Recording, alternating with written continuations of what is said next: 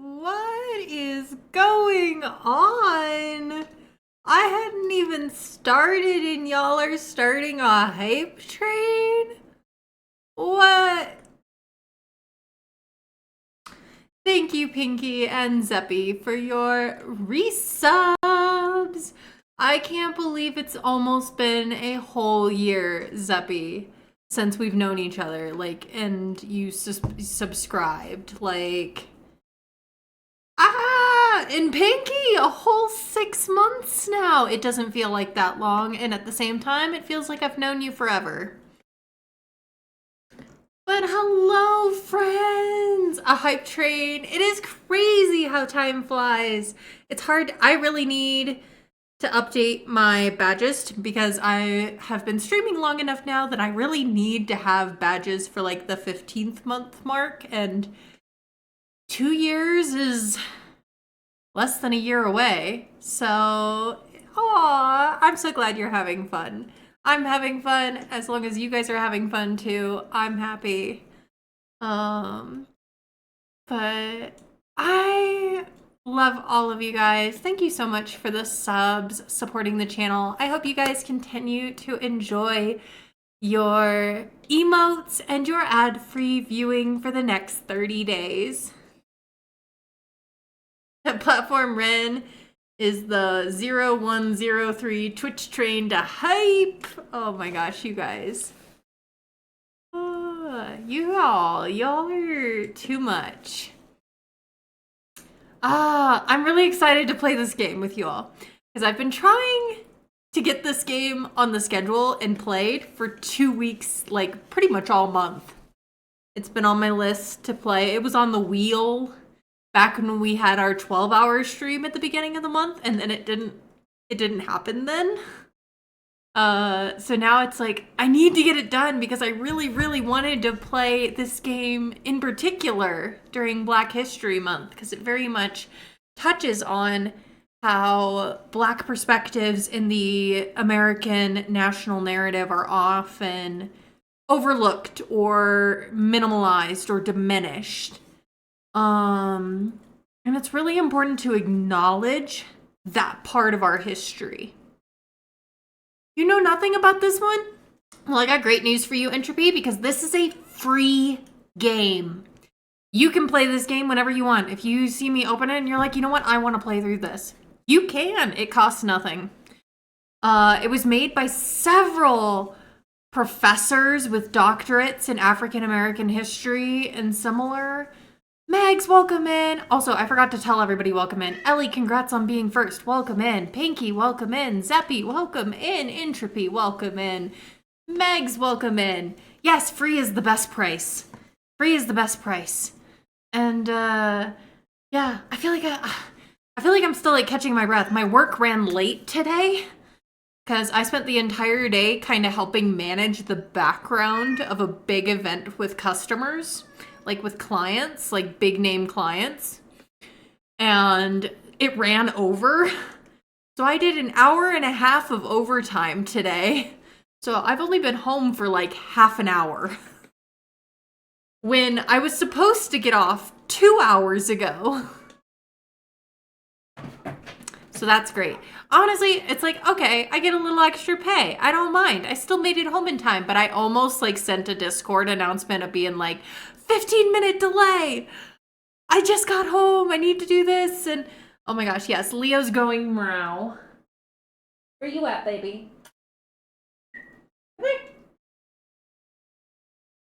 But Leo's gonna eat me, probably. Probably. If I don't show up to stream one day without any sort of like no show. You've neglected him terribly. I know, I was at work all day. Doesn't matter that I cuddled him the entire day yesterday.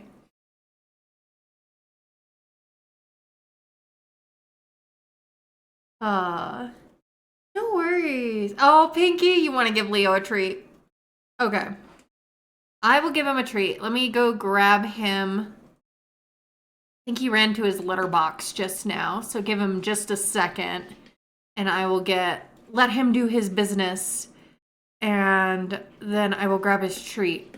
But how are you all? How was your day? I will get that. Like I said, I'm just letting him do his business because I can hear him in the closet. He needed the loo. He needed the loo. Yes. Um. Okay, it sounds like he's done. I will be right back after I grab his treat.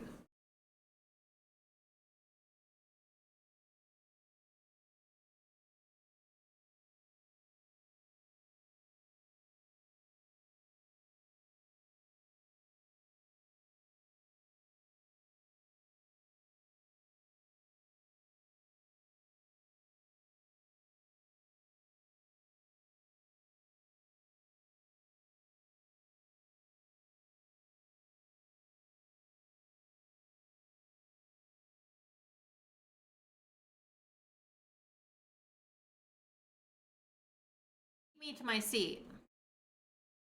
Mm. Come on.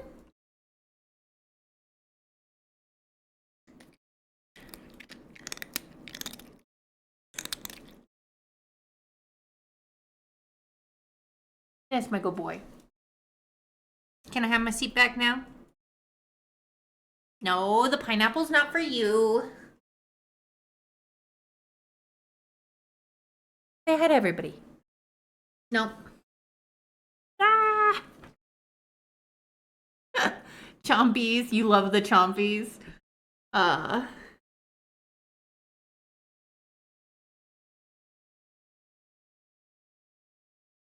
Alright. Yeah, how are you all today? Like I said, it was kind of like a hectic day for the most part, but also like a good bit was just me like hiding in a little back room with my computer, finishing some onboarding videos. And then the rest of it was like running around in the background trying to like be like the sneaky, like not seen person who's like arranging the food and everything for catering. And I still have to like bring some stuff back to the breakfast place we got stuff from in the morning. So luckily they open really early, so I can knock that out like right after I get up. Just go drop those off. Maybe get a chai while I'm there. And come back. It's only like a block away from where I live, so it's not that bad. Not that bad.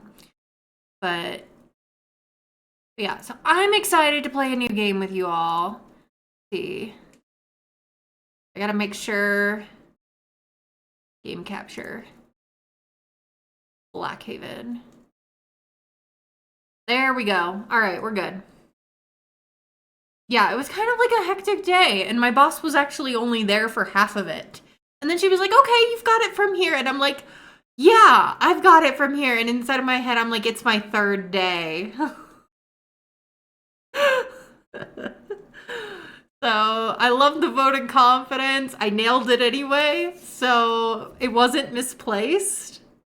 But it was just like, wow, I feel like I'm getting like so much trust for it only being my third day.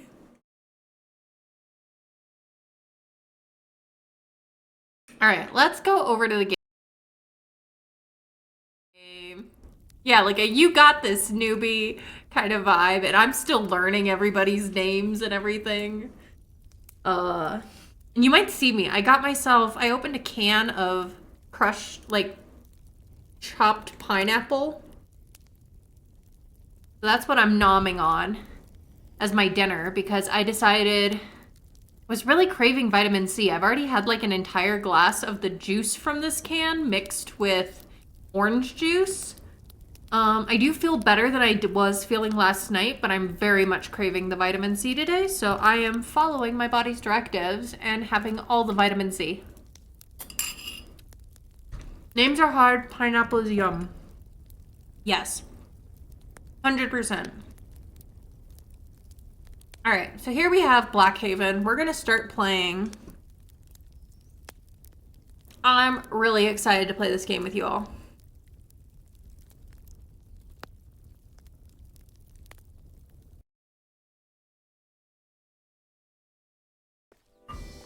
Yes, Mom, I'm gonna be here all by myself. Yeah, because they're closed for Flag Day. I don't know if they're gonna be closed for MLK Day too. We start the earliest of any of the HBCUs. I'm never gonna be here for that anyways. Plus, I don't know if I'm even gonna wanna be here. I might just stay in Greece. Psh, Jesse would too come visit me. Yeah, all I do is BLACKHAVEN Historical This is Society. supposed to be a marketing internship, but I haven't even done anything on the website yet. No, I don't know how to make a website yet, but neither do they. I'll get to that in spring semester, after I get back from Greece. All right then, Mom, I gotta let you go. You know how strict they are about being on the phone, and I am a model employee who's getting an outstanding recommendation. That's right, Kendra. Okay, Mom, love you too. Bye.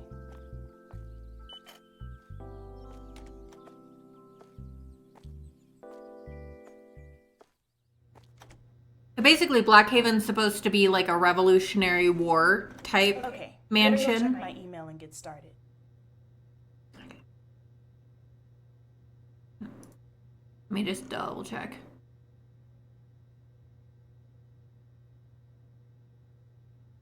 How do we check our email? You mentioned the email.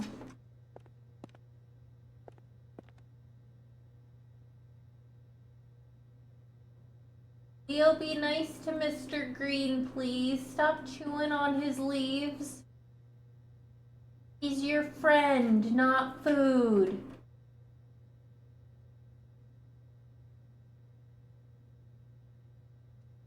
Anyone know how to get a cat to not eat the plants? Let me know. All right.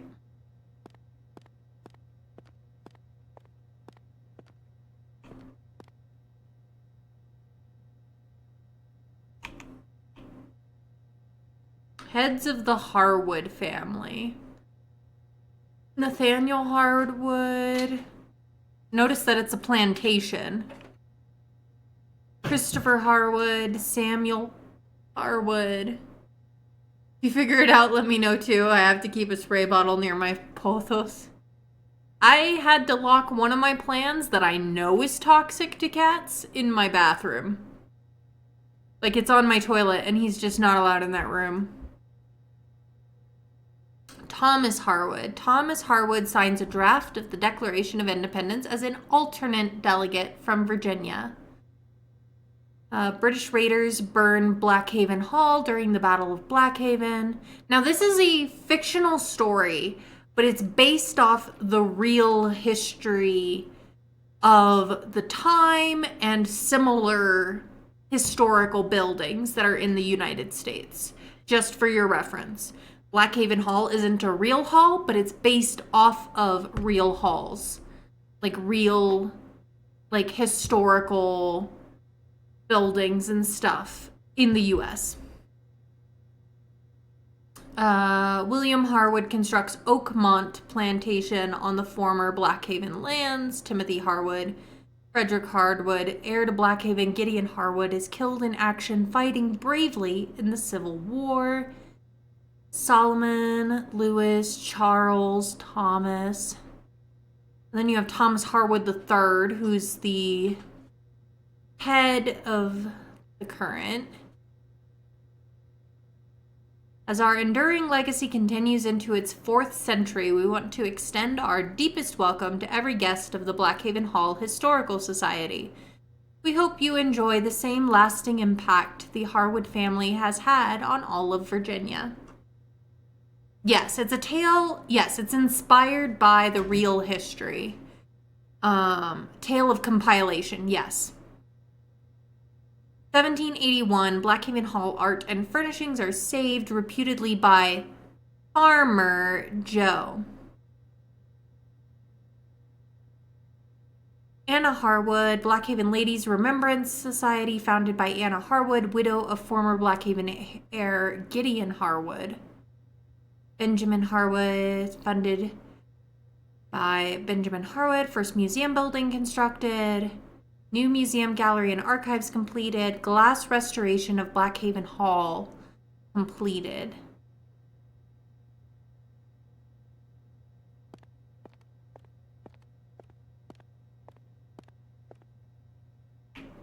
This is a pretty text-based is the one thing, so keep that in mind. I'm trying to...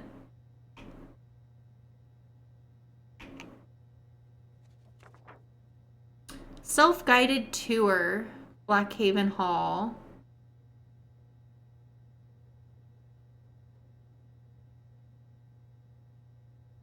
Grounds, grand entrance, front porch, foyer, ballroom, Delphion gate, cellar, riverview, observation deck, elevated walkway, balcony, bedroom, battle, library, and farewell.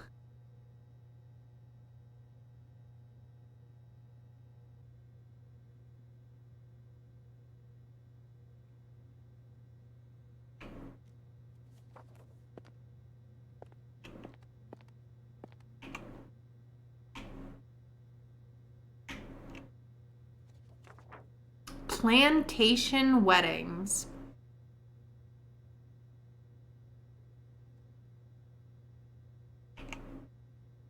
On your special day, there's no reason to take chances. Let us ensure your perfect ceremony in one of Virginia's most picturesque and historic estates.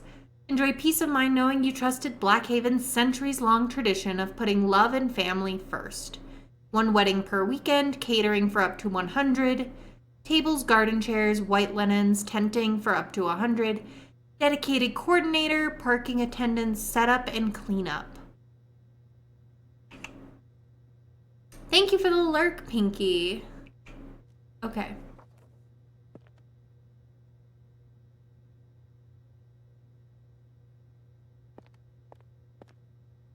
Laundry, smokehouse, and dovecote.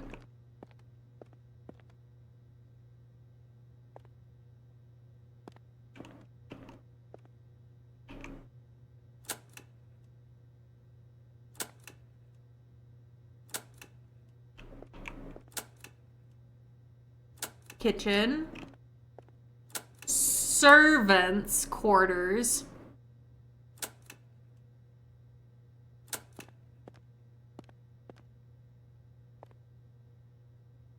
notice that they refer to them as servants, not slaves, which is another way that they diminish in some of these historical museums the Black experience.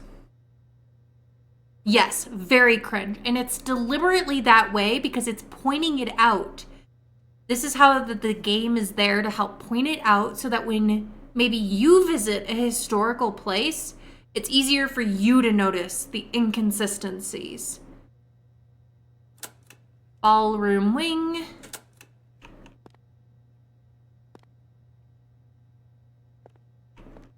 And I don't claim to be an expert on Black history. Obviously, I am very, very white. You know, I make no claim that I'll ever truly, like, understand the Black experience, but that's why education is so very important.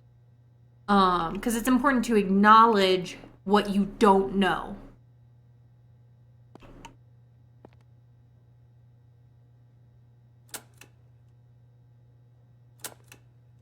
Library wing. Former plantation toting how they've got a history of putting family first made you gag a bit too. This game really coming out of the gate swinging and you love it. Right?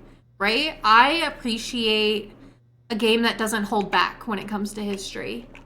It's important to know all the aspects and facets of a history to really understand a time and the people in that time and what was motivating them, or, you know, how that history has come to today. All right. Carriage house. All right.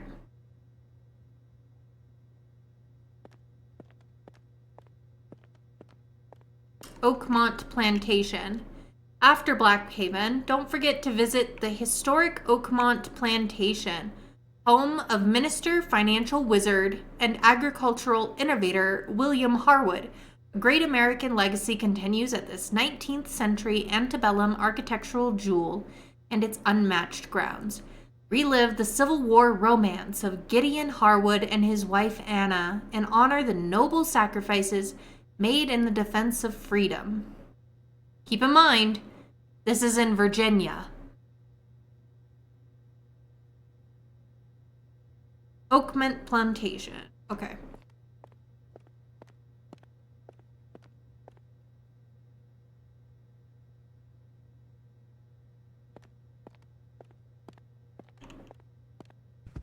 We've got the typical like souvenir mugs, the little mini flags you find at many American historical like shops, tumblers, stainless steel water bottles, shot glasses and pint glasses,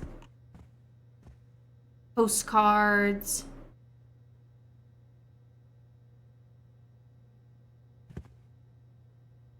Replica reclaimed Blackhaven Hall teapot.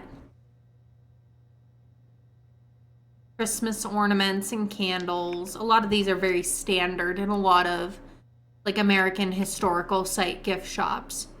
The Harwoods of Blackhaven. Blackhaven ablaze. All right, we can pick these up. All right, the Harwoods of Blackhaven. The ingenuity and elegance of a truly American family. All right, that's all. We can only read the cover. Christmas at Blackhaven Hall. This is so sad. And I mean, that's part of the thing, is it's supposed to be sad because this part of history for Black Americans was sad. You know, a lot of the times when we talk about this particular time period, you know, the 18th, 19th century of America, a lot of the focus ends up being put on the white perspective of that time in history. You know, the founding fathers, you know, those who fought in the revolution, but the white ones specifically, mostly. You don't hear about the black ones very often. There were black soldiers in the revolution. Hi, Leo.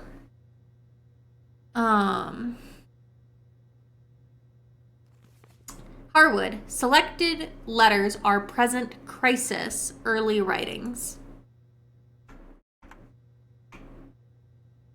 The Master Your Life one. I'm going to pick it up.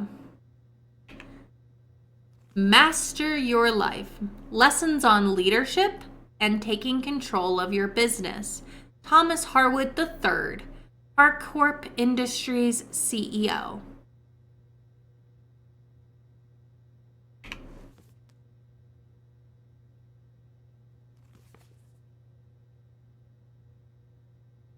Blackhaven Hall Cookbook.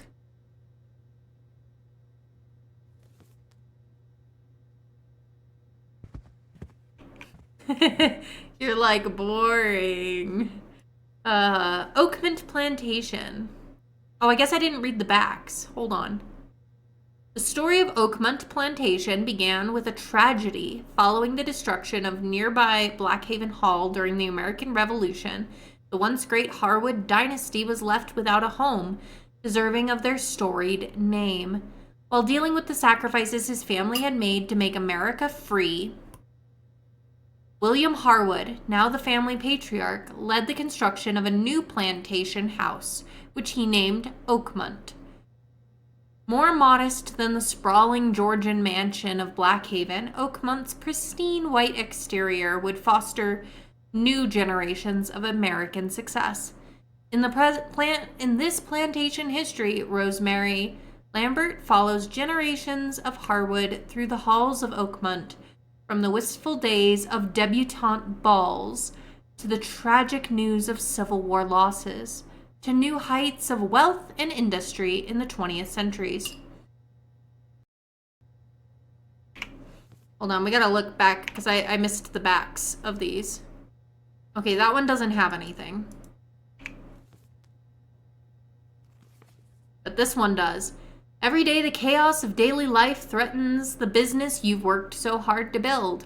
Now Thomas Harwood III shows you how to reject mediocrity and excuses by taking back authority and making your own success. Thomas Harwood knows deep down we've all been getting a little soft, and he's had enough. Party's over. This book proves it's time to get serious and defend what you've earned.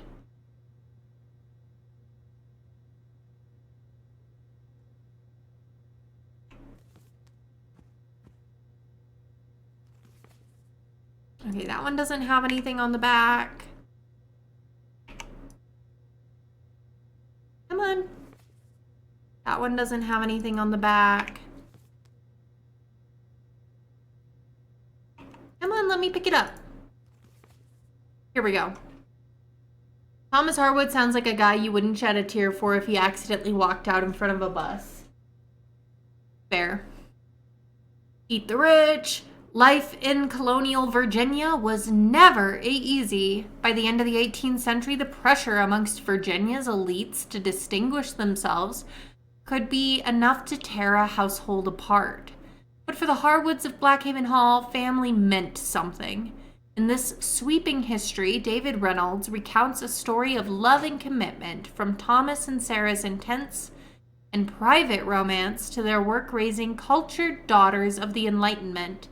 The Harwoods preserved their unbreakable bonds without sacrificing style.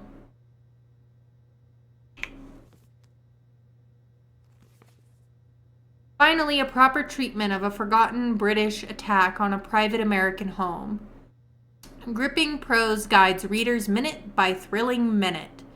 No author but Johnson could bring us this harrowing tale of American courage.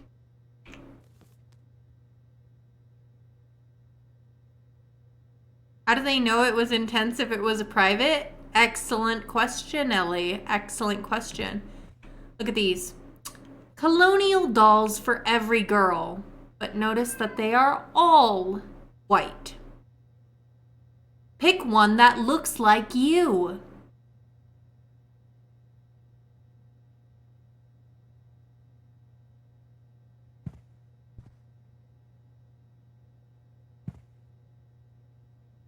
Not every girl. Exactly. Farmer Joe tricorn hats. Toy drums. Pitchforks. The t-shirts. Stand brave for America like Farmer Joe. Toy hats and pitchforks for patriot boys. Replica reclaimed punched 10 Farmer Joe lantern. T-shirts and polos.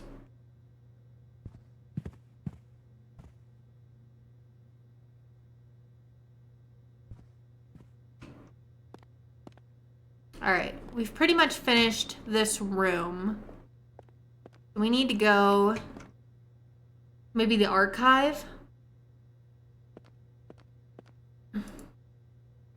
Better check my email before looking around. How do I check my email? Maybe we can go to this desk.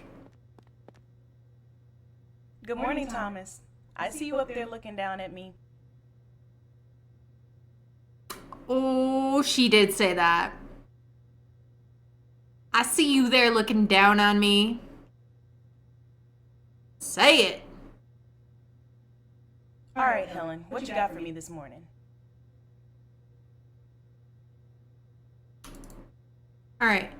Kendra, thank you again for holding down the fort today. Just wanted to pass along your special assignment. I really hope you can get through all these, since you'll have the place to yourself with no visitors. I heard from our consultants that most of the new apps have completed uploading on our digital guide devices. I'd like you to test the gallery quiz app and make sure you can get through it without any issue. It'll also be good for you to brush up on the museum collections. The new audio tour files should also be uploaded.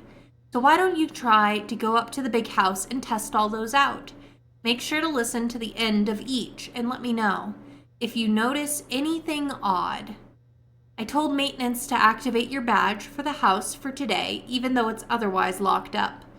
If you can get both those done before lunch, in the afternoon I'd like you to continue your document scanning in the archives so we can finally start getting some of our stuff up on the website. Maybe you'll be able to help us a little with the coding. Can you hit the following folders? I've pulled the boxes for each and left them out in the archives for you.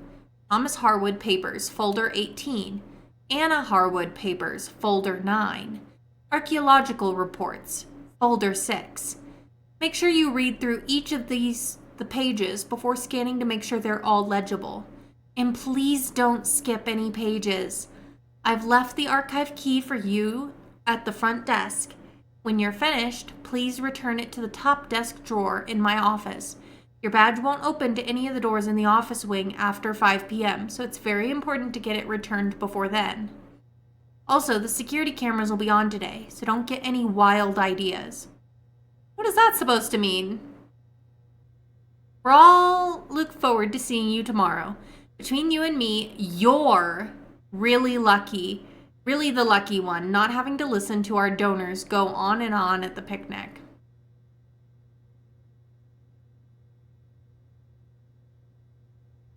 Welcome to BLACKHAVEN Hall staff. Kendra, let me formally congratulate you on starting your first day at BLACKHAVEN Hall Historical Society. You should be very proud of yourself to have received this opportunity. I'll be coming by first thing in the morning to go over the basics and give you the tour. I also wanted to pass along some ground rules for when you're at reception. Make sure you're in your seat, visible, and smiling all shift except for your scheduled breaks. Answer every call to the desk with good morning/afternoon. Thanks for calling BLACKHAVEN Hall. This is Kendra speaking. Oh my gosh, the micromanagement. This would drive me insane. How may I help you? Remember, you're going to be the first point of contact for our guests. So always maintain a dignified tone and no slang. This sounds awful. It really, really does. A reminder, our dress code is business casual, so avoid any loud colors or accessories and make sure to keep your hair neat. Oh, don't even get me started on people like discouraging like Black Americans with their natural hair. Like, I want to throw hands with you, Helen. I want to throw hands. You are technically consenting to be filmed by our cameras throughout the day, but I wouldn't fret about it. Bill only even looks at those if there's an irregularity with doors and entries and exits. Always follow directions closely. We run a tight ship and don't want to have to ask twice. The amount of microaggression in that email is wild. It really is. It really, truly is. I think that's about it for now. I'll look forward to seeing you in just a bit. It's Flag Day again. Hi everyone. Once again, it's time for our biggest blowout bash of the year, celebrating Flag Day in style with all our BLACKHAVEN family. For now, yeah. Because the 4th of July is always one of our biggest visitor days of the year, the Historical Society chose another patriotic summer to show our appreciation to all of you. Once again, we'll be celebrating at the Tidewater Country Club, just off Highway 60 past the interchange. We'll be grilling BLACKHAVEN style with catering provided by the club, an open bar, and plenty of festive activities. Garden party attire is expected. Ladies in white, men in navy. But everyone should bring their most creative starred and striped accessories. Since most of you are members of the club already, also don't forget to bring your swim trunks. And you can see Phil or Debbie if you want to set up tea times before or after lunch. We'll see every last one of you and your families all there starting at 11 a.m. to wave our star-spangled banners for the USA. All right.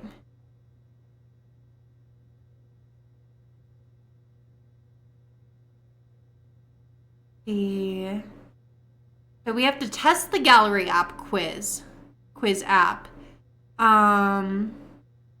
That's number 1 on our list.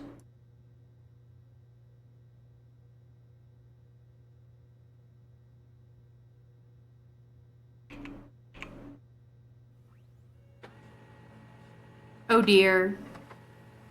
What is this?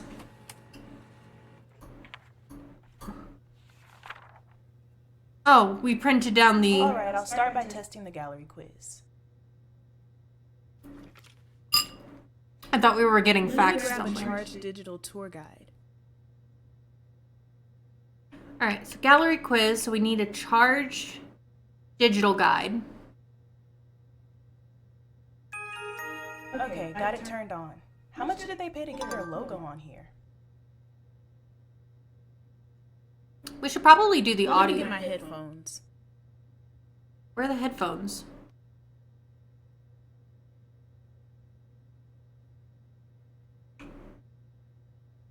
I saw some.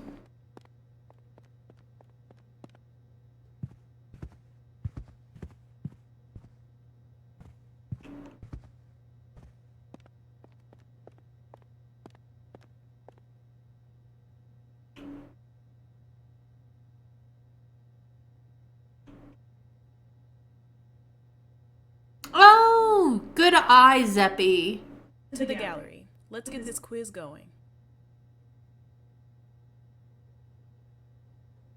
All right, gallery first.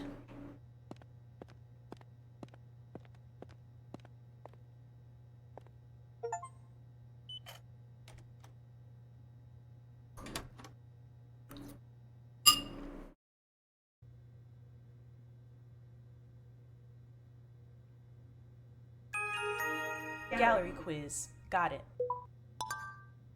Oh, how beige. Oh, how beige. I love that. Okay, scan the object that answers the question. Let's see. Who added the first one, famous let's get this. columned porch to Blackhaven Hall?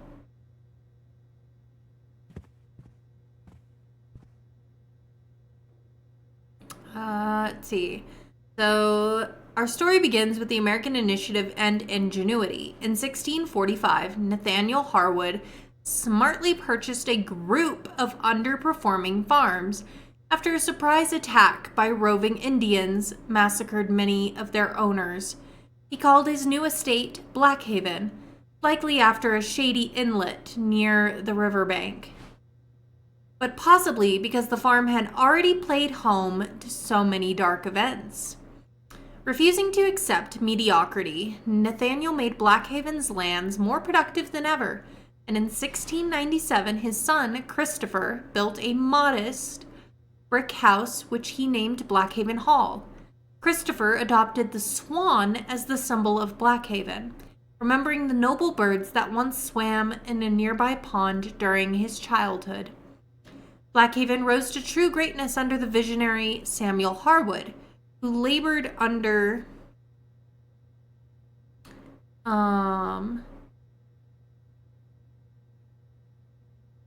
to greatly expand the plantation's workforce, earning a sizable fortune for his efforts. In 1734, he expanded Blackhaven Hall into a proper mansion with an imposing columned facade and richly carved interior.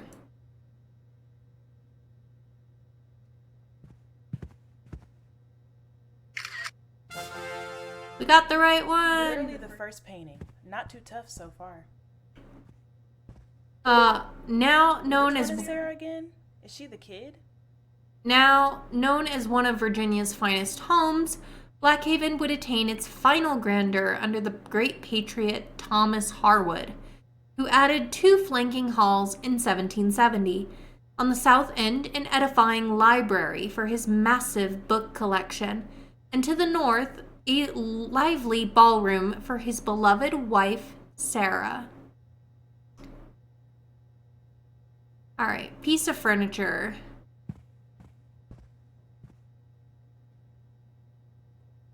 I want to get through.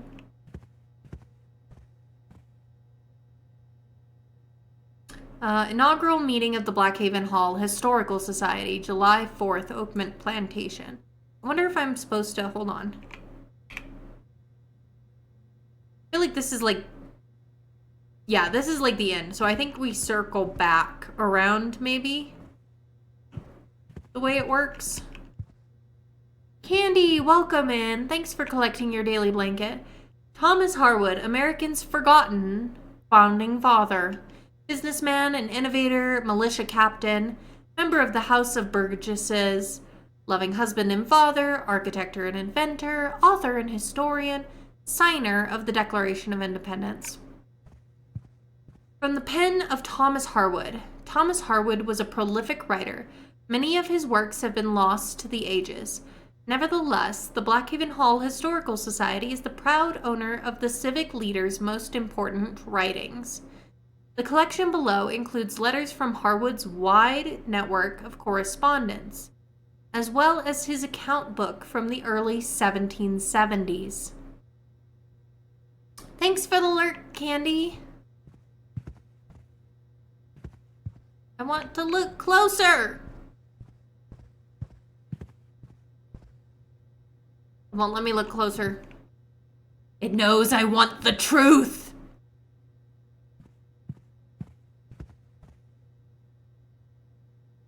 Portrait of Tom Harwood. Octagonal plates, serving platters.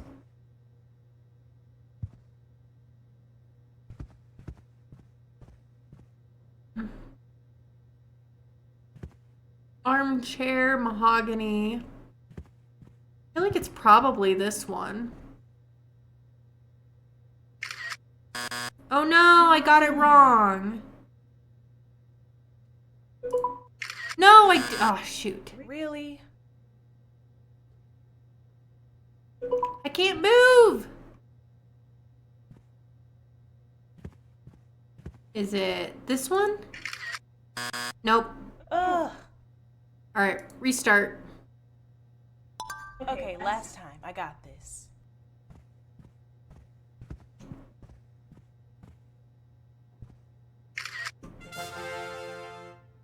Literally the first painting. Not too tough so far.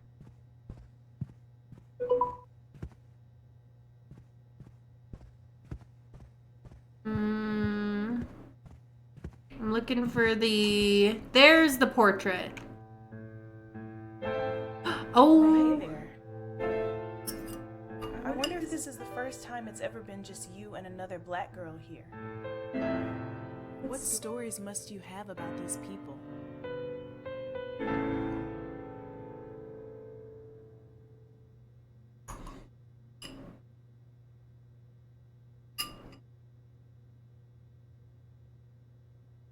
Can't even see her chair.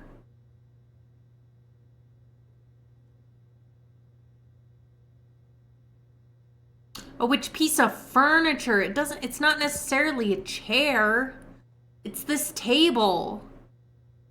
You hate history? I'm sorry, Megs. Not the chair. It's a table. Where's that table? I'll come back to the other stuff. I'm looking for this table.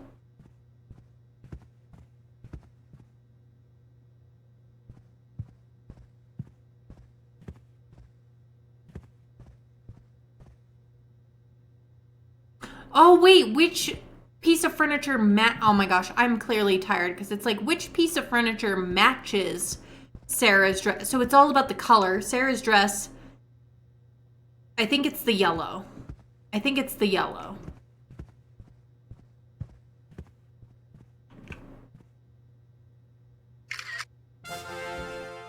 We got it. When you want to sit up really straight with two friends. For when you want to sit up really straight with two friends. Servants, huh? Servants. Which ceramic was discovered in the ruins of the servants' quarters?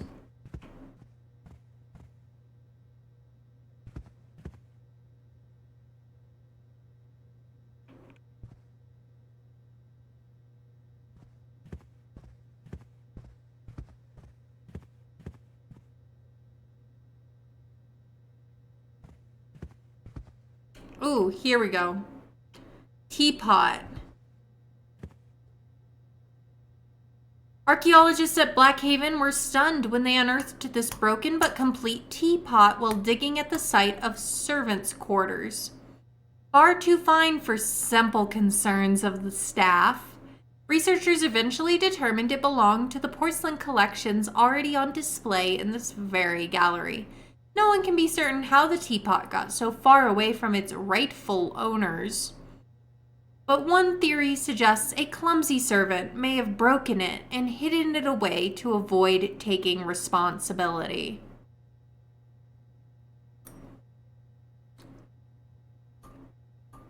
Notice how it paints the servant as a villain.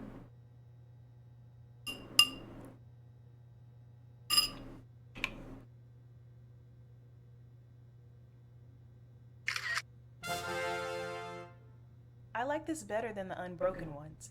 I bet there was more to this story. Yeah, I bet so too, Kendra. We're gonna find So out. aside from anything these people made up,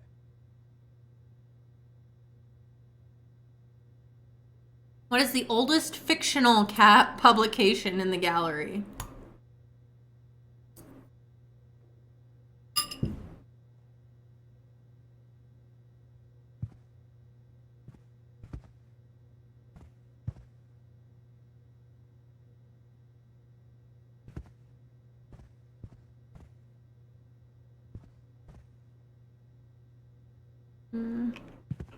We have no reflection. Clearly, we're a vampire.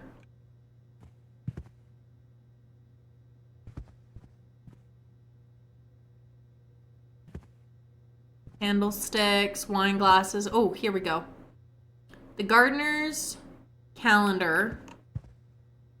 The works of Mr. William Shakespeare. The architecture of Andrea Palladio.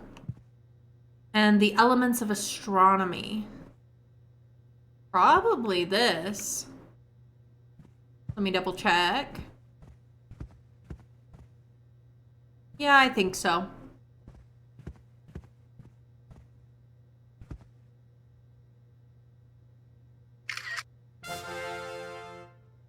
oh, Othello, it's like ninth grade all over again. Except Miss Hayes isn't looking right at me asking if anyone understands where Othello is coming from. He's made up, right? So doesn't that mean all of them? Or none of them? Thomas Harwood has long gone unrecognized as one of the most learned men in America. His staggering intellect was fueled by his collection of thousands of books, at one time the largest library in the entire colonies.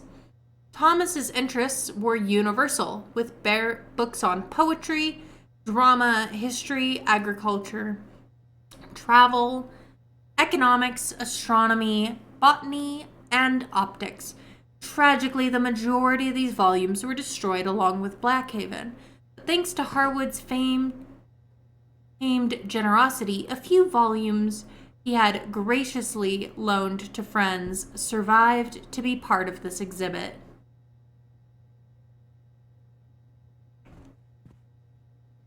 Like many of our founding fathers, Thomas Harwood was a student of the Enlightenment and obsessed with new discoveries. Thomas was fond of tinkering with scientific instruments, including microscopes, orreries, and camera obscuras, like the one below, which uses an early lens to focus incoming light, projecting a live image onto its rear.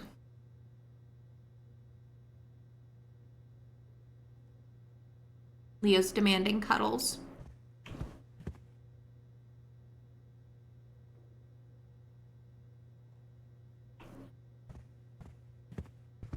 Brave and true Farmer Joe.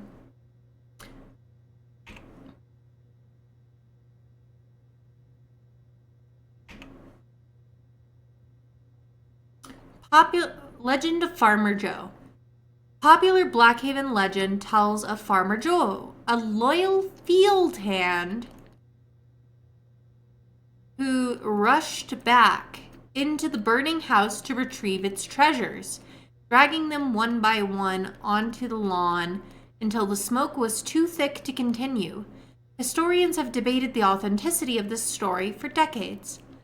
Then the first mention of Farmer Joe only appears in the memoir of Rebecca Harwood, Written shortly before the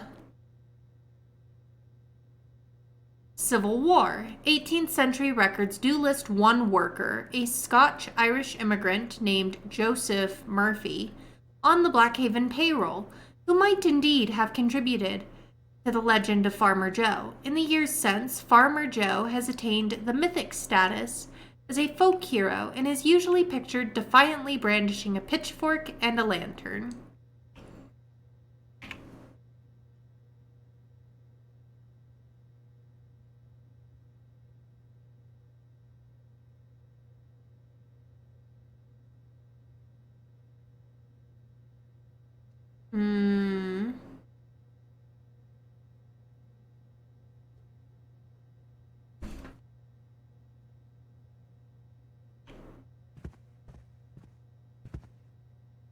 So where's the lantern? Oh, it's this one.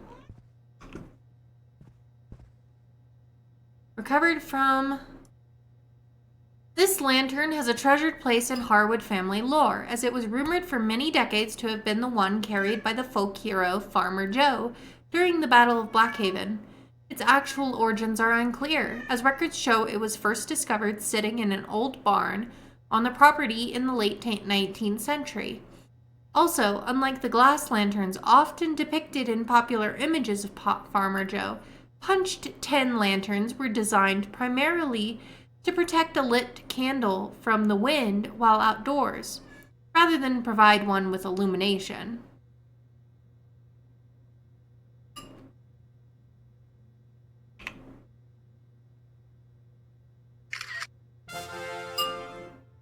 Somehow, this doesn't seem like it'd be very bright. This one has got to be easy. Which object used to sit at the top of Blackhaven Hall?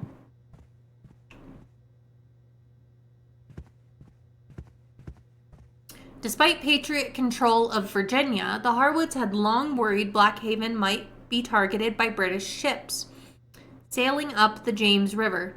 In spring of 1781, their fears were realized. Thomas and the rest of his family barricaded themselves inside Blackhaven, valiantly exchanging musket fire with the boats below as they shelled the mansion. When the shrapnel from an aerial bomb set fire to the roof, Thomas vowed to fight to the death, but his devoted family begged and convinced him to escape into the night with their loyal servants.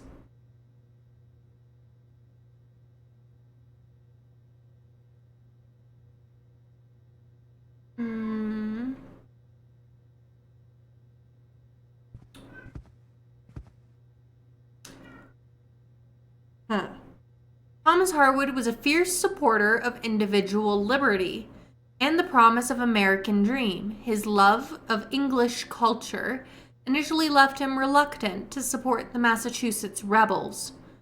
But when Governor Dunmore threatened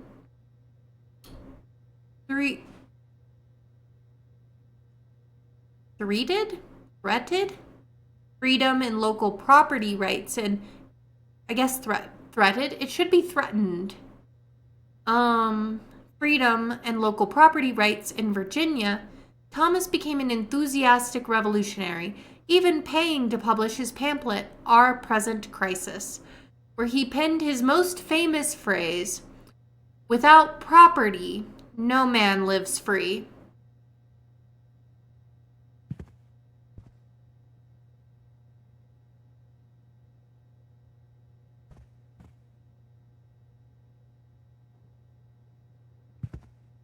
Oh, I bet it's this. Weather vane. After the total destruction of Blackhaven Hall by fire, many called to rebuild, but the ever-defiant Thomas Harwood vowed to leave the ruins standing as a reminder of British treachery. Unfortunately, the last master of Blackhaven would never see a new home, as Thomas succumbed to a strange illness and passed away early in 1782. His wife Sarah moved herself and the children to Maryland to live on her family's estate. and eventually sold most of the Blackhaven property to William Harwood, Thomas's brother. William's son Timothy would later rebuild nearby Oakmont Plantation, the current home of the Harwood dynasty, and incorporate the Blackhaven lands and staff into his farm.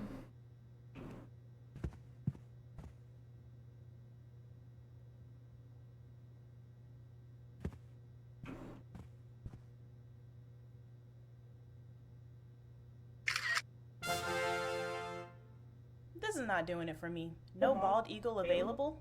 Although swans definitely did some messed up stuff in mythology, says my A+ in that class.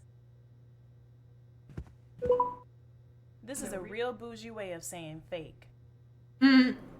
What object is the only modern reproduction in the gallery?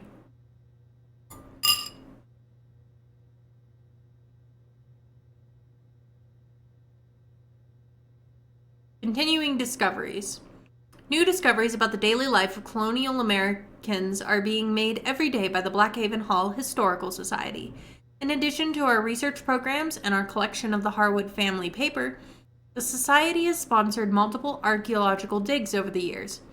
Below are just a few of the wide variety of recovered artifacts that Blackhaven's residents left for us to appreciate today. Rune, welcome in. So, this is Blackhaven. Blackhaven's kind of a heavy game. It's a free game if you'd like to play, but it has to do with kind of poking holes in the traditional white narrative, like the white national narrative of America, by showing how in a lot of historical sites in the US, Black experiences and perspectives tend to be diminished or minimized. You know, I hope you're not in ads. So it kind of highlights that for the player. You're not working? You can stay up and watch a bit? Cool. It's also free on Steam if you would like to download it and play it yourself too, Rune. Like I said, it's called Blackhaven. It's not supposed to be a super duper long game, but we're gonna get through as much as we can.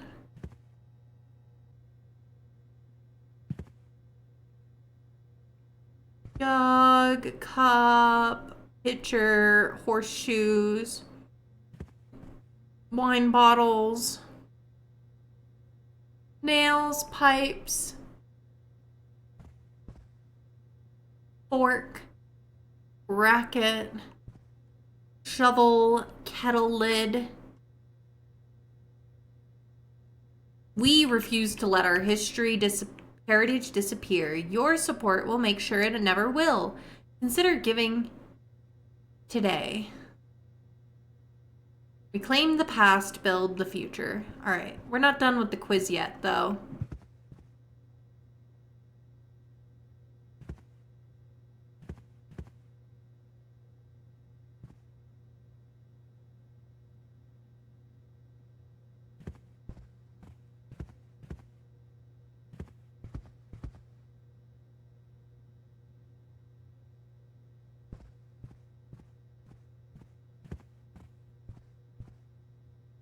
Ah, this is it. This lets you see all the stuff you already got, only lower quality. Watch out, guests, we got a math question. Which candlesticks are younger than Elizabeth Harwood?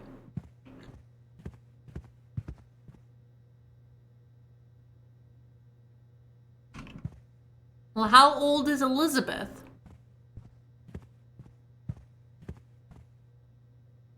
Let's see, 1780. Elizabeth was that one, number 2. This portrait was painted in 75. She's probably 5 or 6 in this picture, would be my guess.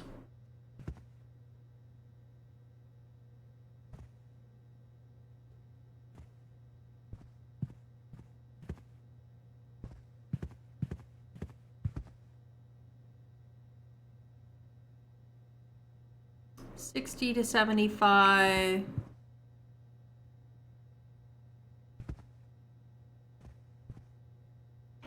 Well, that's actually fairly easy. It's this one. Math. Are we sure one of these didn't burn down Blackhaven? Right.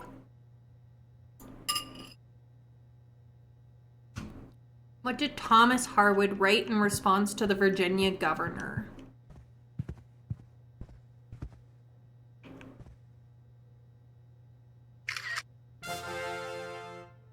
So, is he saying nobody my age gets to be free? I was gonna be like the couch, but we already did that one. Which artifacts pair nicely with Blackhaven tobacco? Probably the pipes.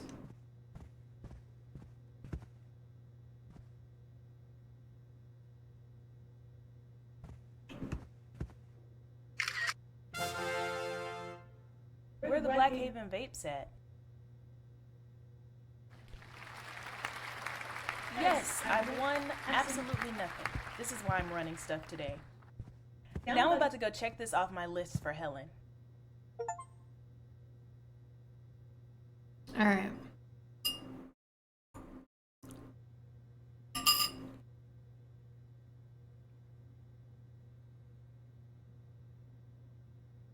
I need to go check the quiz off my list at reception.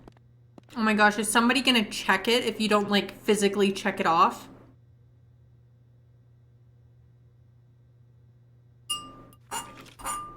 Quiz is done. Literally the first person to pass. Time to head outside and get that audio tour.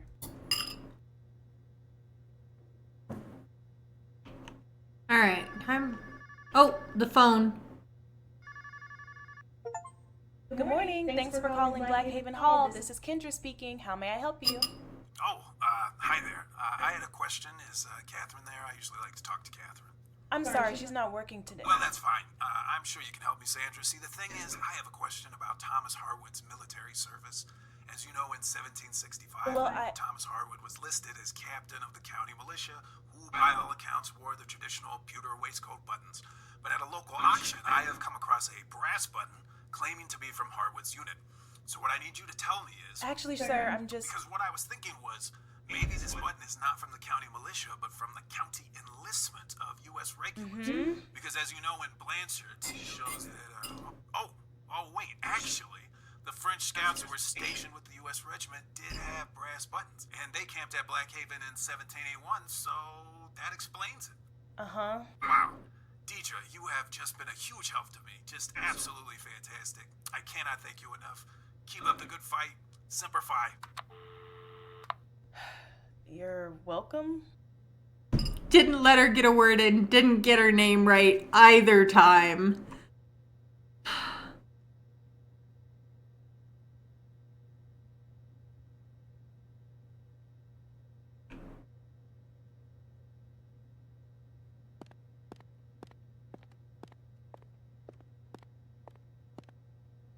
Ooh, finally my chance to read up on Blackhaven all by myself. Oh, hey, I realized we missed a book over here. It's Everyone's Place to Be Brave, the story of Farmer Joe.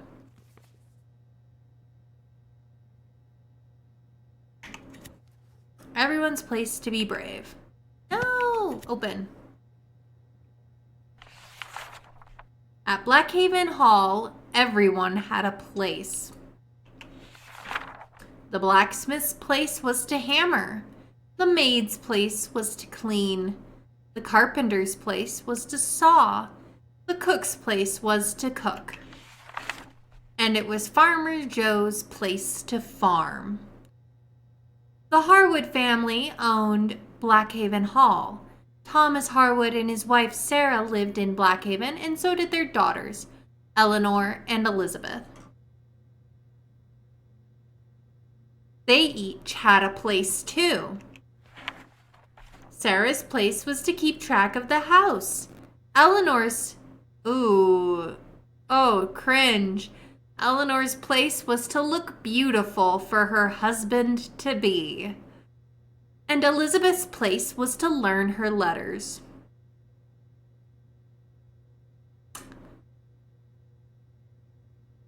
Revolution! No.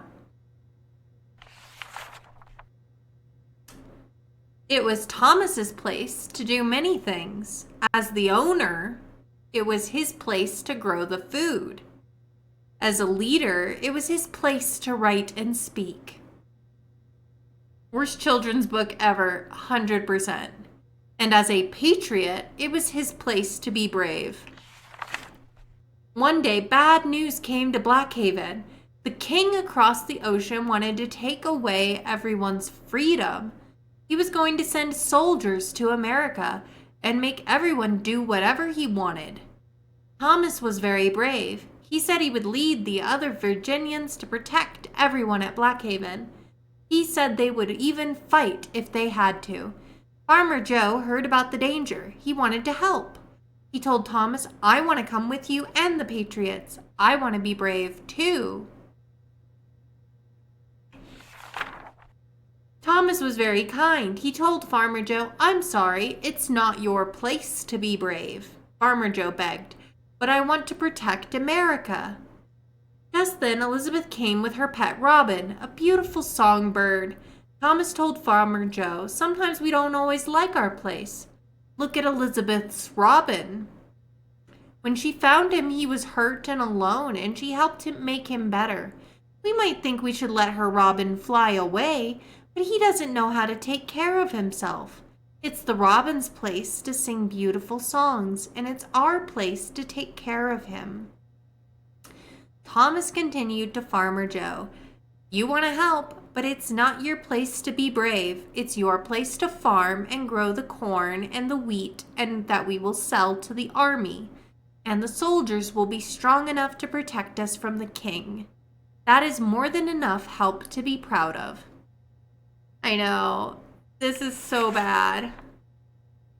A few weeks later, in the middle of the night, the king's men came to BLACKHAVEN by surprise. They sailed up the river in a large ship and woke all the Harwoods up from their sleep. "Give us BLACKHAVEN Hall and all the food you've grown," said one of the king's soldiers. "Thomas was so brave, we will never let you take our freedom away," he yelled back. But there were too many soldiers for the Harwoods. They shot their cannonballs at the walls of the house. They shot their bombs in the air. One of the bombs exploded through a window. Farmer Joe heard the noise and came running. BLACKHAVEN Hall was on fire. The fire burned incredibly hot, and all the family had to run away. They were all so sad. "What will happen to our beautiful house?" said Thomas. "What will happen to all our memories?" said Sarah. "What will happen to my dear Robin?" cried Elizabeth. Sarah wanted to be brave, but she knew it was her place to be a mother. Thomas wanted to be brave, but he knew it was his place to be a father. Even Elizabeth wanted to be brave, but her parents knew it was her place to grow up and get married. Farmer Joe saw how sad the Harwoods were. He wanted to help. He knew his place was to farm, but he cared more about the Harwoods because they had always been so kind to him.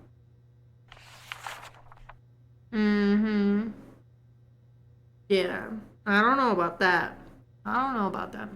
Farmer Joe was not going to wait any longer. He ran into the house. Even though he could feel the heat and could hardly breathe from the smoke, he carried out pieces of beautiful furniture so that the Harwoods would not lose what they had worked for. You just threw up a little bit in your mouth, GIF. Yeah. He ran in again and carried out the family's pictures so that the Harwoods would always have their memories. And even though the fire was getting hotter and hotter, he ran in and carried out Elizabeth's dear Robin because it was her place to take care of him. I'm sure he was forced to. I bet.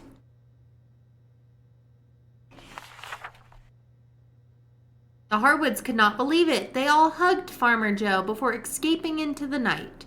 BLACKHAVEN Hall burned completely. Harwoods went to live with friends who could keep them safe.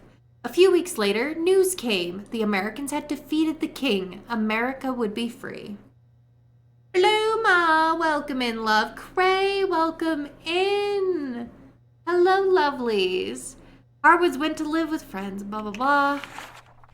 Eventually, the Harwoods went back to their farm. They were so grateful they were all together.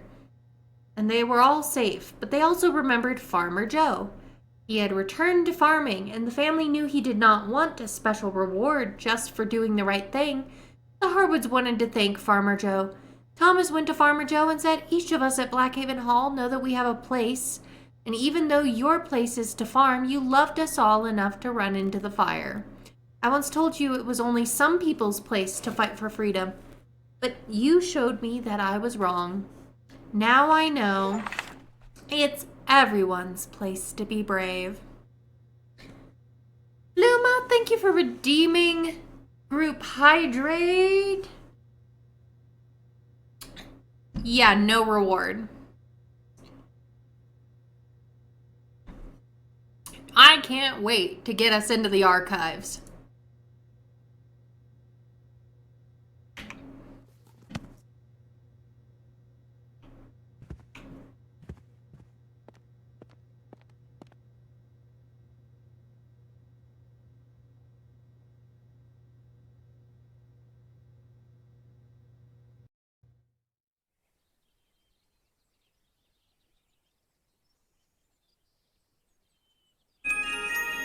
Okay, back to start. Audio tour.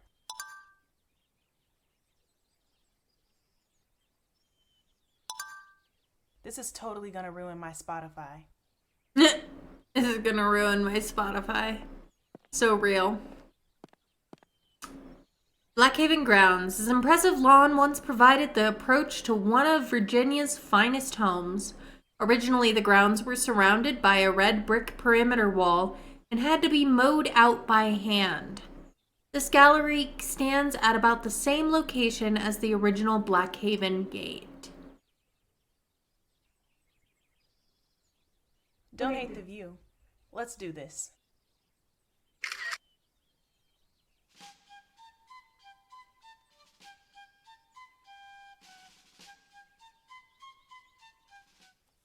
Welcome to the Blackhaven Hall Historical Society audio tour.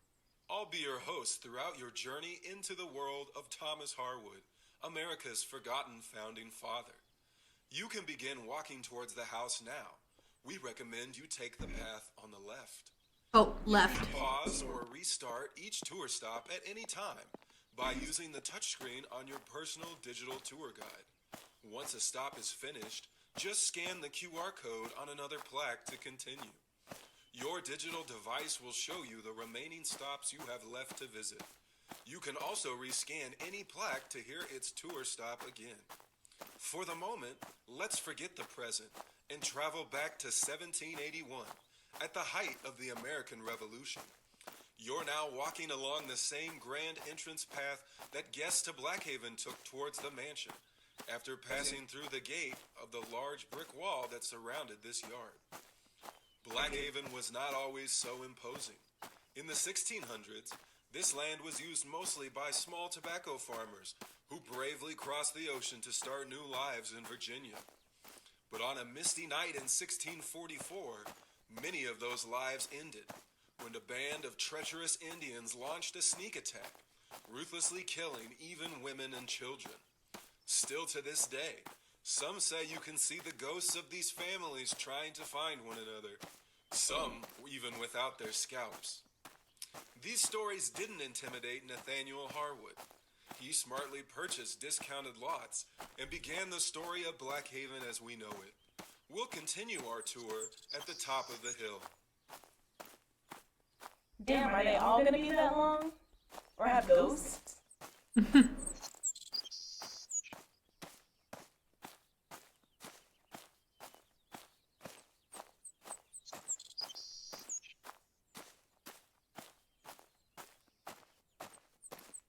Grand entrance. Visiting carriages could parade in front of the grand house along this circle path. Originally, this site also featured two flanking buildings, a freestanding kitchen set apart to prevent fires, and stables for Blackhaven's most prominent horses. I thought the last one was the Grand View.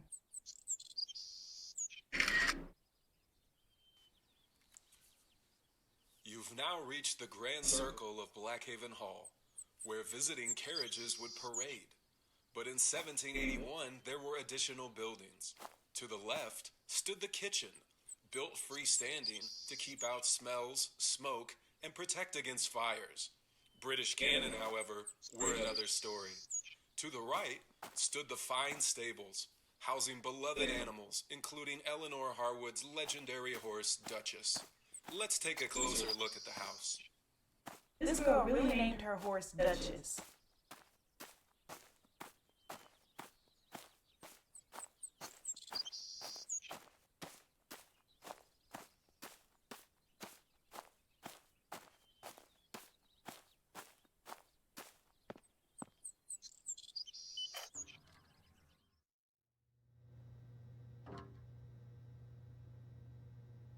Oh, I missed Here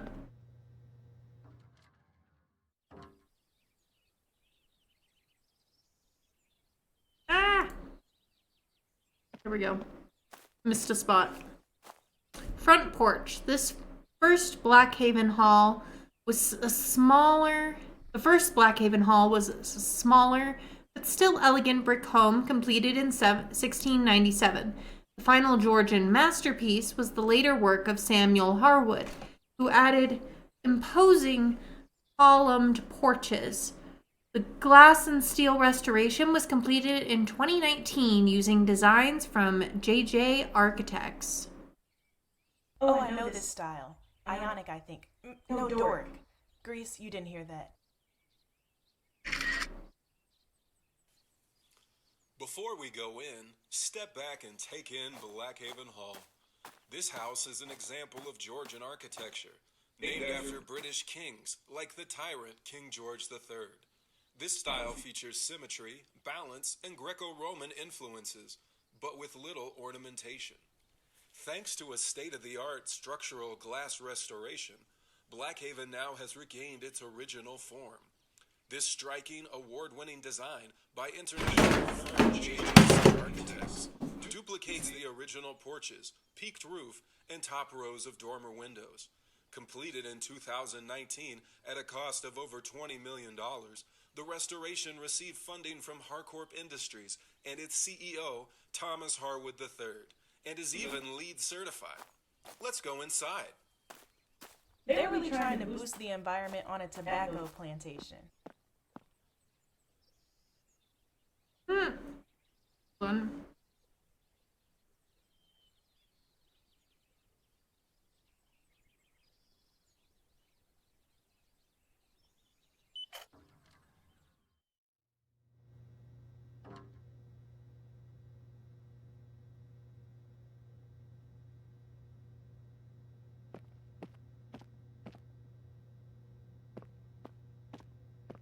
Foyer.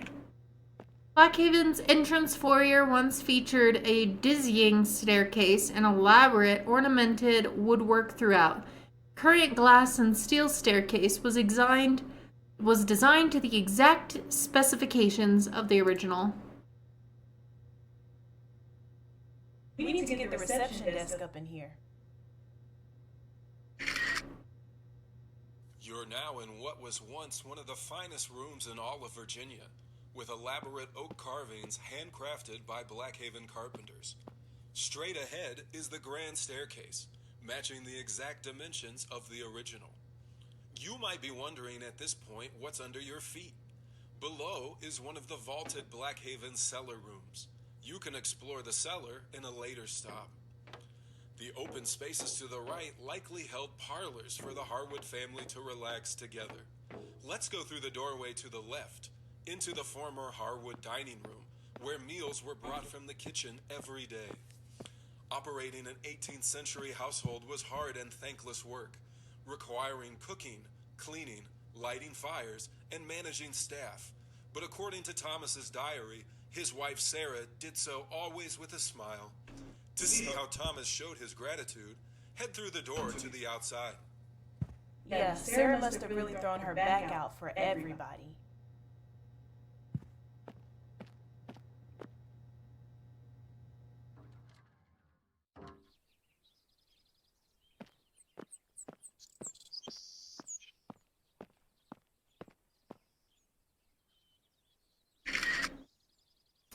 This space was arguably the largest ballroom in the colony, outshining even the governor's mansion in Williamsburg.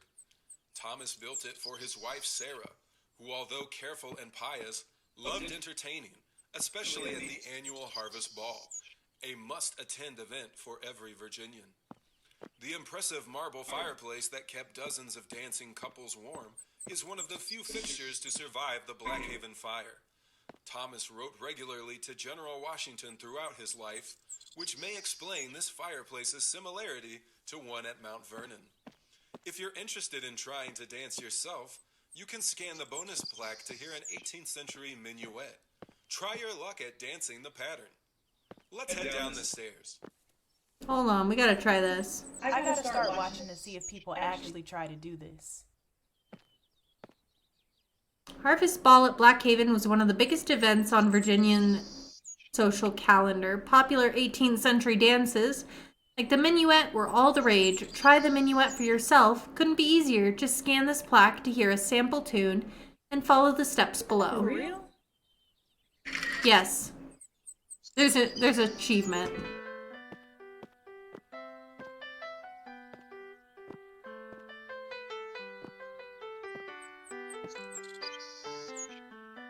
Confusing.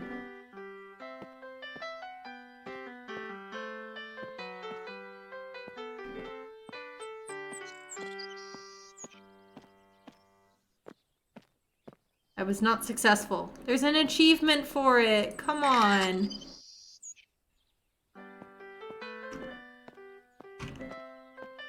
Da, da, da, da, da.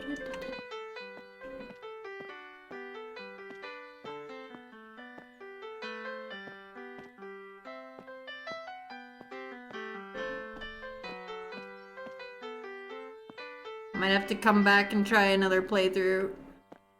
I can't follow the... They're confusing!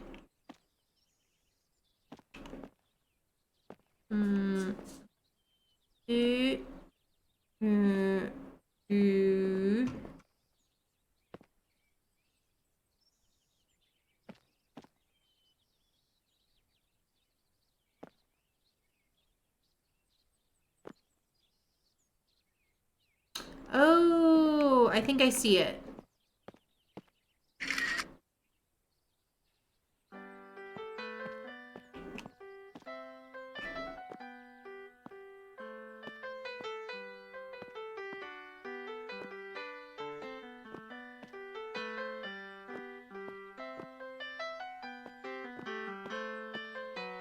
Did I do it?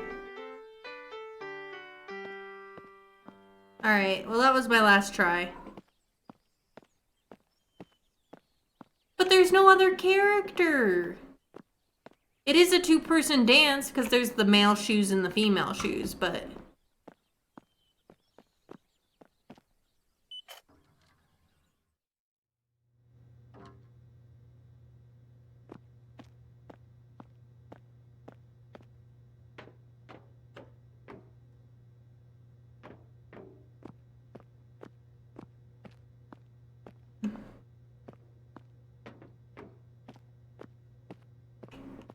Pillars of a Dynasty. Here stand the only of Blackhaven's columns to survive the fire that engulfed the mansion. Made of shaped brick with plaster exterior, this set was moved inside for preservation, and replicas incorporated into the facade on the front porch.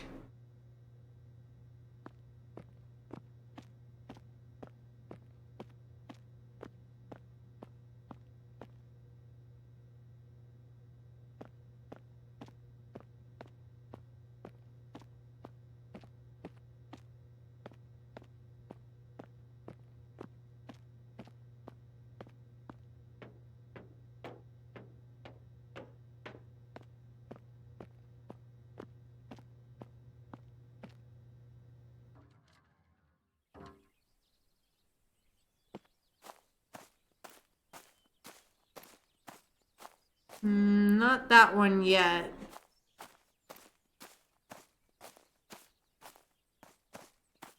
Where's the Defiant Gate?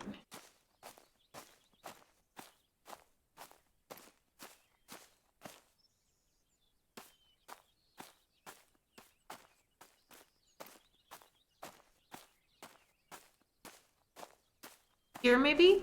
Yes, okay. An enduring symbol of American perseverance, this surviving doorway became known as the Defiant Gate when it remained intact. Thank you for the follow and welcome in. Your follow is anonymous, so you don't feel put on the spot, but know that we're glad you're here whether you choose to lurk or chat. Hello, new friend. Okay, do a quick hello. Someone do exclamation point. Hi.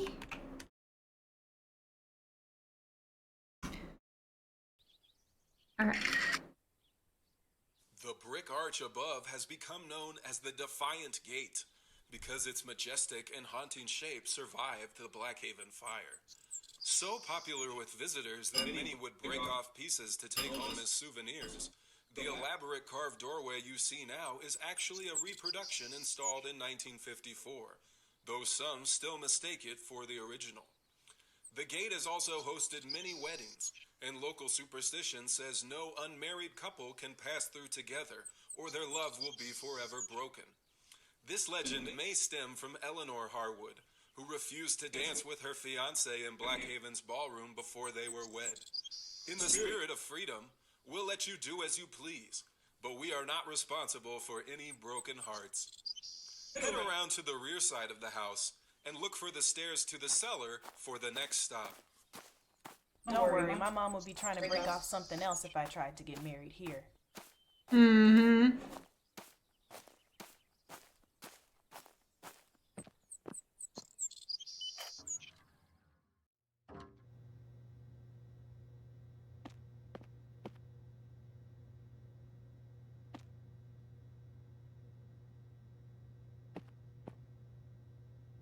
Leave your mark. Inspired by the still undeciphered chalk symbol found in this room, many visitors to Blackhaven over the years added their own variations on Harwood's Lucky 8. In this spirit, we invite you to leave your own mark and celebrate the perseverance of the Harwood family. What if it's literally just an 8?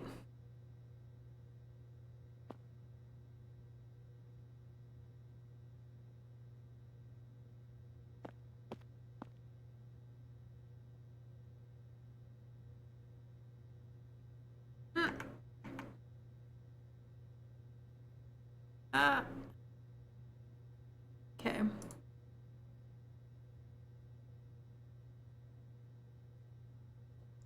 Come on, guys. It's usually just the balls or the name. It's actually kind of impressive to get them both on one. Of all the stops on our tour, this is the one that looks closest to how it might have in 1781. The Harwood cellar stored all the beer, ale, and imported wine the family needed to entertain in the ballroom above.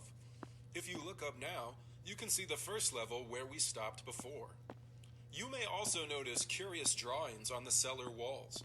Visitors to the Blackhaven ruins notice the central symbol, naming it Harwood's Lucky 8, and the shape has come to represent the resilience of the Harwood family. Although Thomas loved codes and ciphers, we don't know who drew the original, and many subsequent tourists added their own variations. These are now their own history and protected by glass, but you're welcome to add your own on our post-it wall. It really doesn't look like an 8, though.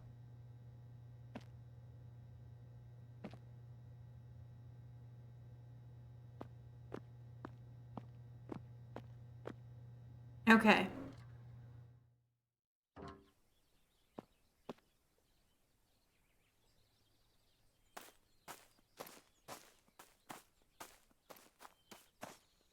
Continuing our tour, this charming view of the water has changed dramatically from the 18th century when an elaborate walled garden stood between the house and the river. Blackhaven also operated a private wharf on the shore to load shipments of its tobacco on vessels returning to Europe. I can get used to this view. Plantations like Blackhaven often had their own ports for shipping tobacco. So for many visitors, this Probably to side of avoid the house taxes. was the front. Workers would roll down large barrels called hogsheads to be loaded into the tall ships bound for the Chesapeake Bay and out to the Atlantic. The distant riverbank is dotted with small creeks and inlets, including one shady pool that may have given Blackhaven its name. During the 19th century, a legend arose that Samuel Harwood had done business with pirates and had allowed them to bury their gold beneath one of the riverbanks. In hard times, treasure hunters can still be sometimes spotted, although now with metal detectors. One treasure we know existed was the spectacular walled garden that once stood between here and the river, full of exotic plants and flowers to support Thomas's study of botany. Now, let's head back inside. This time, take the stairs all the way to the top. They really need to do the garden next.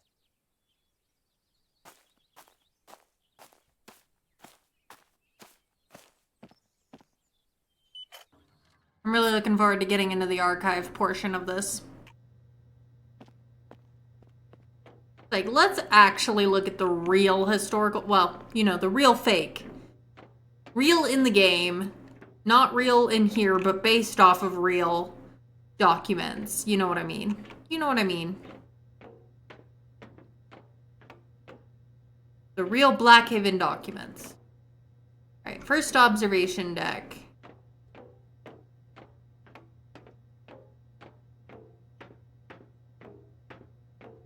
Cite your sources, my friends. Yeah, Leo. You gotta cite your source. Right.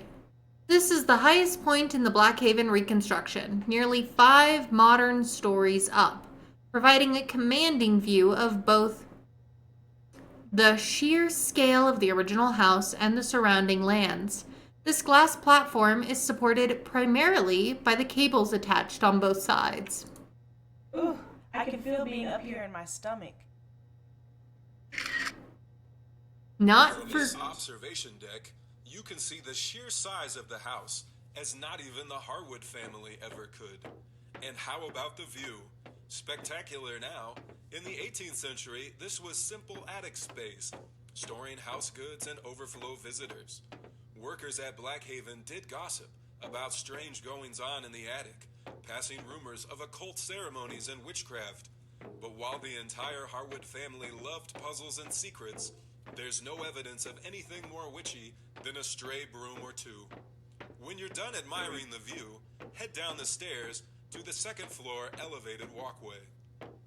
Though part of me wants to see if I can make this rock back and forth. Never mind, too scared. From this elevated walkway, we can get another marvelous view of the Blackhaven restoration. You can head left and walk along the platform on your way to the front porch balcony. The reconstruction began with the clearing of centuries of rubble, not all of it from the 18th, as many locals had found the ruins to be a convenient dumping pit. Local legends told of Blackhaven servants who were buried alive in the collapse, but no human remains were ever discovered. Once the rubble was clear, architects repaired the brickwork and built the central steel structure to provide support for the glass panels. If you look at some sections, like the glass corner coming up on your left, you'll notice that many plates of glass are actually acting as support columns, maximizing the amount of light and visibility in this innovative restoration. Battle of Blackhaven.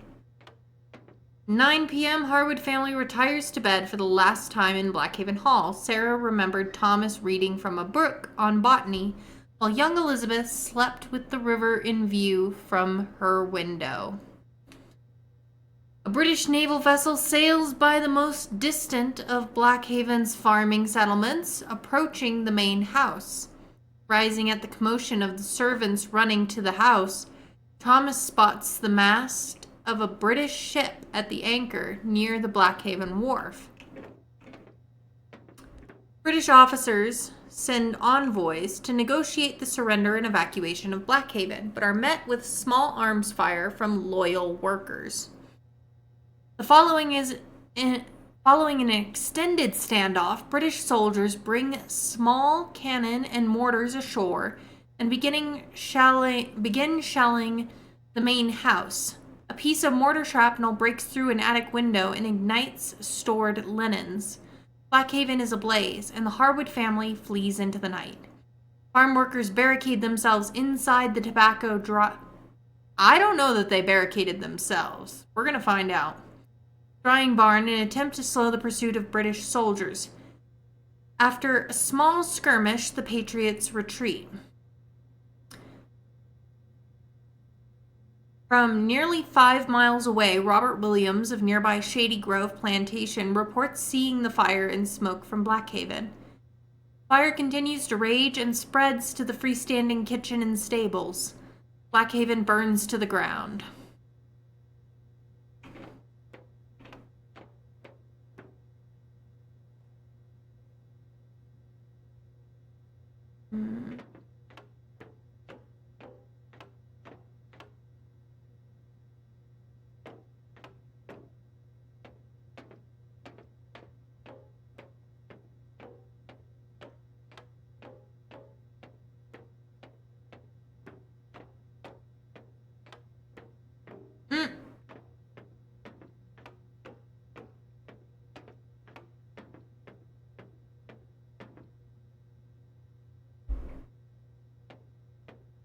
Balcony.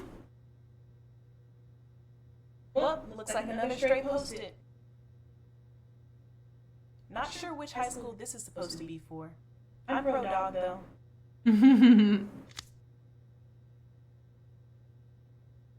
Huh. Field of daisies. My grandma's name is Daisy. She would hate it here. This balcony shows the expansive size of the Blackhaven estate. From here to the museum was only the front yard, with the entire farm extending far beyond the tree lines to the left and right. The hundreds of acres included multiple villages of farmhands, as well as a carpentry, smithy, and gristmill, each with its own craftsman. And we are still learning more about Blackhaven even in the 21st century. On the plaque below is a traveling visitor's map of the entire estate, only recently discovered in the Library of Congress in 2006. Now continue back out and take a left into the Harwood bedroom.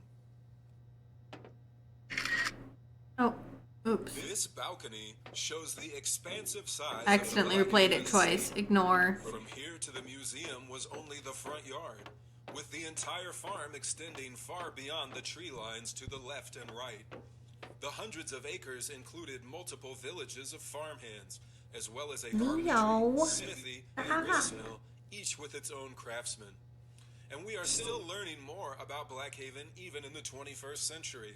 On the plaque below is a traveling visitor's map of the entire estate, only recently discovered in the Library of Congress in 2006. Now continue back out and take a left into the Harwood bedroom. Yes, yes. Okay, my last day, I'm taking a nap here.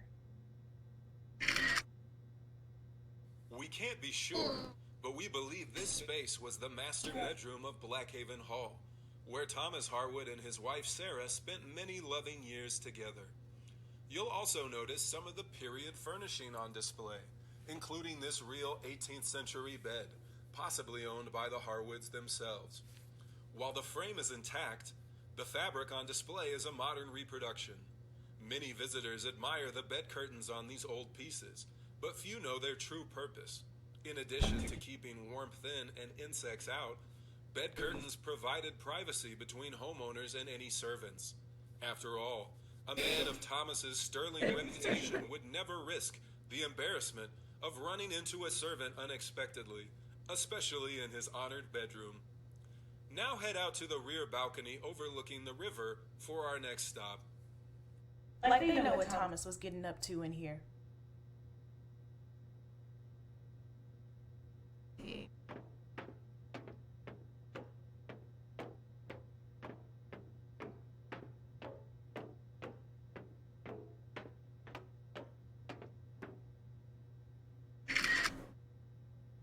You are now standing in the same spot as Thomas Harwood during the most harrowing night of his entire life.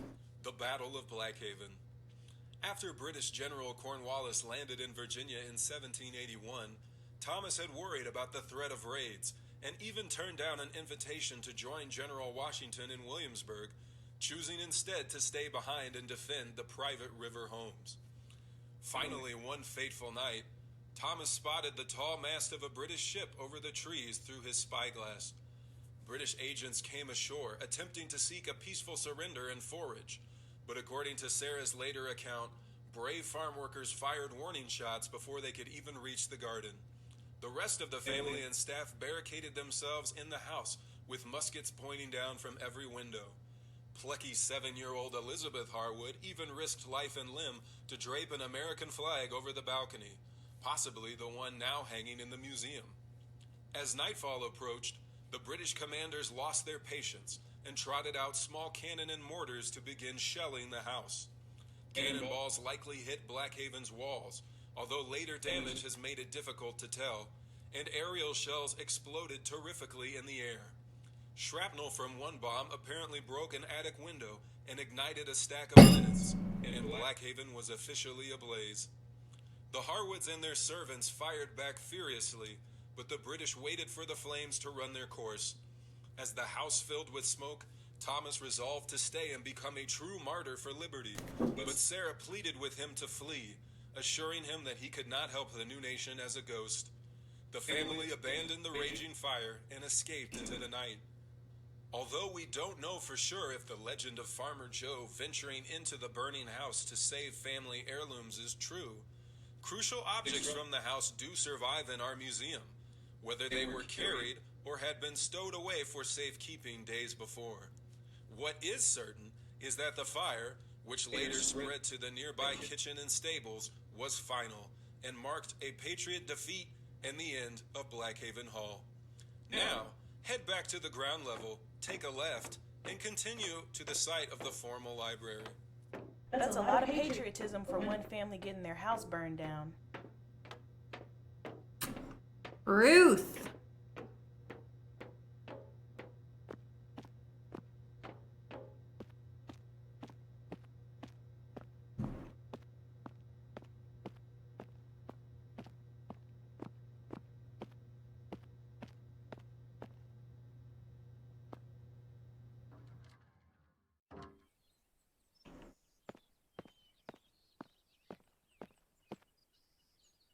Leonardo, would you please stop attacking my feet?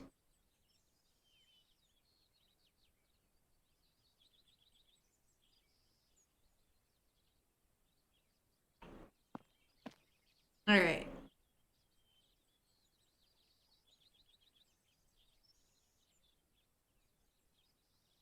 Ugh, the most interesting room, and this is all they've got to show.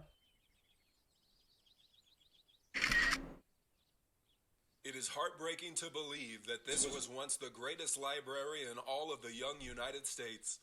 Filled with hundreds of leather-bound books, scientific instruments, and exotic animal and mineral specimens, the Blackhaven Library was designed by Thomas himself. His collection dwarfed even Thomas Jefferson's, and had it survived, Blackhaven's books, not Monticello's, might have been the basis for the Library of Congress.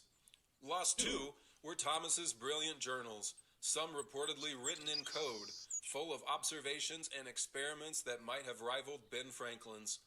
Little of the structure remains, possibly because the books here fueled an even hotter fire. The fire of Thomas Harwood's life would soon, too, burn out. Nearly a year after the battle, he began to suffer again from a mysterious illness that had plagued him for years.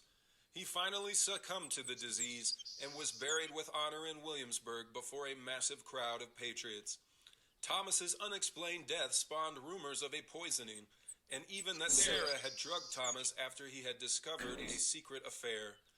But modern historians have found evidence only of a loving marriage and theorize that local Tories may have spread the rumors to discredit Thomas. His life now shines as an example to every American, a patriot who loved his wife and his country. You can now head down the stairs and to the left to the final plaque along the trail. They used a lot of ifs for Thomas in that one.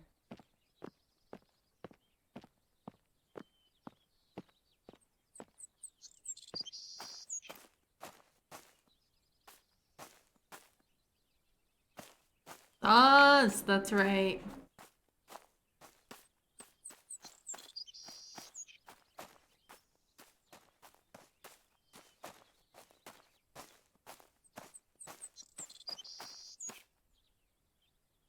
Last one. Let's get back and get some lunch. This is the final stop in our audio tour. We recommend you head back to the museum using the left trail. Blackhaven Hall was never to be rebuilt, as Thomas had vowed that the ruins stand forever as a monument to British treachery.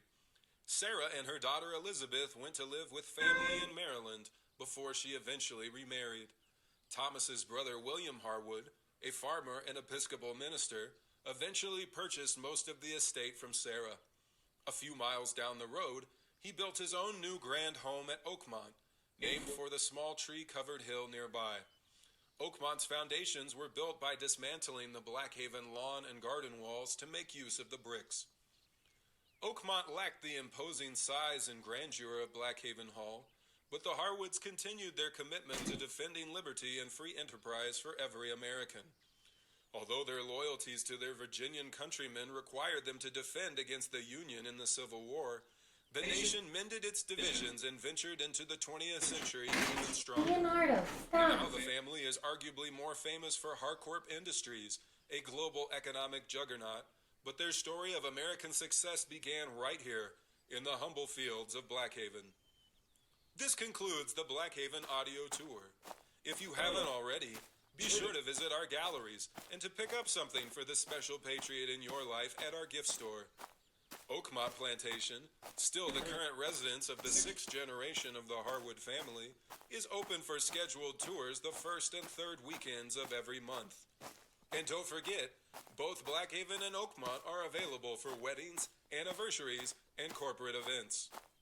We hope you enjoy the rest of your visit and find your own ways to honor the memory of our founding fathers. As Thomas Harwood once wrote, liberty is Hi, a message Sleek. only. How are Just get up and you? work for it. Goodbye. Pretty sure there were some people working here who didn't get their liberty. Say it, Kendra. I am good. You know, I had a busy day at work. I worked a little overtime. Because an event that I was kind of managing the background stuff for ran long. But that's good. I get extra pay. So, you know, I get extra pay. So I'm okay with it, you know? And I'm very happy to finally be playing this game. It's been on my list to play for ages. I especially wanted to make sure I played it this month. Ooh, well, that's as good as Blackhaven lunch gets. Awesome. We ate lunch. Probably should get started on my last task. It's time for the archives. Audio tour is done, so the only thing left is, document scanning in the archive. Heck yes! Let's go to the archive. I knew it was gonna happen. Good afternoon. Thanks for calling Blackhaven Hall. This is Kendra speaking. How may I help you?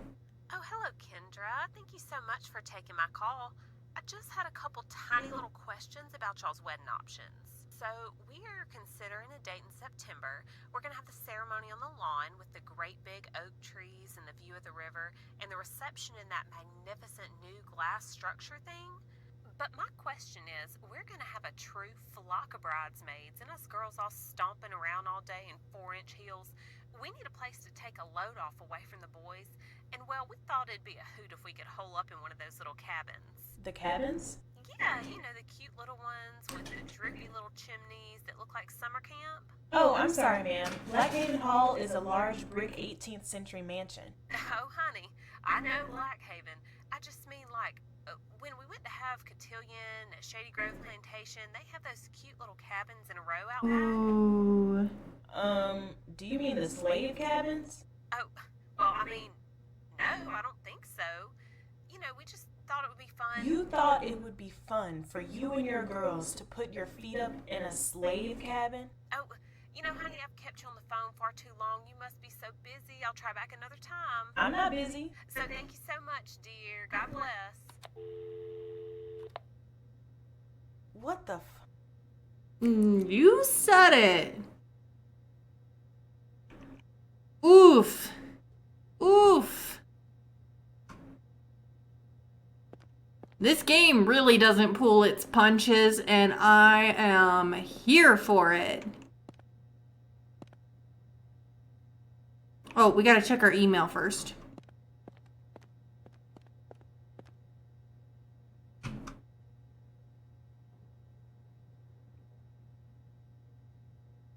You gonna turn on? Hello? Said I should check my email. WS.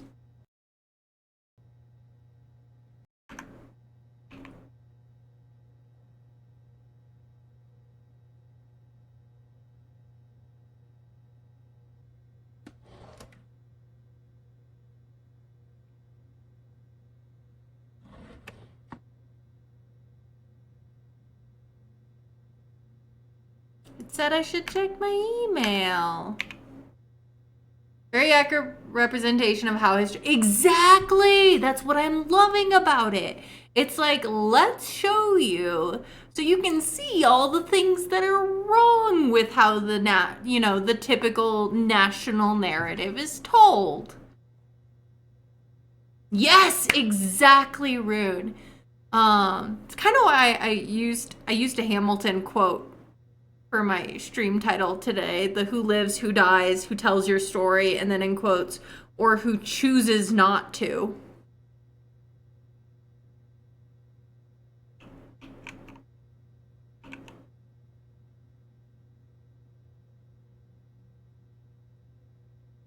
Love Hamilton. Love it, love it. One of my favorite musicals. Seriously, it told me I should check my email, but the computer won't turn on. Why is the computer off?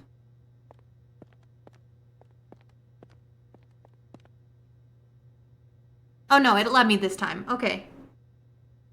You sometimes play the sand. Oh, I love that for you, Rune. Love that for you. Funding got cut. All right, here we are in...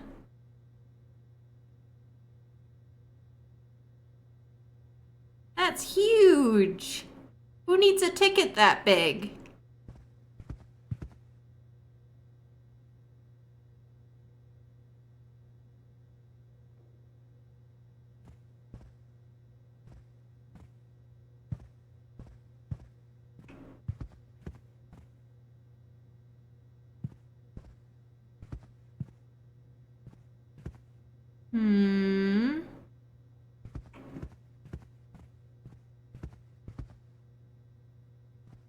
That's the director's office.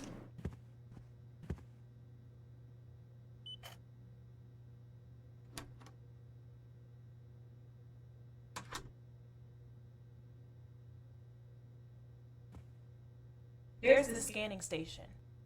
Now I have to go find the right box from the archive.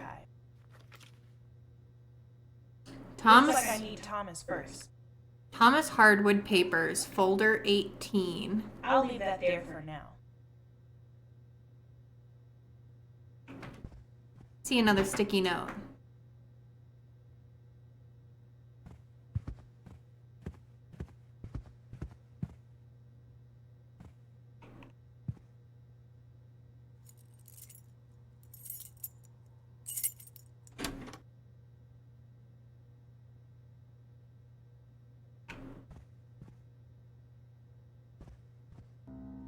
Huh.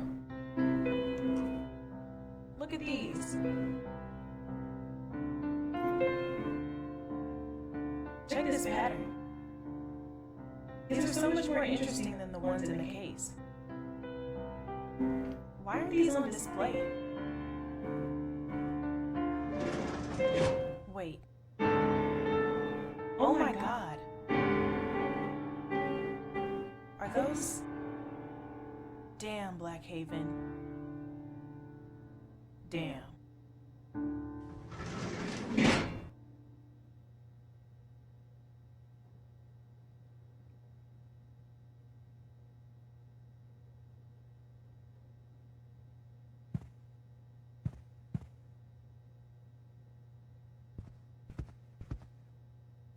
Okay, here we go. This list has which collection is which number. All right, Thomas is 3.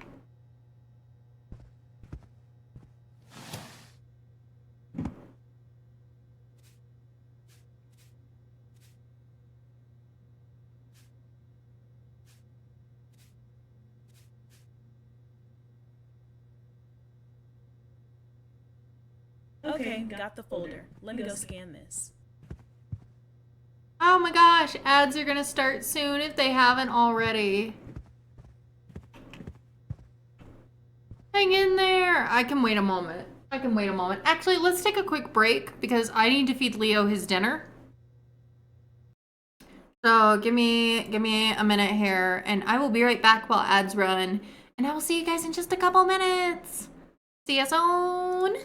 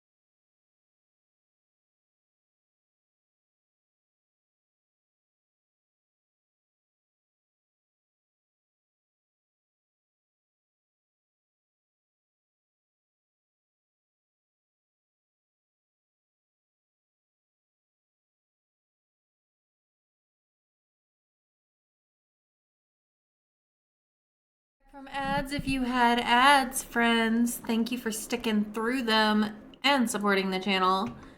We're back. We're gonna scan some archive folders for BLACKHAVEN and get from the source what is going on. Oh, hey, there's something over here. Flyer. Raj Mahal, fine South Asian. Oh, it's just a menu.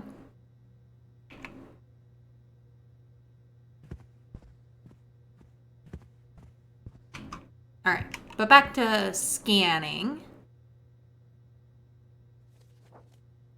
Let's look at the sources.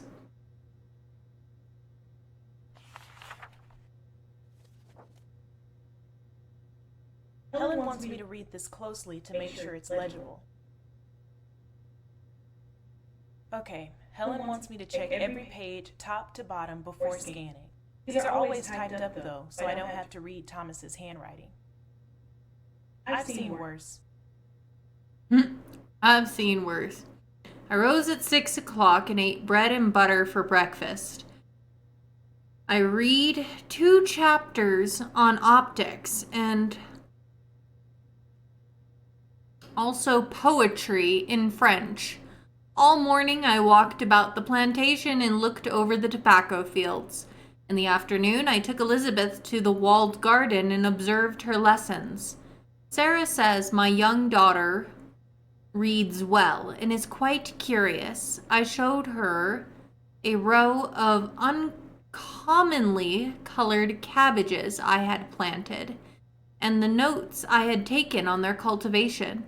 Elizabeth was enchanted with them, their beautiful leaves, and resolved to discover how best they grow. So this is what happens when they digitize documents, pretty much.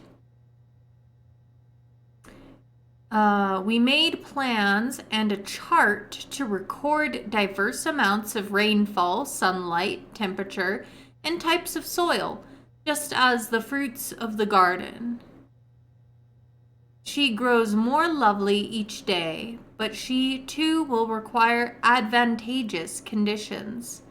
A watchful eye and a gentle hand will nurture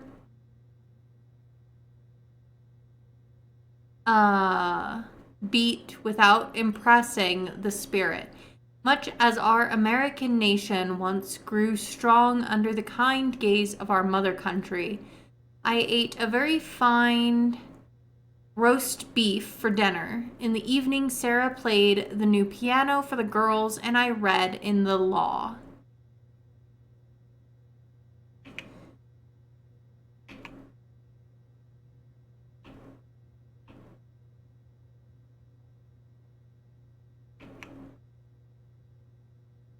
Alright, that looks fine.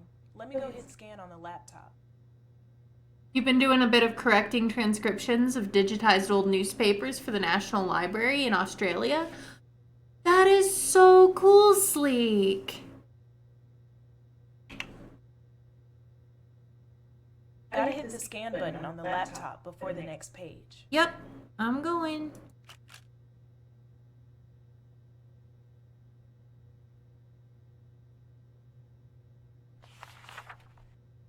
Next page.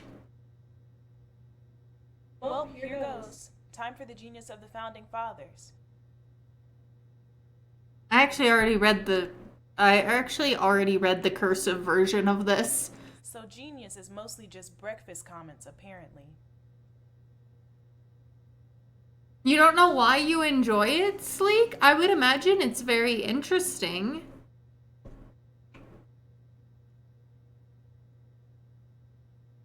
Wait a minute. I want to see. I'm checking real quick.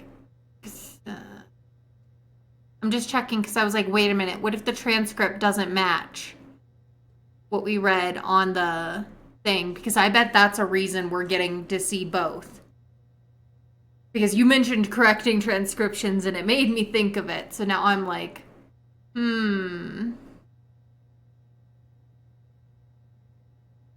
No, this one seems to be the same, but it's pretty boring, so.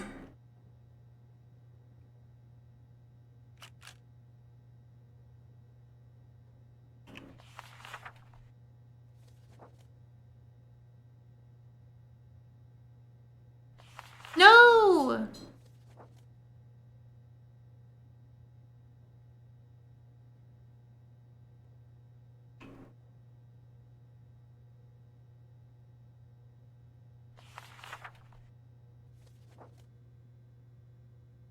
There we go.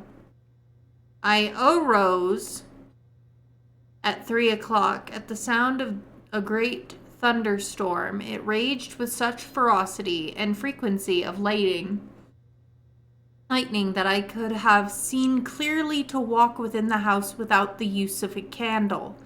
Despite her independence, Elizabeth ran to my room, and as I did not want to wake her mother, I read to her softly in my bed. She had asked for a fairy tale so many times I'd already turned the page from habit, but zealous of her new learning, she insisted I read instead from her father's business. We took a copy of Palladio's Architecture from my night table and together read it word by word as her little hands dutifully turned each page. She pointed to the intricate plates and had me name each feature, saving none, and repeated the features of each ornamental column, window, and door. I became lost in my own speech on how I put such principles to practice in Blackhaven when I saw that she had fallen asleep at my side.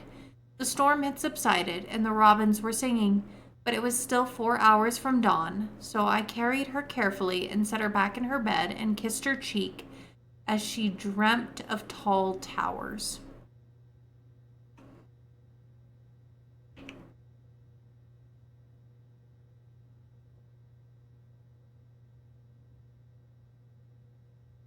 I guess Thomas does seem gentle with kids, though he put this one to sleep.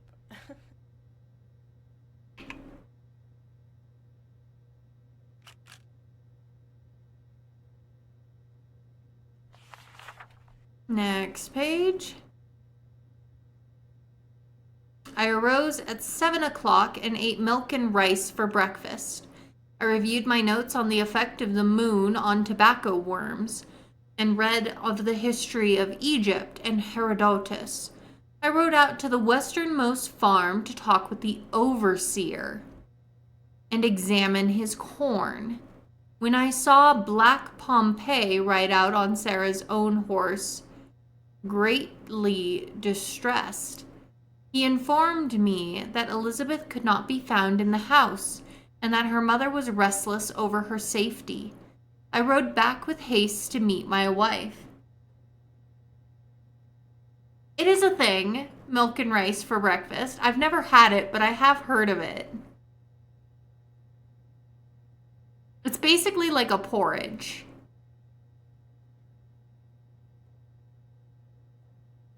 Let's see. I rode back with haste to meet my wife, who said Elizabeth had abandoned her studies in the garden, neglecting her book of arithmetic in the grass. When I came to the scene, I noticed that now 2 more of her treasured cabbages were missing, which made me newly suspect that the thief was no animal. As the garden river gate had been left open, I took Pompey and Sam with me to look along the riverbanks. Not an hour into our search, I found her crossing through the brush without a care. I forget, for all her knowledge, she is still a child, innocent of the world even at 6 years. She told me that she had gone looking for cabbage to replace that which she had lost, thinking it might grow wild like the Sunday berries. I'm not saying that word. The you-know-what word. Hick. Thinking of her poor mother's kindly nature, I was first full of anger, but I acquiesced when I thought of Elizabeth's hearty spirit. She had run off not to lazily disregard her lessons, but to preserve our work in the garden. I hugged her and forgave her in that moment, to encourage such industriousness as I always endeavored to teach. For dinner, I ate fish, and I slept early after only a chapter of botany. She really got lost looking for lettuce in the forest. Poor Pompey getting dragged along in all her white girl nonsense.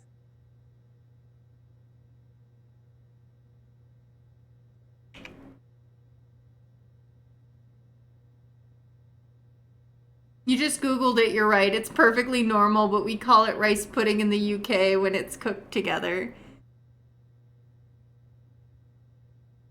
Come on.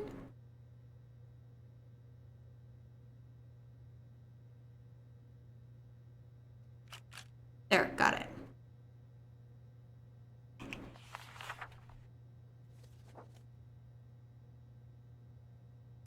I rose before 6 o'clock and ate bread and butter for breakfast. I read my Bible, said my prayers for patience and generosity.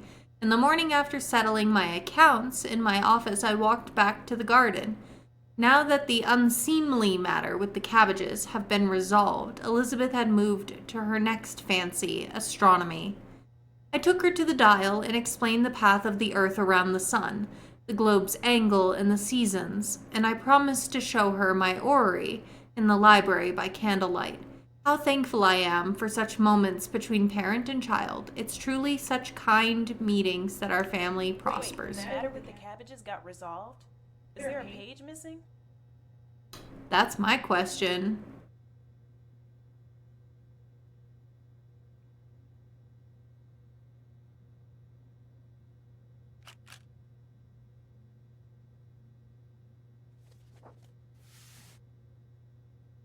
Better put this back in the box.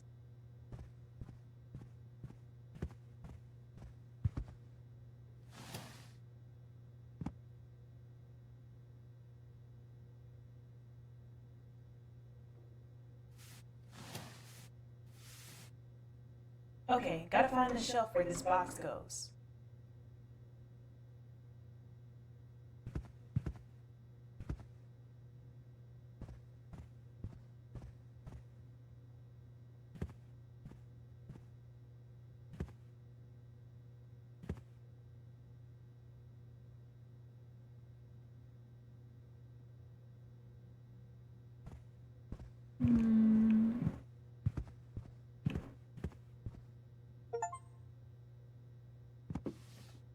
Ready for the next folder. I can look at my instructions in the reading room or the collections index if I need to.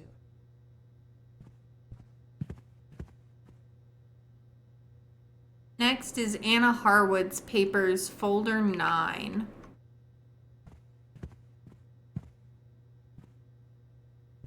Anna Harwood is box 9. So box 9, folder 9.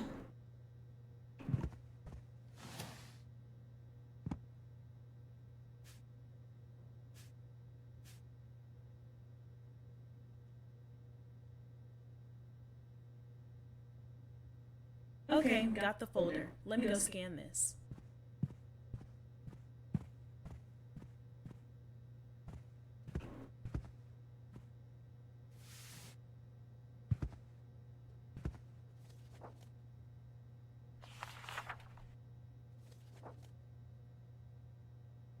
Latest one you did was a long distance coach back in the old days. One of the horses slipped, and as it got back up, it caught on it. The whole thing down an embankment. But thankfully, it hit a tree stump on the way down, preventing it from going all the way down. Driver was injured, but passengers escaped with only minor injuries. Wow, that's really interesting, Sleek. Okay, next set. Let's read about this scary looking couple. Correspondence from the Oakmont Library of the Harwood family.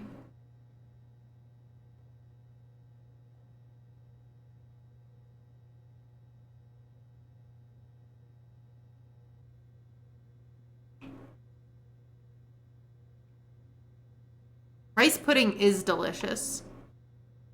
I've never had it hot, though. I've only ever had it cold.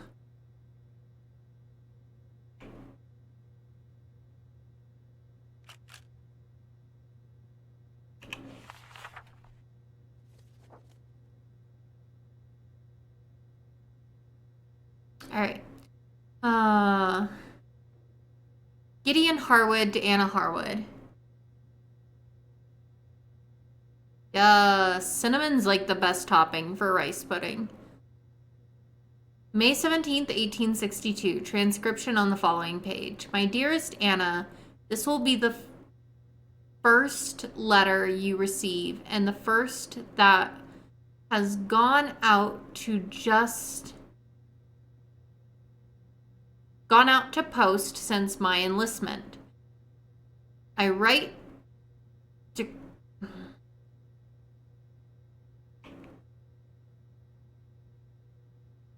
after... I might have to look at... This one's a little more swirly.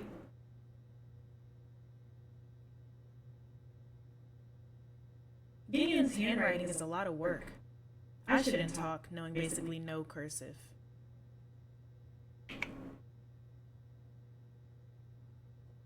Anyone learn cursive writing in school? I did in 2nd grade, but I don't think it's standard anymore.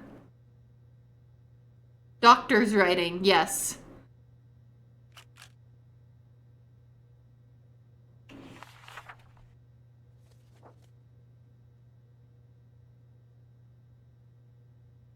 Gideon, my darling, you are a strong man.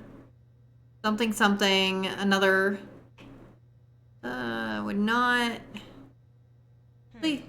Anna's handwriting is a lot neater, but still hard to read somehow. A resourceful wife to a brave husband. I need the transcriptions.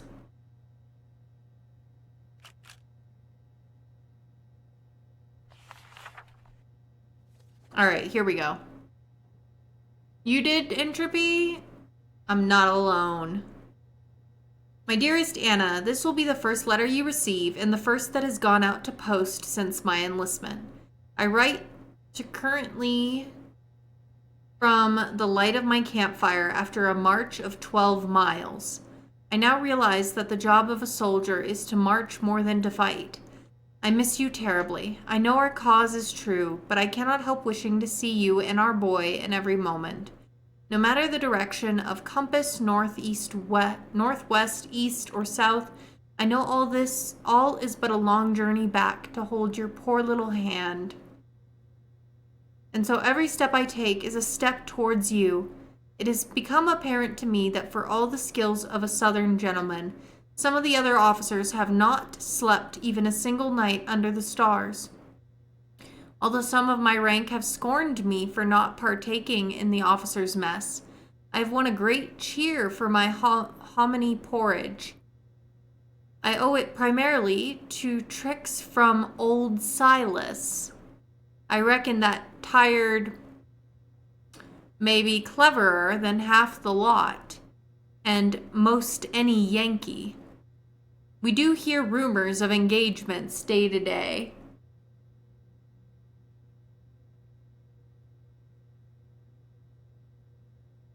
But so far I have seen no action. I know you think that I am a hard man, and I will grant that I have never feared a day's real work. Gideon got himself stuck out in the cold because he just couldn't give up those slaves. Nor the heat nor the cold. There were many weak and venal men in our family line, and I have always worked to earn an eternal rest as a faithful servant. Nevertheless, I do fear the violence to come. Men full of whiskey boast and swear by firelight of how we're to whip the enemy. But not even the most enthusiastic papers can disguise that many of us will not return home.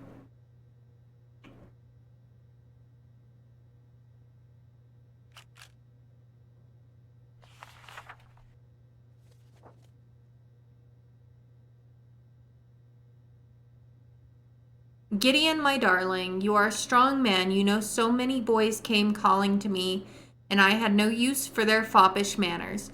You were always silent and true, my great oak, stronger than a hurricane, gentle in the breeze.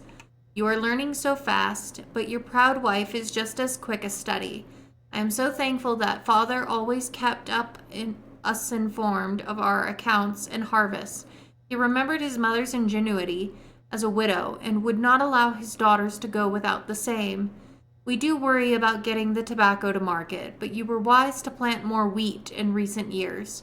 Some ours may even reach your campfire plate.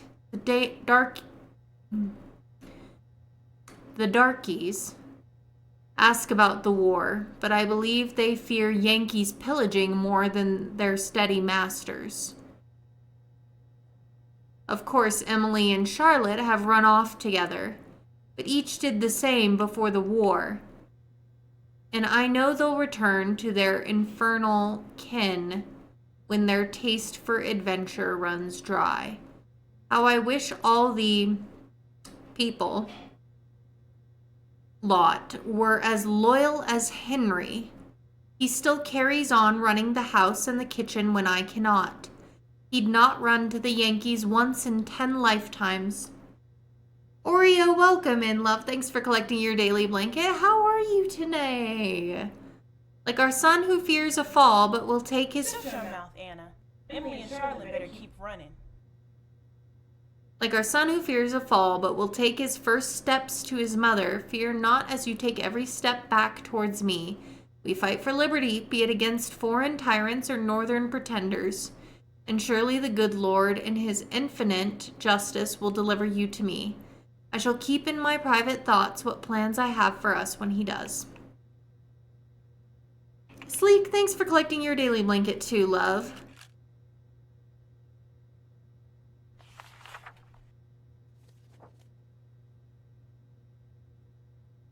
My dearest Anna, I know that you have received word of my condition and my time in the hospital.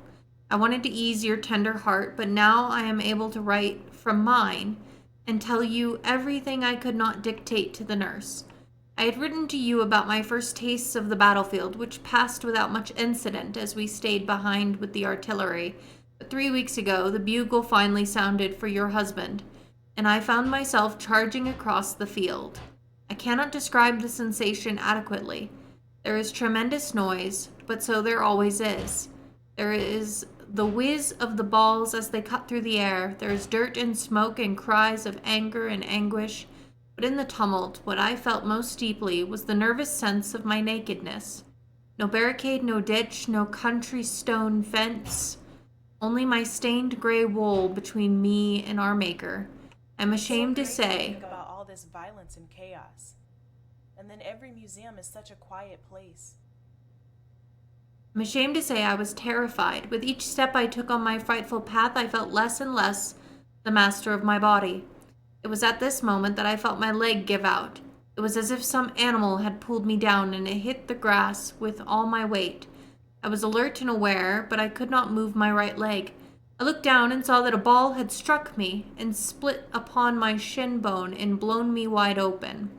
I could not sop up the blood with my torn trousers, which were already soaked and red, and I pressed hard to stay the bleeding and winced as I felt my bare bone against my dirty palms. In anguish, I crawled just behind the safety of a knoll, and somehow removed my coat to tie it tight around my wound and lay back in the grass. You're okay? Oh, you were in a bit of pain? I hope it's okay. I'm good. You know, we're just exploring this game. It's kind of heavy, the topic, but you know, sometimes, you know, you gotta investigate like the heavy games and stuff, because they have like real deep messages and whatnot. All right, Gideon to Hannah. Even amidst the terrible din, the world quieted. I could see only the blue sky and the white clouds. Aw, thank you, Sleek. But yeah, Oreo, this game, it really kind of highlights the way the American national narrative in particular has a tendency to minimize, diminish, or just plain overlook the Black experience. And this game emphasizes and kind of sheds light on how it does that so that you can kind of learn how to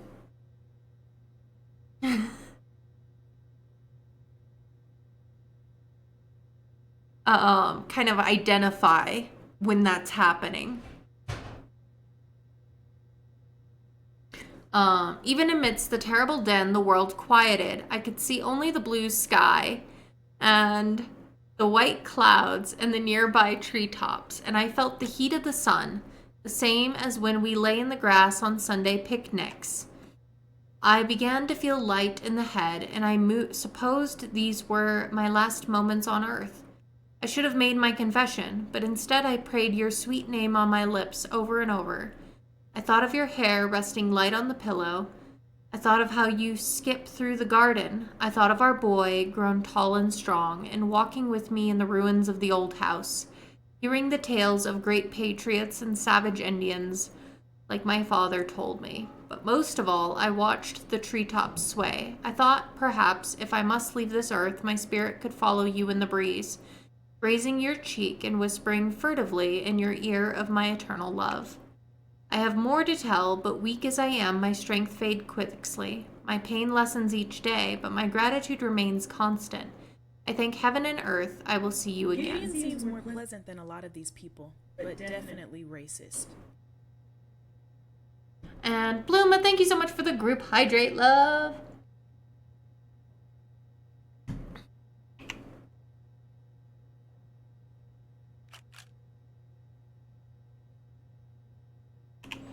All right.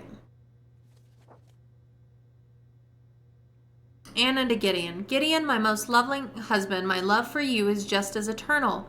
You doubt yourself because you are so humble and true. You are no coward. Your wounds testify to your bravery.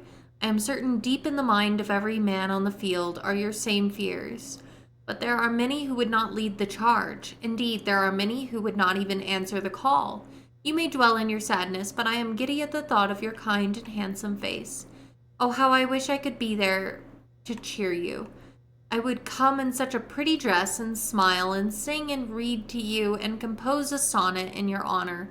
I would make the hospital into a ballroom just as the one where we met, and show you so much affection that every pair of jealous eyes would be on me, but mine would be only on you. Whatever may happen, do not mourn your body. My fine oak will not be diminished even by the loss of a branch.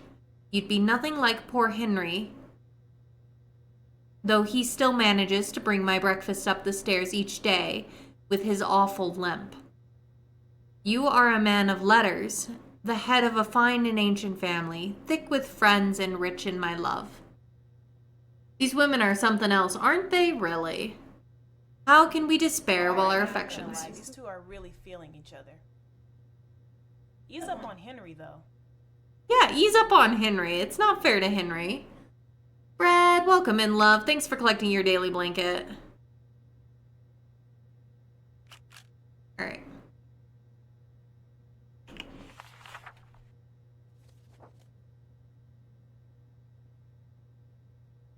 Anna to Gideon. My only Gideon, it has taken me weeks, but I must write to you even though you will never read it. You lay now in some spot of cold earth. The officer who delivered the news could not even say for certain where. But my heart knows, because it is there every day and every night. Oh, Gideon, the light has gone out of my life. From my earliest years, I was prepared to be a wife and a mother, and in my youth I could have taken the hand of any man in the state. But when I saw you, I knew I would never entertain another suitor. Our boy now says my name, and I tell him yours, and show him your picture. He will never know what it means to truly look on your sweet face, but he will know your image and your deeds. Yeah, literally, Henry is serving you. A little thanks wouldn't go amiss. Exactly 1000%. News came recently of our surrender and the death of our newly free nation, but it troubles me not, because all my aspirations have died with you. Many of the servants stayed back to continue on their farms. After all, they know nothing else, nor are they suited to live without supervision. If my heart were not already broken beyond repair, it would have pained me to see a smiling Henry riding away in a Union wagon. But it was only now a small slight. Good for Henry! Damn, they got Gideon. But Anna's really out here trying to commit a genocide in his honor. Oh, how I curse Yankee arrogance and pride. They have undone my world. They have turned what is true upside down. And still not content, the damned animals have taken you from me. I would wipe 10,000 of them from the earth in a bloody instant and not feel the slightest pang of remorse. You were worth them all, my precious love. I promise you I will never remarry. I know you are so kind you would wish me another warm bed, but I will not take it. I will live my days with a cool temper and a cold resolve and dedicate my efforts to never forgetting our cause or your sacrifice. Yes, you go, Henry.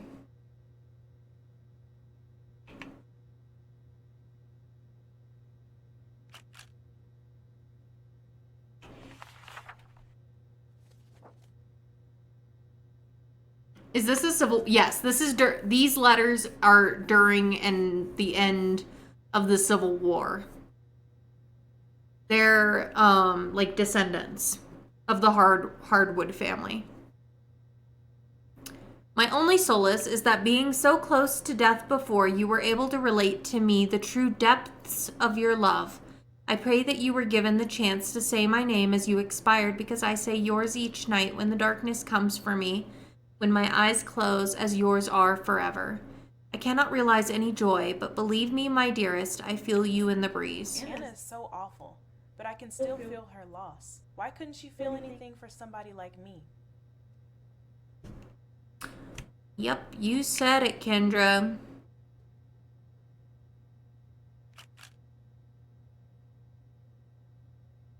Alright, we finished another folder. Better put this back in the box.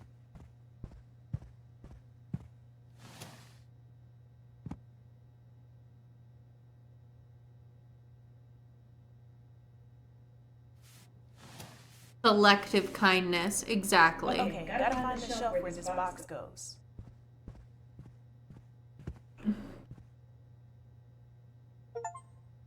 On and off like a mask, exactly. Ready for the next folder. I can look at my instructions in the reading room or the collections index if I need to. What was our next folder? Archaeological reports, folder 6.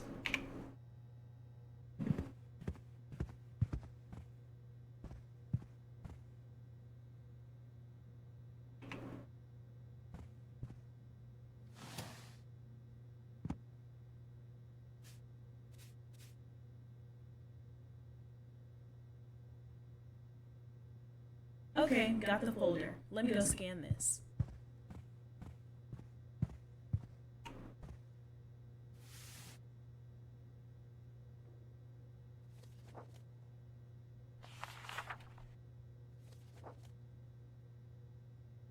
Summary report of battlefield and barn excavations. This one seems more boring. No, I wouldn't be so sure of that yet, Kendra.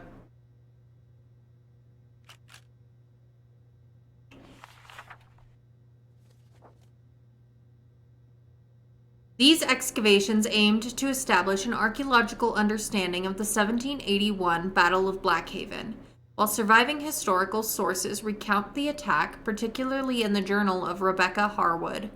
There has been, to this point, been little physical evidence from the battle.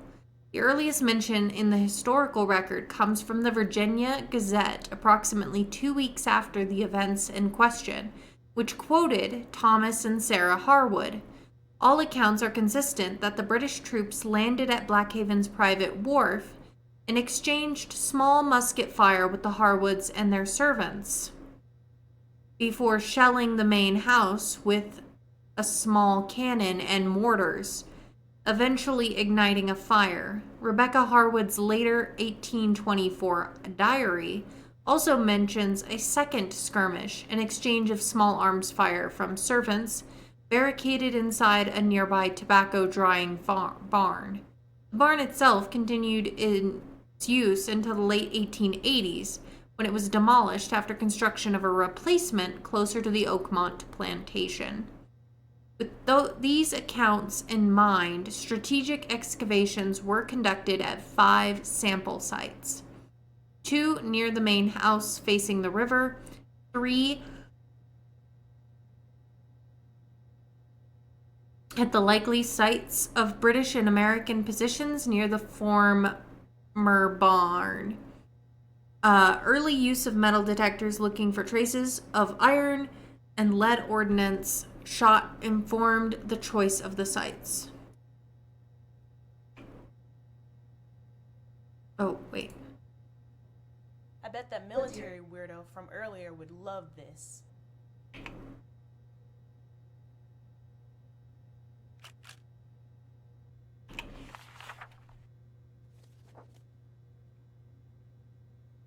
Excavations at sites 1 and 2 focused on recovering mortar, shrapnel, musket balls, or cannon shot.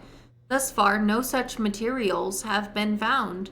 Much of the recovered material at Site 2 was related to food production, likely from the daily carrying of meals from the freestanding kitchen building to the main house dining room. Artifacts recovered from Site 1 were more varied but less intact and are suggestive perhaps of an informal garbage pit. Some pottery shards from Site 1 suggest primary usage from much earlier periods in the late 17th or early 18th century. No cannon shot or musket balls or mortar shrapnel found at any of the sites. But they did find porcelain, stoneware, clay pipes, buckles, buttons, coins, miscellaneous, and bottles and drinking. But again, no cannon shot, musket balls, or mortar shrapnel. Did the battle even exist? They never found any bullets from the entire battle? Were they digging in the wrong place? If a battle took place there, how can there be no bullets?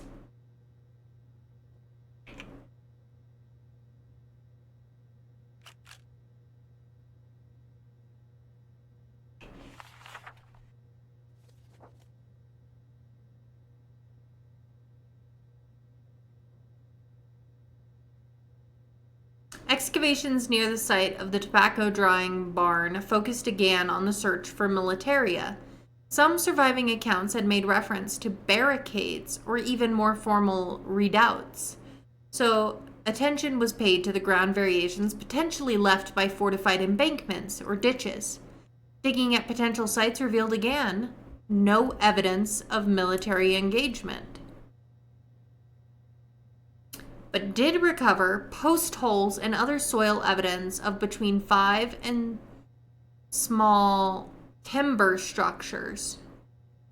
Although these are not mentioned in the surviving accounts of the skirmish, this appears to be the nearest slave quarters for tobacco laborers and some house servants.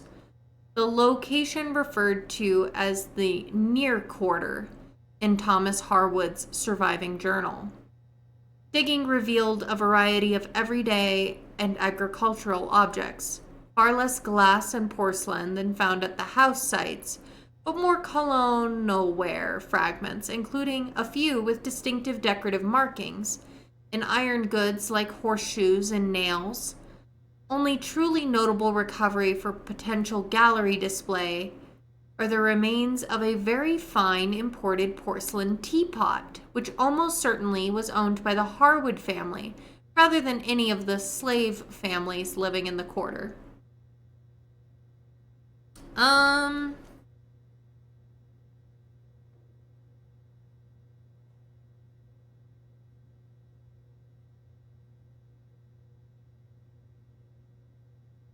It's a type of unglazed, low-fired earthenware.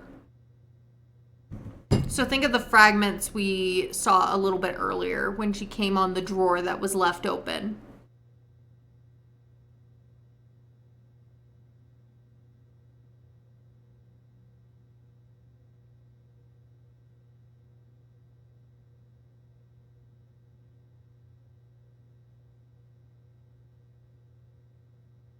Basically, yeah. I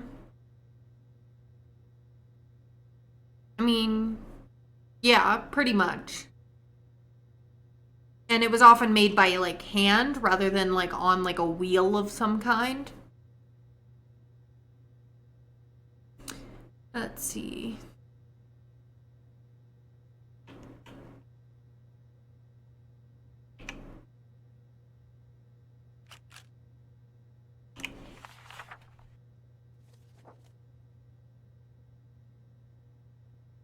Oh wow, this is the teapot from the gallery.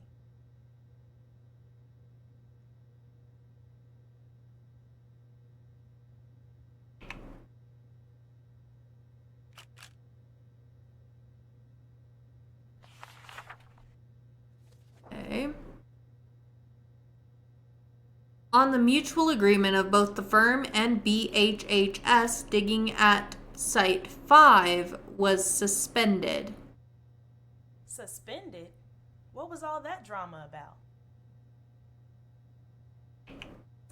Now keep in mind, Site 5 was where they were like, oh, so this was slave quarters.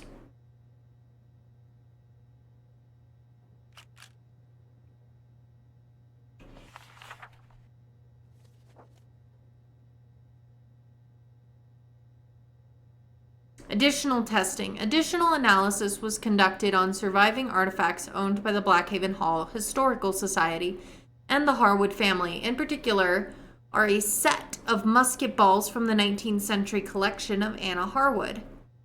Using the taxonomy for early American ordnance established by Johnson Leland, it appears clear that the musket balls do not resemble any in common use by either American or British forces during the Revolutionary era. The caliber and quality of the shot suggest instead that they're from an earlier matchlock musket from the late 17th or early 18th century, most likely the type used for hunting geese or other fowl. Similarly, the brass gorget, said to have been abandoned by a dying British officer, clearly dates from the era of George II, and could not have been a relic of the Battle of Blackhaven. It is, however, consistent in similarity to British forces active in the 7 Years' War, and may be possible to connect with the expedition led by Colonel George Washington in the nearby in the Fort Necessity campaign. Yes, one more scan and I'm all done. So again, no evidence of military engagement during the Revolutionary War, even though that they tout it all over the museum. Better put this back in the box.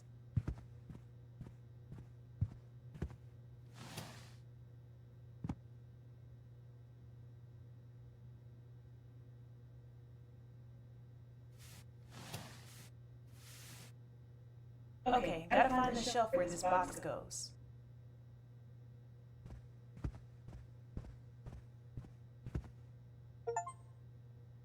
No evidence or forged evidence. Why am I not surprised? This is a weird little guy stuck back here. Let's look at it.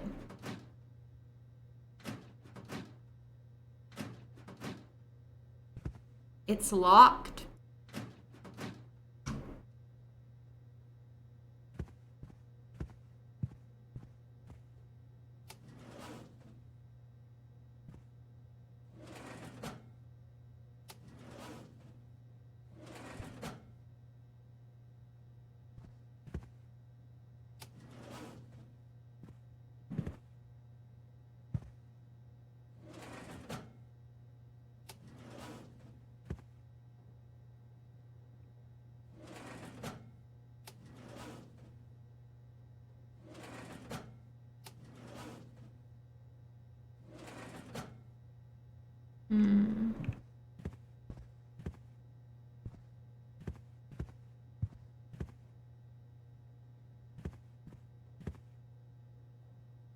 Well, I did all the pages I can find.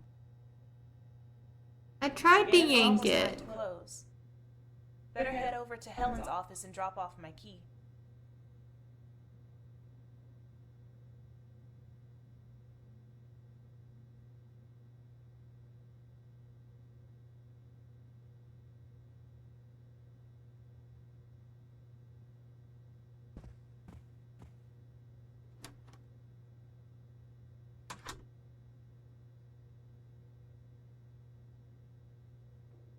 So this is the Helen that sent us all the like microaggression emails.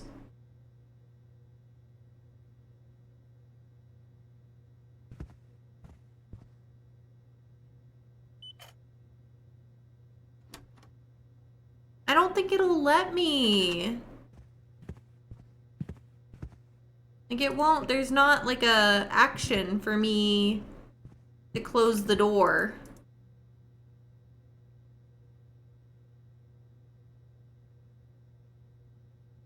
She looks like someone who would send those emails, right?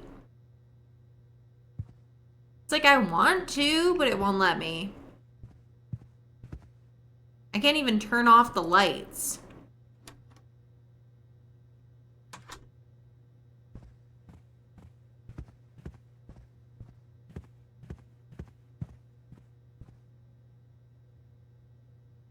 Okay, Helen said to leave the key in the top desk drawer. She definitely asked for the manager at fast food restaurants. Helen's real name isn't Karen. Oh, I missed the instructions.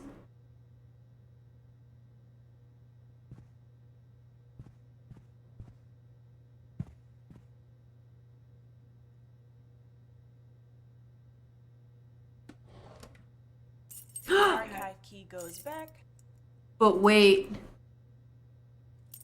Huh. I wonder if this goes to that old file cabinet. We gonna snoop. We gonna I'm snoop. gonna go try it. Yes, girl. Let's go. Oh, Helen had her computer on sleep. Of course she did. We're gonna be sneaking. Hi, Deborah. Thanks for so much for finishing up with Kendra's paperwork. She's actually going to be staffing the museum all by herself tomorrow. It's a shame for her to miss the picnic. But, you know, she probably wouldn't have the right dress anyway. So Deborah tried to invite us to the picnic. I'd hate for someone to be intimidated by all the traditions. Plus, we don't need anyone tattling on Steve if he gets handsy after a couple of drinks. Steve gotta keep his hands to himself. I have to admit, I was a little skeptical about taking on one of these HBCU girls after the amazing job Catherine did last year. It was just so nice to have another Gloucester prep grad on staff. But Kendra helps us score a few diversity points. And with that scholarship program, the only thing better than interns working for free is having the schools pay us. I'm so excited to see you tomorrow. Make my punch a double. I won't tell if you don't. Hold on, there's more. Can I scroll? She's literally enabling Steve. She really is. Wait, there's the scroll. Okay, I found the scroll. I want to see what Deborah said. What was the original email from Deborah? Please be nice, Deborah. Are we going to see it? I don't think we're going to get to see it.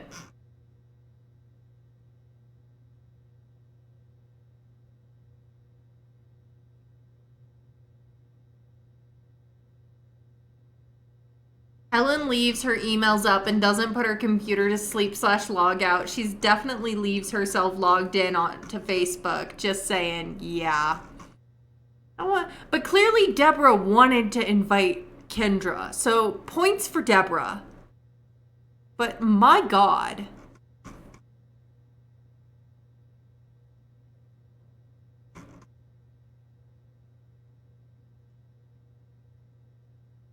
Gross humans, yeah.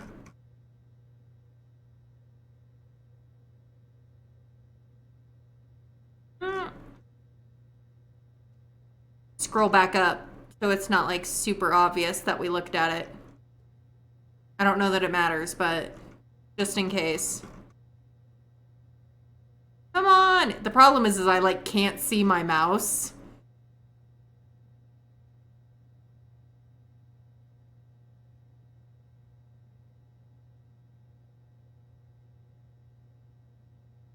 I cannot see my mouse. There are cameras. Oh, I forgot about that.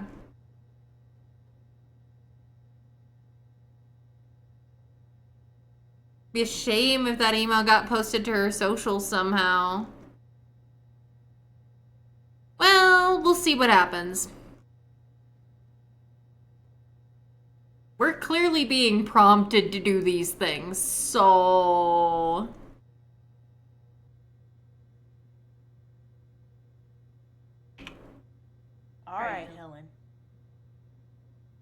I see how it is.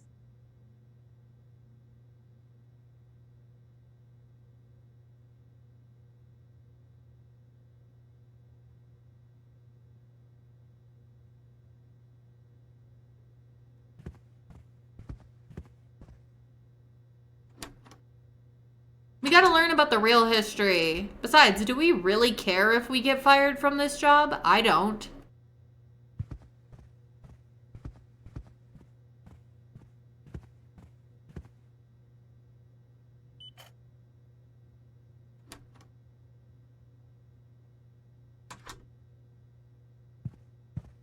Is there even a camera? Oh, there is. There it is. Hello. I found the camera.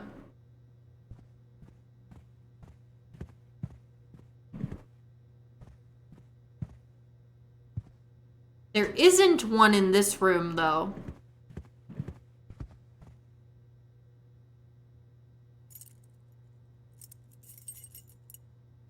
They did say they wanted you to update their website, right?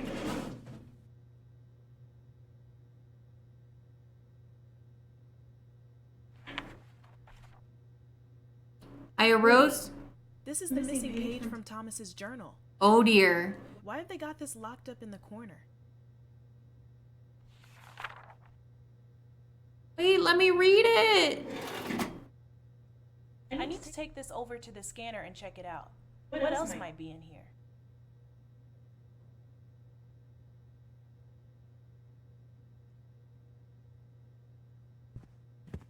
Like, who cares if you catch us on camera learning about the real history?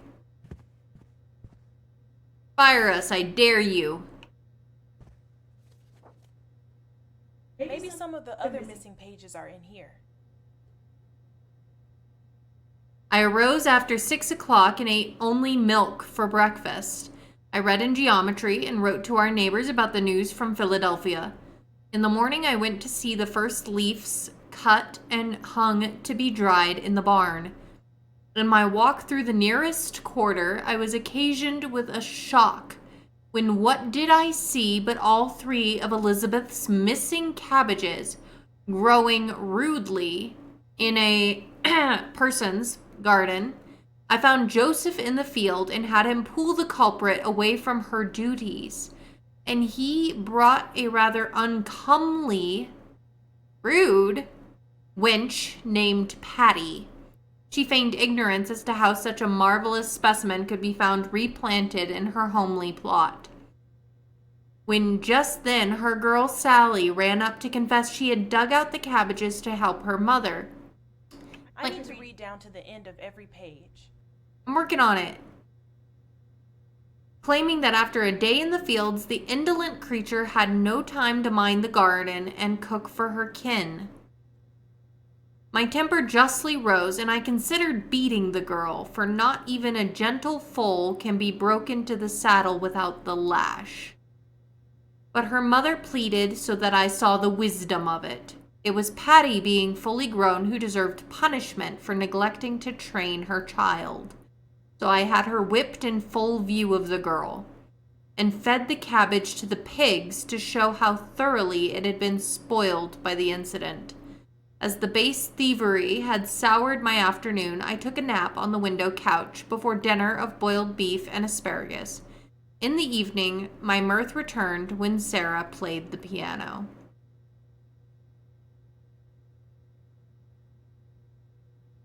Riot! Evil has been spotted. I mean, it keeps being spotted, but...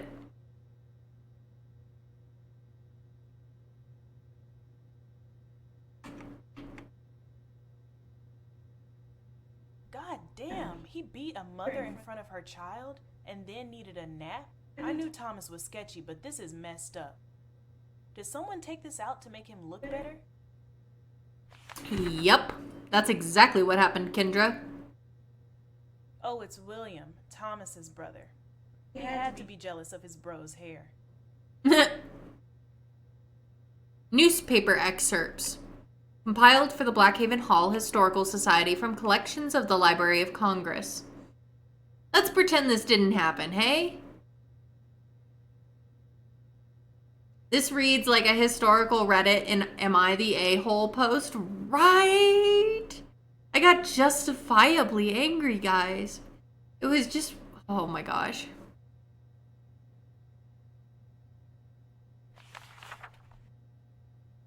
$10 reward. Run away from the subscriber. Subscriber on the 12th of this instant, my man Joshua.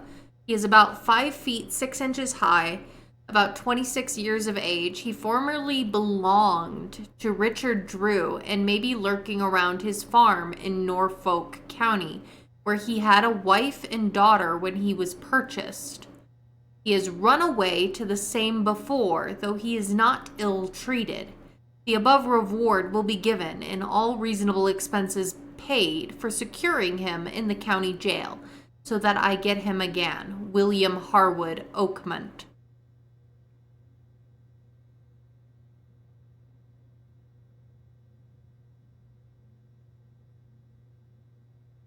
Oh, geez. Heavy stuff, y'all. Heavy stuff. $10 reward. Run away on Saturday, the 5th of this month. My cook, Stephen, about 47 years of age. He's about 5 foot 9 inches tall, with a clever tongue. Yeah, highly debatable. Highly debatable rune. He is a pleasant clever tongue, and he speaks a bit of French. He is a pleasant countenance and remarkable as a baker and very active and handy. He also plays the fiddle well and may seek employment in such trades. In short, he is smart at anything he set about. Good for you, Stephen. In short, he has a little skill in writing and may attempt to produce a pass and endeavor to pass as a free man. He has never run away before in many years of service, so I expect he has become enticed off by some villain. He had on a red wool coat with brass buttons and a silver buckle for his trousers.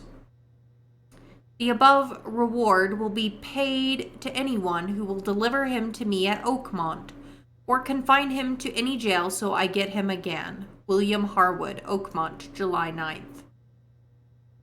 Worst part is seeing all this thinking, what the fuck? But then remembering all this was perfectly normal. Yes. While these instances specifically are not necessarily, word for word something that happened, they are all based on actual historical documents. Run away from the subscriber in Oakmont. A woman named Hannah, about 5 foot 2 inches, a yellow mulatto girl with bold countenance, aged about 35 years. She was branded on the shoulder at the old BLACKHAVEN, and she may be very easily known having part of her left ear cut off. She may have been seen crossing at the near ferry and is very clever and lively.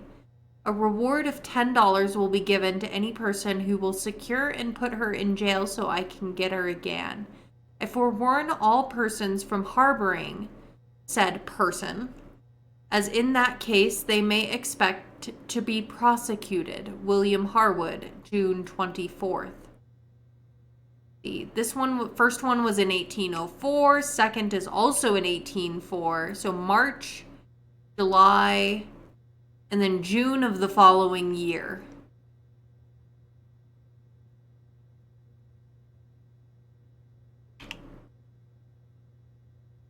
I don't know, William. Why would Stephen run? I mean, Joshua was only sold away from his family, and Hannah was branded and missing an ear. And William is the minister? How much time do I have? What else have these BLACKHAVEN people hidden away in here?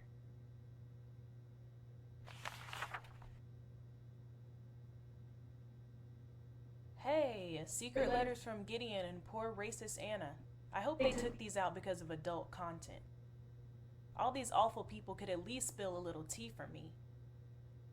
Subscriber is kind of what they would call like the person who placed the ad in the newspaper, Sleek. Because you are subscribing to put your ad in the paper.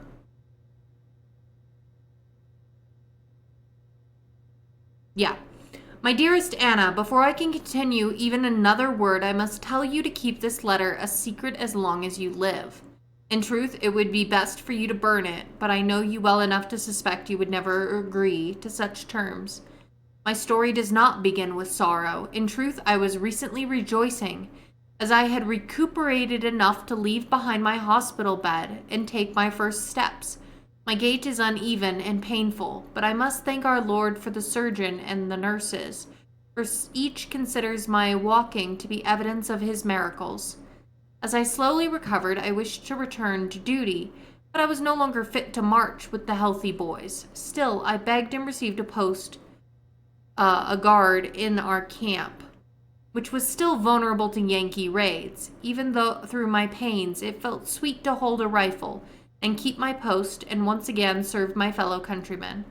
2 weeks after my new position, some 4 companies of our men met the enemy in a fierce little battle, not even 5 miles from camp. And all day the wounded were brought back to the hospital with each round.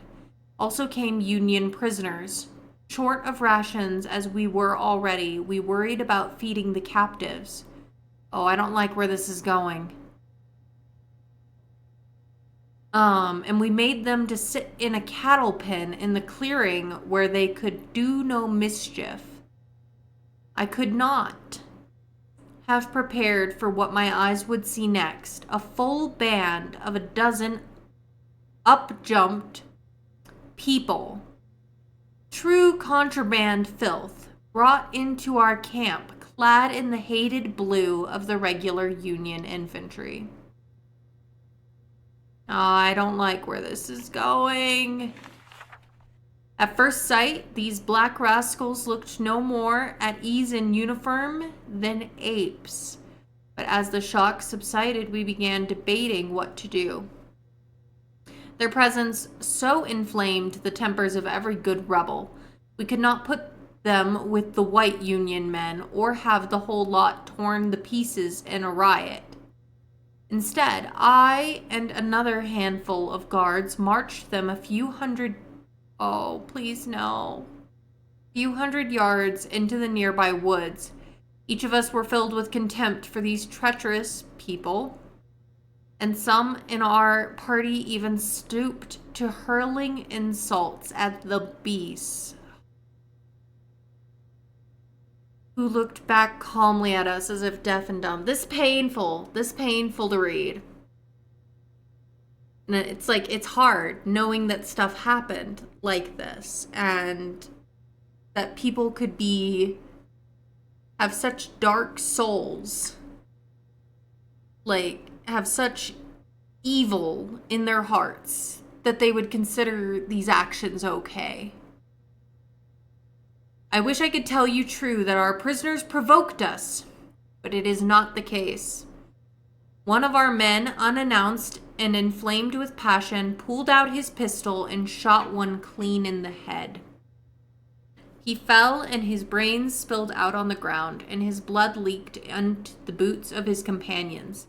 At least now some of the darkies yelled and begged. Some dropped to their knees, but there was no saving them.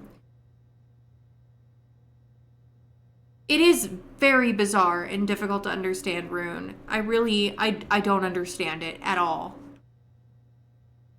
It, like, honestly, it's making me want to cry just reading this.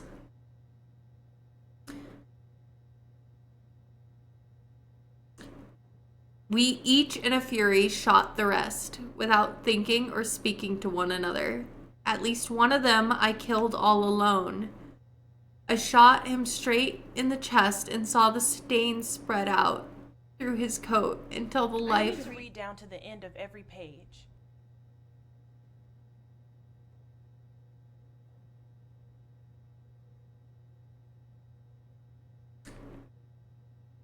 It was an awful scene, a slaughter. but they did not bleat like lambs. They looked at us with terror and disdain. I have seen so many fall on the field in a commotion of war, but this was different.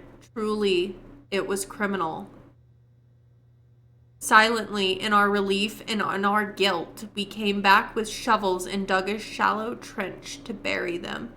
The men went through their pockets to claim their effects, and one dropped a fine silver case in the dust.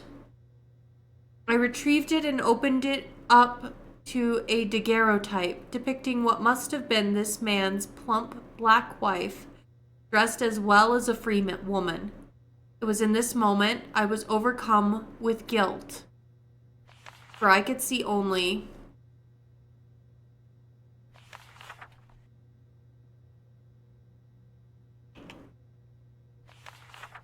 Bessie back at Oakmont, who raised me and my sister, who nursed us, who fed us, who held us close to her breast. Surely she loved her man in her own childish way. And there he lay, dead in a pile. I still have not reconciled myself to the guilt I feel. War is brutal business. And I would give any number of lives, both ours and theirs, if those who remained would live free from tyranny. Truly, to preserve God's design and the order of the races, I would have killed 10 times as many as we did.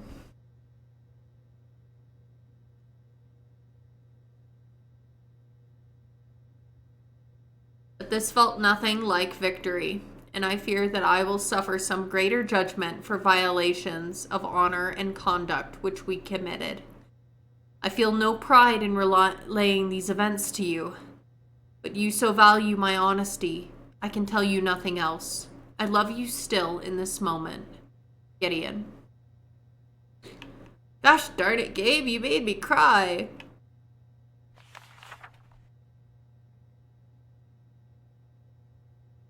My kindest and dearest Gideon. Woe that I cannot be there to soothe your noble heart. It is truly the wars are ugly affairs, but you remain shining and spotless in my eyes. I am proud you have so great a sense of order and decency that you were simply overcome with righteous anger and transgressed even the law to achieve the greater good. Oh my gosh, Anna, you're so racist. Of course you and you both are, but at least Gideon had a moment of guilt. Not that it really helps much, or at all. Of course, you and your compatriots were filled with rage. I seethe even now at the thought of ungrateful creatures. We give them so much more than their natures deserve. We provide them with not only sustenance and shelter, but discipline and purpose. We give the Lord's truth and the keys to heaven, lest they have perished forever in darkest Africa. And yet at their first chance, they betray us to foreign invaders and would give over everything we've built to their corrupt new masters.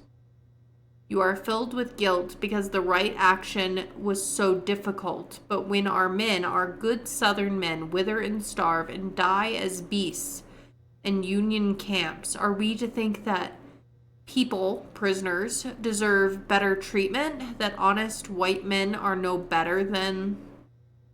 No, what you did was justice and deserving of a reward. Right? Same rune. I hate when they call it war or conflict when it's only one side that is the aggressor. The other side doesn't even fight back. Exactly. Exactly. It makes me feel very sick too. I should have put a content warning on this stream, and I am sorry. I am sorry to everyone watching with me. You know it's bad when even the game censors it, right? And I will reward you so graciously, so lovingly, that all these horrors will seem as only the memories of dark dreams on a bright and sunny morning. Ever increasing love and affection, Anna.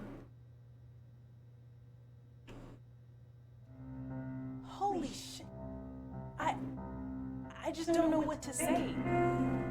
Gideon shot an unarmed prisoner like a dog, and Anna is sad he couldn't kill more? With ever-increasing love?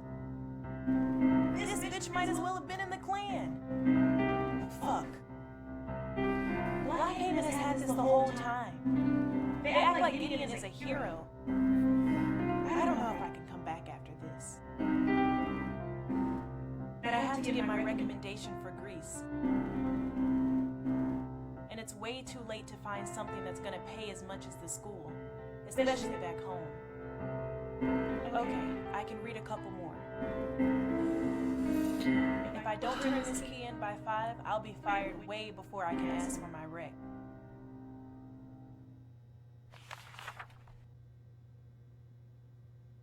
Tidewater. I like this letterhead. I wonder what they wanted from Blackhaven. Mrs. Mary Lambert, Director. Dear Mrs. Lambert, my name is Dorothy Mitchell, and I am currently the director of the Tidewater Historical Association. I am writing to formally request admission as a researcher in the library and archives of the Blackhaven Hall Historical Society. I have already conducted genealogical queries in nearby universities, and I've recovered evidence that connects my family history to the Blackhaven estate. You will find with this letter copies of 3 relevant documents. It's not what you signed up for tonight, but you're genuinely glad to learn more and strongly feel things like this. You shouldn't be ignored. Absolutely. And that's the thing. History is not always comfortable. It's heartbreaking. It's devastating and just complicated and horrific in so many ways. And we can't just look at the pretty parts of history or the parts that we can look at more easily through rose-tinted glasses. It's like there are ugly parts of history that need to be acknowledged lest we repeat them.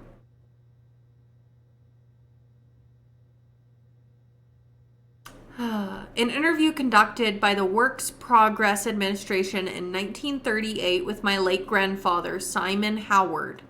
Simon had been a slave as youth in Western Virginia and recounted to a researcher that his grandmother, Grace, believed she was the granddaughter of the master of Blackhaven Plantation. Given her age, it is natural to believe she meant William Harwood, who, as you know, took possession of Blackhaven before building Oakmont after the storied Battle of Blackhaven. A newspaper advertisement placed in the Richmond Enquirer in 1867 corroborating the interview. The ad, also placed by a Grace Howard, seeks the whereabouts of her father, Rob's kin, in particular, his long-lost sister. Grace also mentions Rob's childhood memory of being born at Blackhaven and sold away with his mother. A photograph of a curious artifact passed down through many generations of my family. It is a carving of what I believe to be a bird in African styling, possibly a Sankofa figure.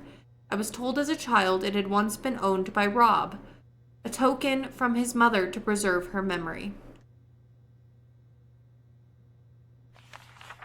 I believe research time in your archives would allow me not only to learn more about my own family, but indeed the greater contributions of Afro-Americans to the history of Virginia. I will await a reply at your convenience and will be happy to furnish any additional credentials you may require. In addition, let me extend my warmest regards on your recent anniversary.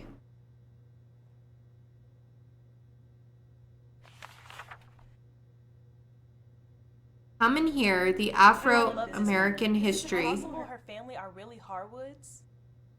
of the United States. From Mrs. Dorothy Mitchell. We're staying late. We're getting the history. I don't care what happens next. Sunday, October 27th, 7 p.m. AME. It's like, who cares if we get fired from this job? These guys are all racist anyway. We don't want to work for racist people. She was pretty. Blackhaven Hall Historic Plantation. Dear Miss... Time for Blackhaven to check in. Dear Mrs. Mitchell, as it is customary for our institution to respond in writing to all requests for admission, I'm replying to your letter of May 12th. Yeah, we don't leave till the truth comes out. That's right. Blackhaven is a professional scholarly archive of the highest standard and does not casually admit amateurs to chase rumors based on hearsay. Frankly, your missive is so speculative as to represent an affront to common decency. Although it is beneath the charge of this body, I am bound to respond to each of your insinuations and defend the honor of those who can no longer protect themselves. Allow me to be blunt. It is utterly preposterous to suggest that William Harwood sired a mulatto child outside the bonds of his marriage. William was an Episcopal minister, devout and prayerful, and known only for his mild temper and cool constitution. William's well-established and spotless character should have ended your inquiry before it began, but my further examinations have revealed damning inconsistencies in each of your examples. Yeah, so dismissive. In the interview transcript, Rob mentions that the family story was that his grandmother would style her hair in the mirrors of the Blackhaven ballroom and that the mirror was topped with a swan. Had you troubled yourself to visit our galleries on the third Thursday of each month when we welcome, oh my gosh, only on the third Thursday, when we welcome Black visitors, you would know that one of the mirrors survives in our collection and features no such swan decoration. The woman in question must have concocted the story from the wide repute of Blackhaven's famed seal. In the newspaper advertisement, Mr. Howard recounts that his grandfather worked in a mill alongside Hickory Creek, but our period renderings of the estate show no body of water by that name, with multiple documents instead referring to Blackhaven Mill sitting next to the Nicholas stream. Finally, I am distressed to report that one of our archaeological experts reviewed the photograph of your family heirloom and believes it to be a modern forgery. It is true that it shares many of the crude, primitive stylings typical to Africa. Oh my gosh, do not be dismissive of a type of art. I will throw hands. I mean, so much in this game makes me want to throw hands, but that in particular. Well, not like that above the other things that like make me cry, but it's one of the things. But nothing of a similar appearance has ever recovered in this area of Virginia. This piece is much more likely a modern fraud of a cheap sort commonly proffered in northern cities to appeal to the backwards-looking sensibilities of blacks who embrace so-called black nationalism. Yeah, if we don't lose it for staying late, we're losing it for punching the director next time we see her. The gallery talking about forgery when their entire exhibit is fake? I mean, yeah. For all these reasons, we cannot seriously consider your application for admission. We kindly ask that you refrain from replying so as to respect the time of our staff. I need to read down to the end of every page. I'm working on it.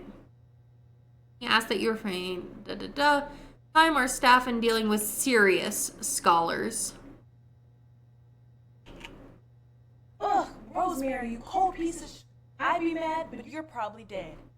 And you're in a folder that's already full of lies. Maybe you're lying to Dorothy, too.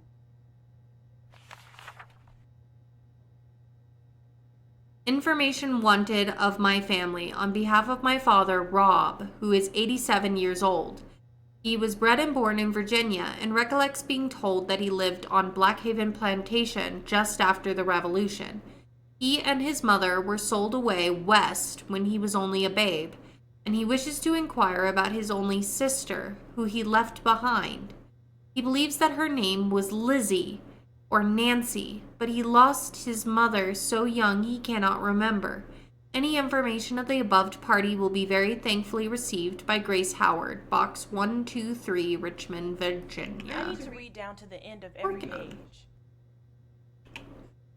This is so sad. Rob, I hope you and your sister are together now and at peace. Youth and family. I've lived all my life near the mountains in Virginia. I was born in the 40s.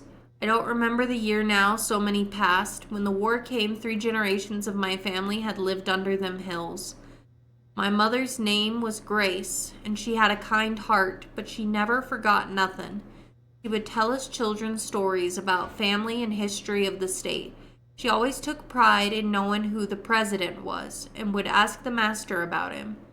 Although I remember she knew well enough not to ask Master about President Lincoln, for it was on account of him that the war started.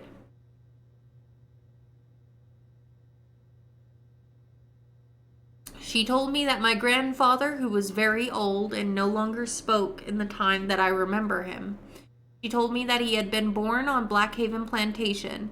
I believe his name was Robert, though I never heard him say it, but everyone on the farm called him Old Rob. She always told us he'd been born way back east along the coast, and he and his mother had been sold out to us when he was a meek infant. She told us lots of stories about her grandmother, Rob's mother, but never about his father. I could tell there was something sad about it. One time I was brave enough to ask, and she said she wasn't sure, but she believed that her grandfather, Rob's father, had been a white man, the master of BLACKHAVEN, but I never knew any more than that. Our master had some distant relation with the farm, but I believe now they call it Oakmont. I need to read down to the end of every page. My mother told me my great-grandmother remembered some of her life at BLACKHAVEN, that her husband was a cooper or a smith who worked next to the mill on Hickory Creek. He used to tell her that her hair was as soft as the moss that grew in the clear, running water there. My great-grandmother had been working. Liz and Tally, welcome in, loves. How are you today? Let's see. My great-grandmother had been working in the house before it burned down during the Revolution, and my mother said it was as fine a house as George Washington. Oh my gosh. The end of every page. I think she liked telling us those stories because it made her feel like this was her country. Me and mine never felt that way. Wasn't ours for the war. Wasn't when the Yankees came, ain't ours now, though I was glad to be free. Anyway, my mother told me how before my great-grandmother would go to meet my great-grandfather, she would sneak and fix her hair in the ballroom mirrors of BLACKHAVEN. These fine gold things that had swans perched atop them, and then she'd walk all across the plantation and wait to see him outside the mill right after sundown, and they'd watch the last pink light shine on the river. My mother said her grandmother had loved the sunset, but I could never take one in again once they sold her west. Felt too much like turning her back on her dear old man. This is a lot of detail for someone this old. Simon doesn't seem confused, and Dorothy's letter is so careful. Look at her. She doesn't look like someone who wastes her time. Also, did she say I'm good, Liz. Did BLACKHAVEN hide that too? Ugh, if only I had a little more time to check. If I don't start walking to the office right this second, I'll never make it. We're not going. We gotta find the truth.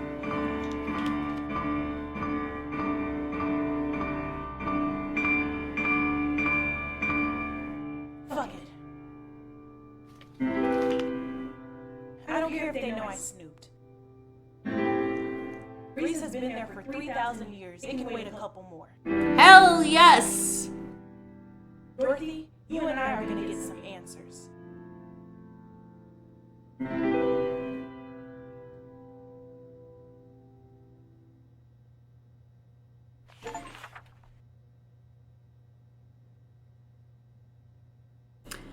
Agricultural contract between Solomon Harwood and Virgil Riley. Transcription on the following page. Go whatever your name was. Kendra. Her name is Kendra. Our character's name is Kendra. Yeah, I got my baby here. I got my Leo. Alright. I can't read this.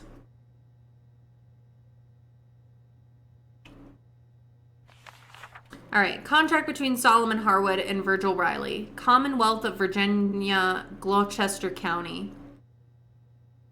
Yeah, no worries. Articles of agreement made and entered to this first day of January 1868 between Solomon Harwood of the first part, Virgil Riley, freedmen of the second part.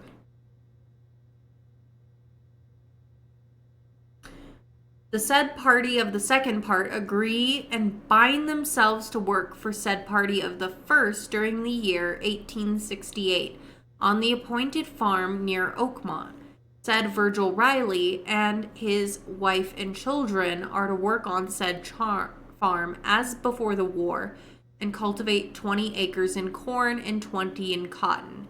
Keep fences in good order and do all other work necessary, and for their said services to receive 1/2 the cotton and 1/3 the corn raised, after all necessary expenses are deducted. Said Virgil Riley agrees to furnish themselves in provisions, clothing, medicine. His wife further agrees and binds themselves to do all the washing and ironing and all other housework necessary at the South Foreman's house during said year 1868. Said Virgil Riley furthermore binds themselves that they will obey the orders of Harwood in all things, and do good labor 10 hours a day on average, winter or summer, with all lost time paid at the rate of $1 per day. It's a very sad thing that after the Civil War,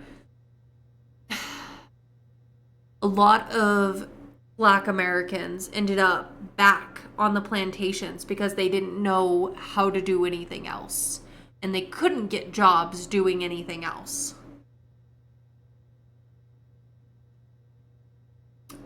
In witness whereof we hereto set our hands and seals the date first above written. Yeah, no, it absolutely was a scam. Justice of the peace. So even as a free man, Virgil and his wife are still picking the Harwood's cotton. Oh. Jailed for attempted murder. Williamsburg, Virginia, August 2nd. Oakmont. Virgil Riley is being held in Gloucester County Jail for an attempt on the life of the prominent planter and businessman Solomon Harwood. Harwood was drawn into an altercation with Riley when he attempted to collect on a delinquent debt. Riley had seized Harwood's revolver and fired a shot which struck him in the shoulder. Riley spins tale of woe. Speaking of the attempt on Harwood's life, Riley justified the violence. My wife has been sick, going on a week, and unable to do her work. Mr. Harwood had come to us demanding $1 a day for each she missed, and I told him this did not suit me. After 2 drought years, we didn't have that kind of money.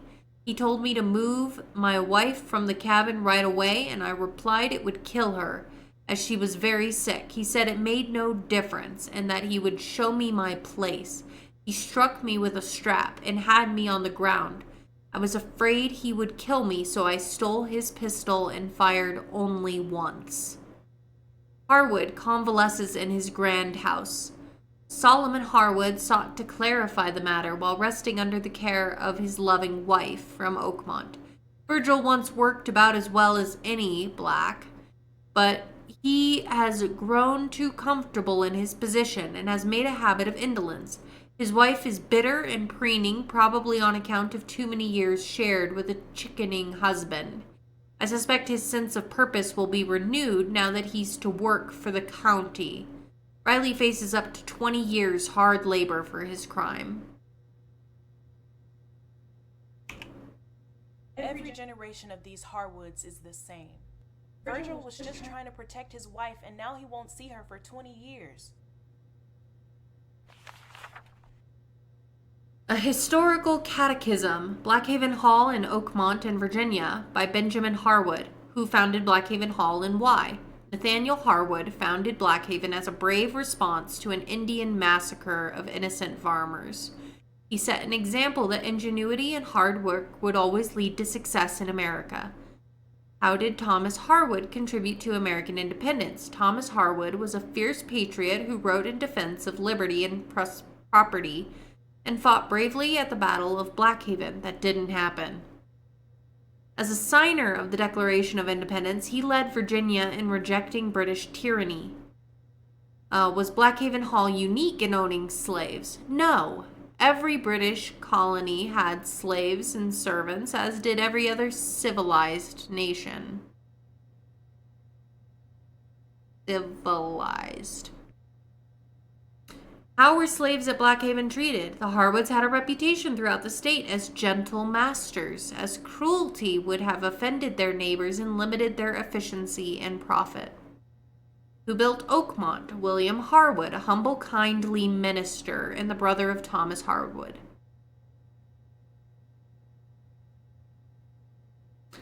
What was the cause of the war between the states? The disregard of the Northerners for the rights of the Southern states.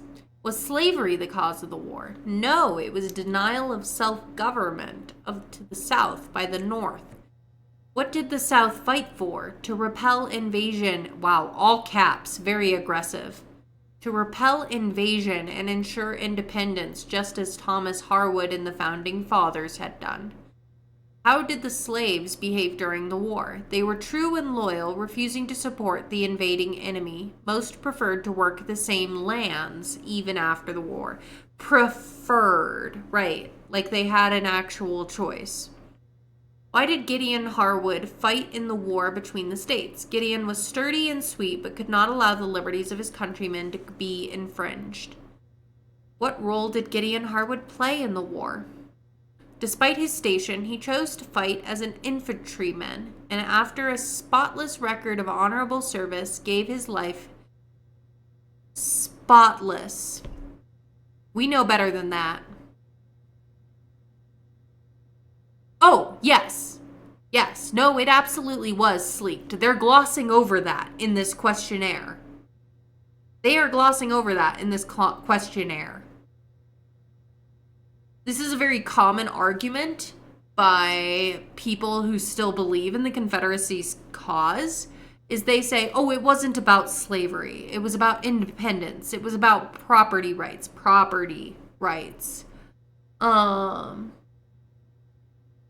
Yeah, this is a very common argument to, again, diminish and minimalize the Black experience.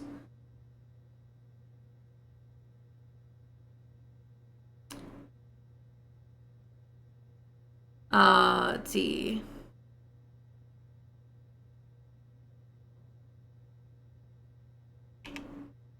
I gotta give them some credit. Nearly every one of these questions is disproved just by the stuff in this folder. Oh, you're fine, Sleek. Monument unveiling. Beautiful Confederate monument honors heroes who wore the gray. Inspiring address by Benjamin Harwood. The occasion marked by ideal weather. A day of good cheer. Crowd estimated between 1,500 and 2,000. Oakmont, Virginia. Thursday, November 2nd. The marvelous speech to the crowd excerpted below. I am so very humbled and grateful to stand before you all today, the new director of the Blackhaven Historical Society, on this most historical of locales, to dedicate this noble gift from the Blackhaven Ladies Association, a monument of bronze to honor the peerless sacrifices of our Confederate ancestors, who may now look down upon us from the heavens, ringed in celestial glory, now together forever with the Creator, who buttressed their cause. The statue before us is a mere likeness of the valorous young lads, precious children at heart, but men by deed, who struggled that we might not lose our honor, no matter the bittersweet sting of defeat. When we now look upon ours, the greatest nation, we see that they succeeded. This figure would be modest on the cliffs of Acropolis or on the facade of Notre Dame, but it is for us a true colossus that welcomes us safely into the harbor of freedom. And it is no small accident that it bears a resemblance to young Gideon Harwood, the favored son of Oakmont, scion of the once great Blackhaven, the dearest husband of devoted Anna Harwood. Gideon, who, born into every advantage, brought himself low and sacrificed everything for the most sacred of causes. Greater love hath no man than this, that one lay down his life for his friends. These sweet, steady boys, with the best fruits of our nation, fought nobly and true in the terrible war between the states. They fought for their homelands, for the toil of those in the fields, and for the peace of the songbirds at dawn. They fought not like the Yankee for control, for meddling, for tariffs, for railroad barons, and factory owners, but for unspoiled family farms, and even as they spilt the blood of their American brothers, did so only with fairness, dignity, regretful lament. Oh, no worries, Cray. I need to tuck you in. I need to tuck you in. I must. Sleep well, Cray, and I hope you feel better, love.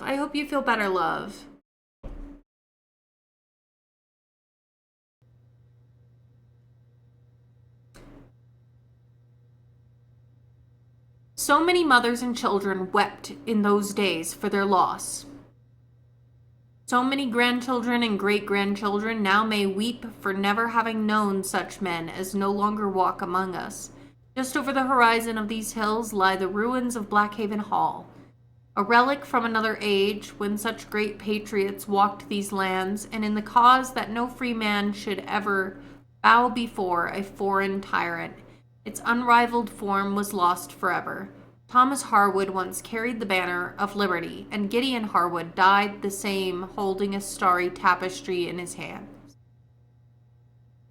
And if I may dare to speculate on the unknowable designs of Providence, we each are charged to carry on our own fight in the new century, the glory of the Anglo-Saxon race and its supremacy makes me sick. Are daily affirmed by the works of our great nation, and even though over 50 years ago that natural and divine order faced its greatest challenge, the manifest deeds of godly white men stand atop the strivings of all the world's people. It is said that the meek shall inherit the earth.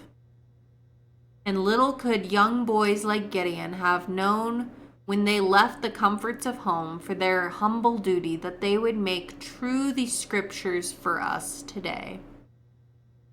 It is with only a fraction of the same nobility that I inaugurate this monument to stand for all time. Mr. Johnson always tried to say in 7th grade history that monuments were about heritage, not hate. He needs to read what a monster war criminal murderer Precious Gideon Harwood was.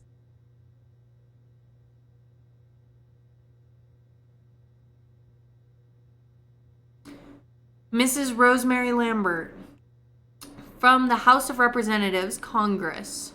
Dear Rosie, I want to thank you so much for your warm hospitality at the Blackhaven Flag Day picnic. Marjorie and I had a wonderful time, and our kids were absolutely tickled exploring the ruins.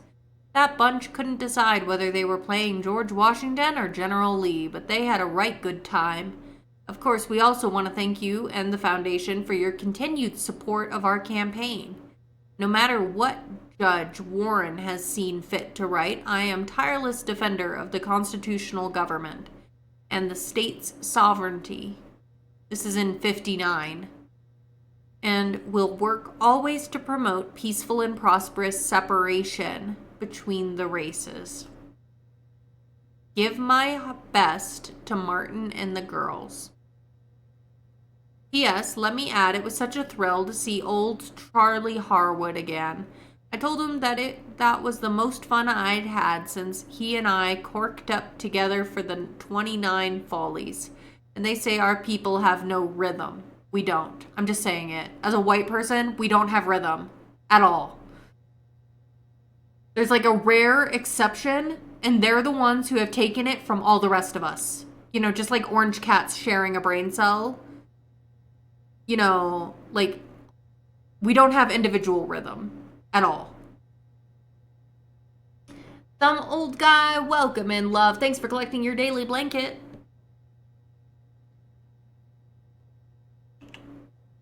Okay, Dorothy. Rosemary was tight with the straight-up white supremacist, and we're supposed to trust her over you? No. We're gonna crack this. Yes, we are. We're gonna crack this wide open. Dear Mrs. Lambert, from the Virginia Archaeological Consulting, this letter serves to confirm the mutual suspension of our contract for excavations at the BLACKHAVEN Hall Historical Society.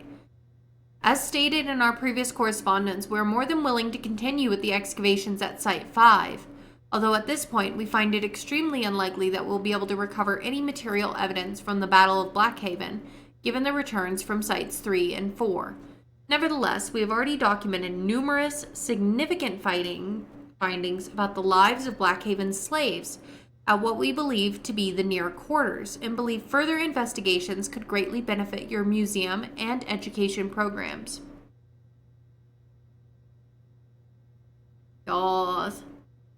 Yes! Orange cats share a brain cell, white people share a rhythm. I don't make the rules.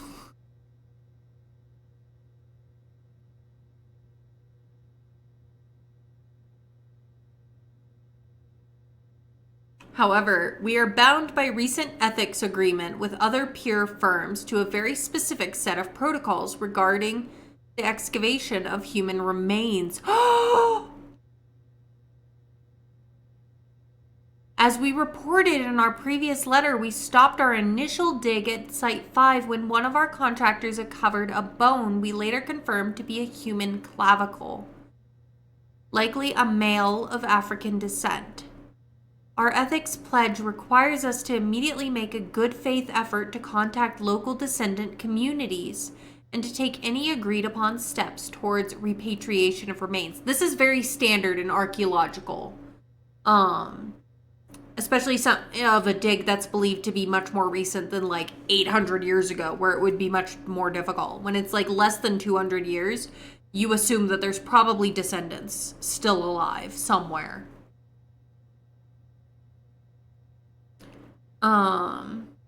At the expense of the client. As you have declined to pursue this course of action, we are, as mentioned previously, invoking the mutual dissolution clause in our contract. Informally, as a colleague in heritage work, I would still implore you to take these steps on your own. We will still prepare our report for the already completed work and have that presented to the archive at the original deadline. It's good that they have yes, there are ethics guidelines in archaeology. It's just obviously, like, in this historical society is not interested in ethics at all, of any kind.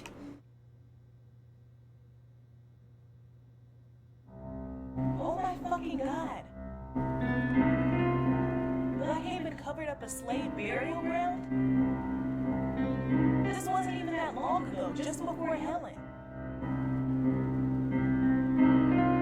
Shit. Does she know about this? I bet she does.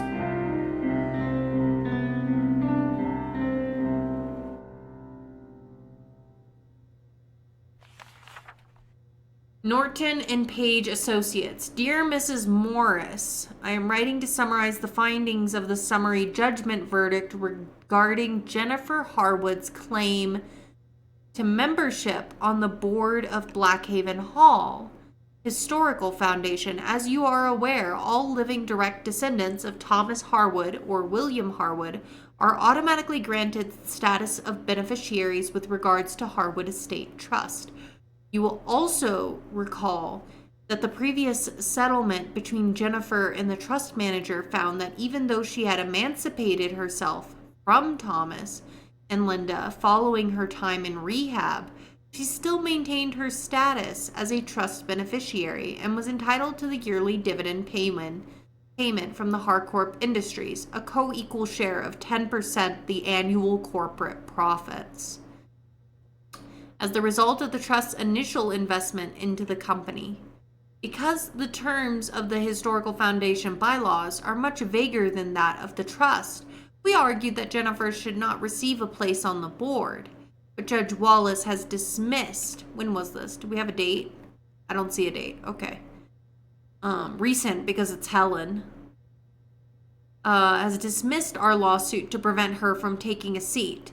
The judge made it very clear that any direct descendants can automatically claim trust benefits, the annual payment, and the foundation board membership. While this outcome is disappointing, the judge also found that board members must be physically present to vote. And as Jennifer's last listed residence was still in Costa Rica, you likely do not need to concern yourself with this possibility in the near future.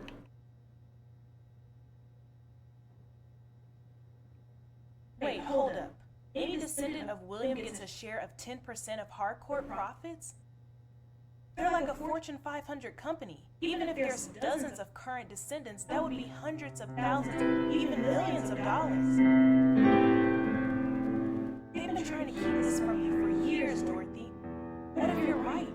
Forget researching here, you'd be running this place. Hell yes. Dear Mrs. Morris, in regards to your previous letter considering the Americans with Disabilities Act compliance of Blackhaven Hall restoration project, yes, it is true that certain historical sites are eligible for exemption if they meet the established test that compliance would threaten or destroy the historical significance of the site in question. Your argument that Blackhaven's long-established status as a ruin since 1781 would be imperiled by ADA. Wow, they're even against Americans with disabilities. Compliant accommodation is likely to withstand a challenge, particularly in our district court. But I'm not sure this exemption is truly the spirit of the law, given the architectural character of your upcoming project. Nevertheless, I'll await your instructions on how to proceed. Can't ask the Harwoods to do even one simple good thing.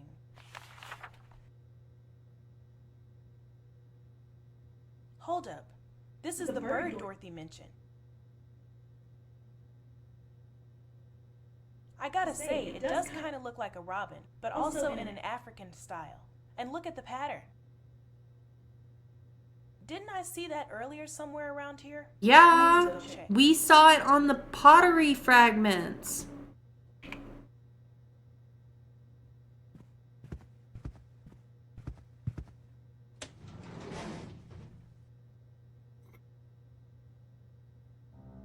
Yes, this one. It's the exact same design. Yes, eat the rich, only solution. Even the feel of it is the same. It's like the same person did it. And they found this in the slave cabins. That means Rosemary and Blackhaven lied to Dorothy about her evidence the whole time. You were right, you were right, you were right. Okay, but what about the next two objections? Rosemary said Simon's story was false because Blackhaven's mirror didn't have a swan. Let's go check it. Isn't there a mirror in the gallery? Maybe I can figure out why it doesn't have a swan. I should also call my mom. Maybe she can check out some things for me. Ooh, how do we call her? Is our phone at the desk?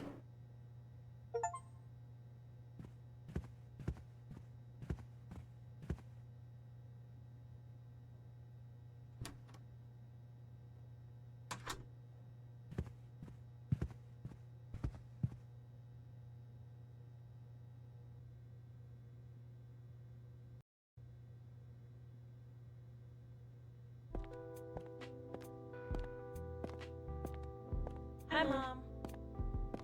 No, I'm not back home yet. I'm actually still at the museum. No, they're not gonna pay me overtime. They don't even know I'm here. Mom, I'm researching something and it could be really big. But I'm locked out of the internet and my phone doesn't get data out here. Can you see if you can find a contact number for a woman named Dorothy Mitchell? She's pretty old, but I think she lives Yeah, in the area. have I got some tea for you, Mom? Yeah, Mitchell with an M. I don't know if it has one L or two, just try both. You can just email me from my work address if you find anything. Thank you. I'll call you from my desk when I finish up. Alright, Mom, bye. Okay, I gotta go check the mirror.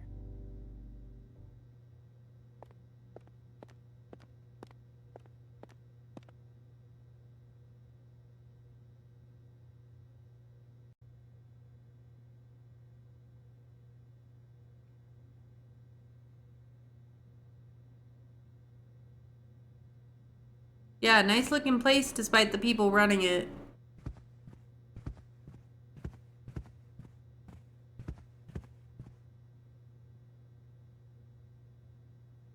Well, here it is again.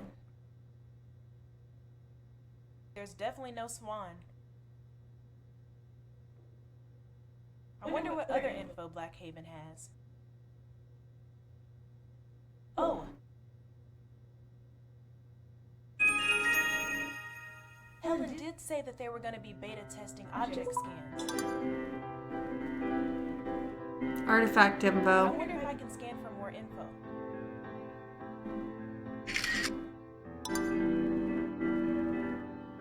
Yes!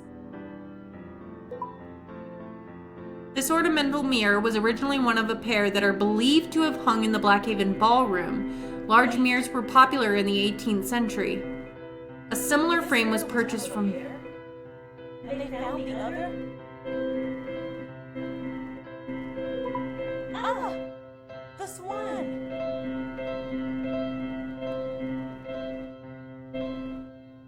When Rosemary told off Dorothy, this hadn't even been discovered. Dorothy, you were right again. Your grandfather remembered. His mother. His grandmother. They remembered. Oh my God. She looked at herself in these shards. I can't imagine. Okay, there's only one more point left to prove. Let me go check my email and see if Mom found anything.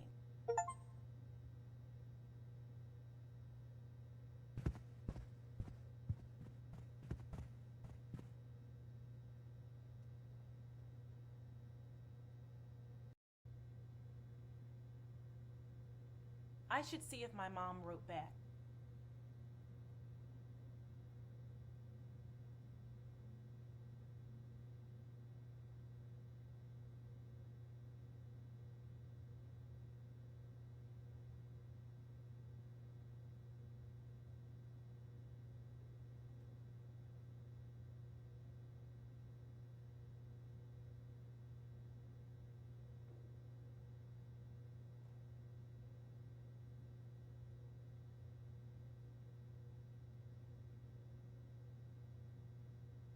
I looked up this Mitchell woman. It seems she had a truly incredible life. What does she have to do with the Blackhaven people? It looks like she was into history.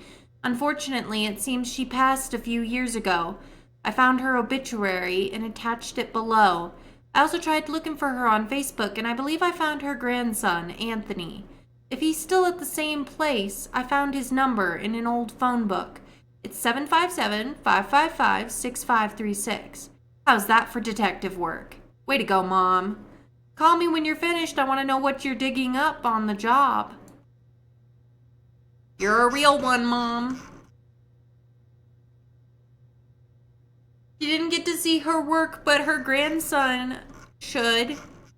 Dorothy Mitchell, 86, of Newport News, passed away peacefully in her sleep, surrounded by attending family, September 14th, 2004, at St. Mark's Hospital, Norfolk. Funeral services will be held Friday at 2 p.m. at the Chesapeake African Episcopal Church. Burial will follow at Walnut Grove Cemetery. She was born February 17th, 1918, the daughter of Gregory and Eunice Howard. She married Sam Mitchell, a factory foreman and Army veteran, on June 10th, 1946. He passed away on November 6th, 1992. Mrs. Mitchell was a beloved educator and civic activist, a longtime school teacher, and the first black woman to teach in integrated county schools, and she was active in the civil rights movement, leading multiple voter registration drives and lecturing widely on black history. Mrs. Mitchell was the founder and director of the Tidewater Black Historical Association, and in 1987 published the historical collection Tidewater Voices, Remembrances of Black Virginia. In 1992, she helped establish the Chesapeake Black Excellence Scholarship Fund, and in recognition of her efforts, she received an honorary doctorate in 1998. Later in life, she was often fond of sending neighbor children home with vegetables from her garden. She's survived by her children, George Mitchell and Amelia Robinson, and her grandchildren, Anthony Mitchell, Daniel Mitchell, and Irene Johnston.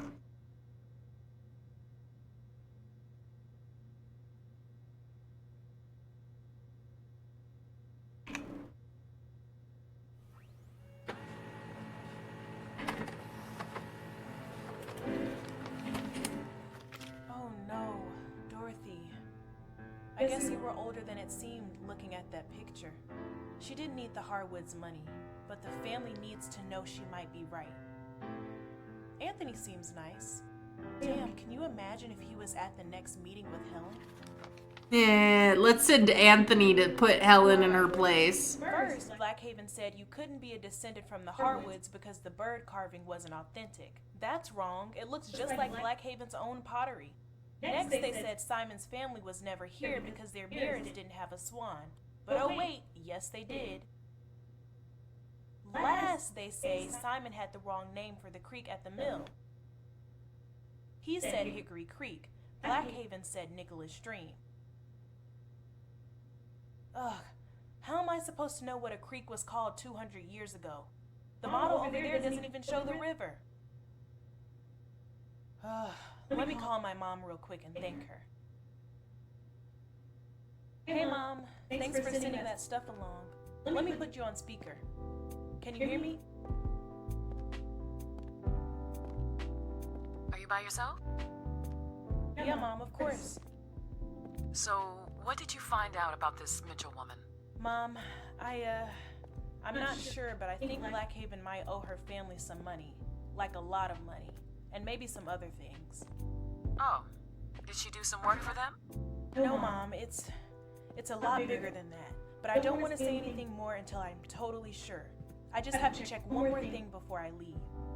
It makes me wish I'd gone to hear her before she passed. Even the foundation name sounds familiar. Where have I heard that before? 1 second. I'm going to check this. Chesapeake Black Excellence Scholarship Fund.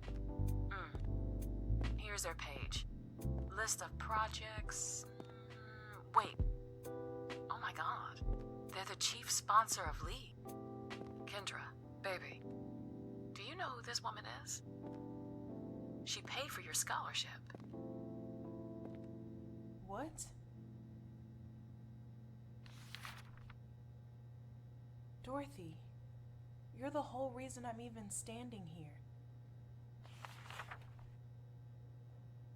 You still there? Yeah, Mom, that's crazy. Okay, Mom, I promise I'll check in just a bit. Thank you so much. My pleasure, honey. Just call me back. And don't get into too much trouble. I can't be calling Grandma Daisy to bail my child out of jail. Yeah, bye, Mom. Love you. Daisy! There was a map in the big house with the field of daisies. It might show the real name of the creek. I've gotta go check. Alright, let's get going. We're getting close. We're getting close. And thank you, old guy, for noticing the Hamilton reference.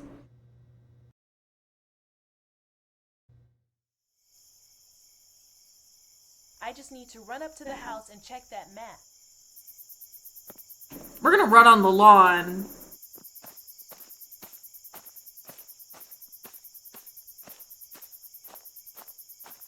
You're on the edge of your chair. We're so close to the end of this, I think. And this is a free game, by the way.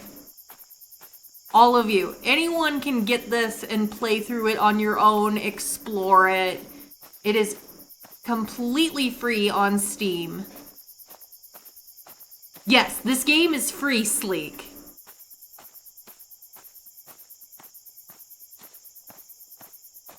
You can have this game too!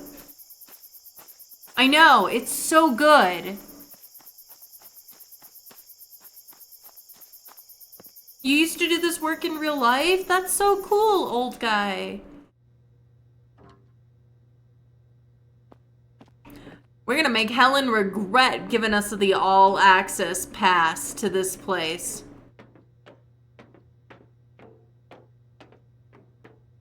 Was it over here? No.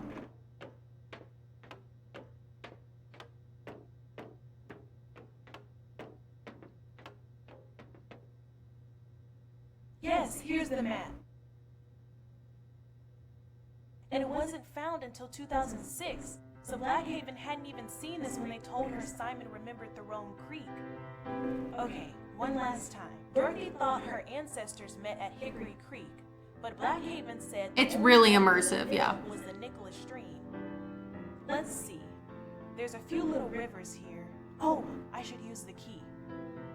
Okay, stables, garden. Is there an Nicholas Stream? That's it. It's really there, on their own damn map. Hickory Creek. Still cool, old guy. Than any of them. She really should have run this place. She probably should own this place. It might literally be in her blood. Wait, they could test DNA now. The family could know for sure if they're really Harwoods after all. Anthony, oh my god, what am I about to drop on you? This poor guy. Find a place with some cell service to call him. Maybe out front on the park bench.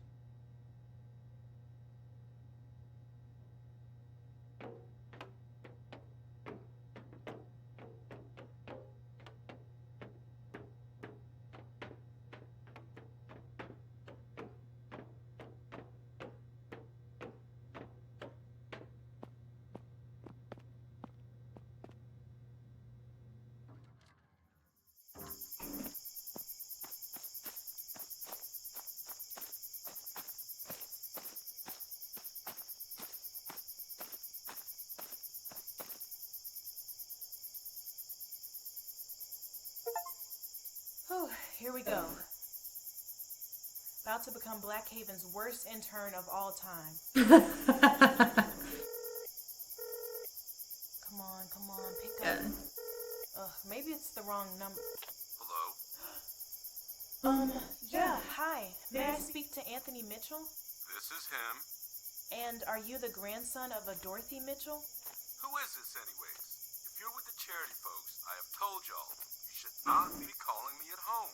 The estate handles all of her donations. No. Actually, I'm calling from the Blackhaven Hall Historical Society. And, Mr. Mitchell? We need to talk. Heck yes!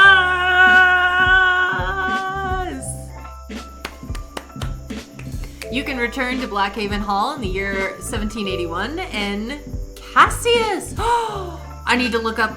There's a sequel! Y'all! There's a sequel!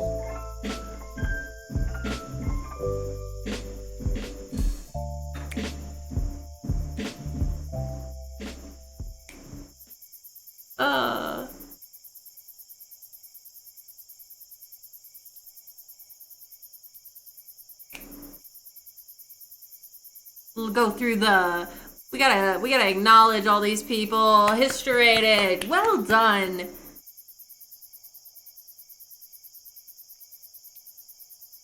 Well done. And that, my friends, was BLACKHAVEN. That was the game. I hope you all enjoyed it. This whole playthrough. I have to look up what the sequel was. Let me look. I'm gonna do a quick look up here. See if the sequel's out.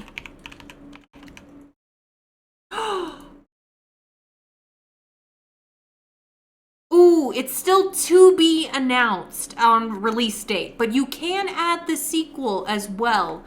And that one will actually take us back to 1781 America.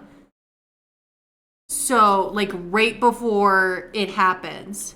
So, I think in the sequel, we're actually going back to what happened on the so-called Battle of BLACKHAVEN. So, I'm excited. I'm adding it to my wish list. I'm hoping that it'll come out at some point and we can play it, that one together too. It was, I mean, honestly, BLACKHAVEN was, yeah, back before Kendra lost her internship and her trip to Greece. You'll be in the room where it happens. Yeah, we'll have to do another Hamilton reference when that one comes out. But it is still to be announced for that. But it stays in theme. Oh my gosh, I'm so glad we got to play this game through together, even though it made me cry. Sometimes a cry can be super cathartic, and like, it was really in depth, it was emotional, it was immersive, it was educational. I had a great time tonight. I hope you did too. If you came in later and you want to watch the VOD, feel free to do so. Or, like I said, BLACKHAVEN is free. Feel free to download it and play through it yourself. It is absolutely worth it. I plan to leave a great review on Steam about it because I think more people should know about this game. So I had a lot of fun with you all tonight. But since that's it, that's the game. So we're gonna... Oh, Tally Ho! Thank you for redeeming Medieval Fact of the Day. I'm like processing our previous game still. Oh,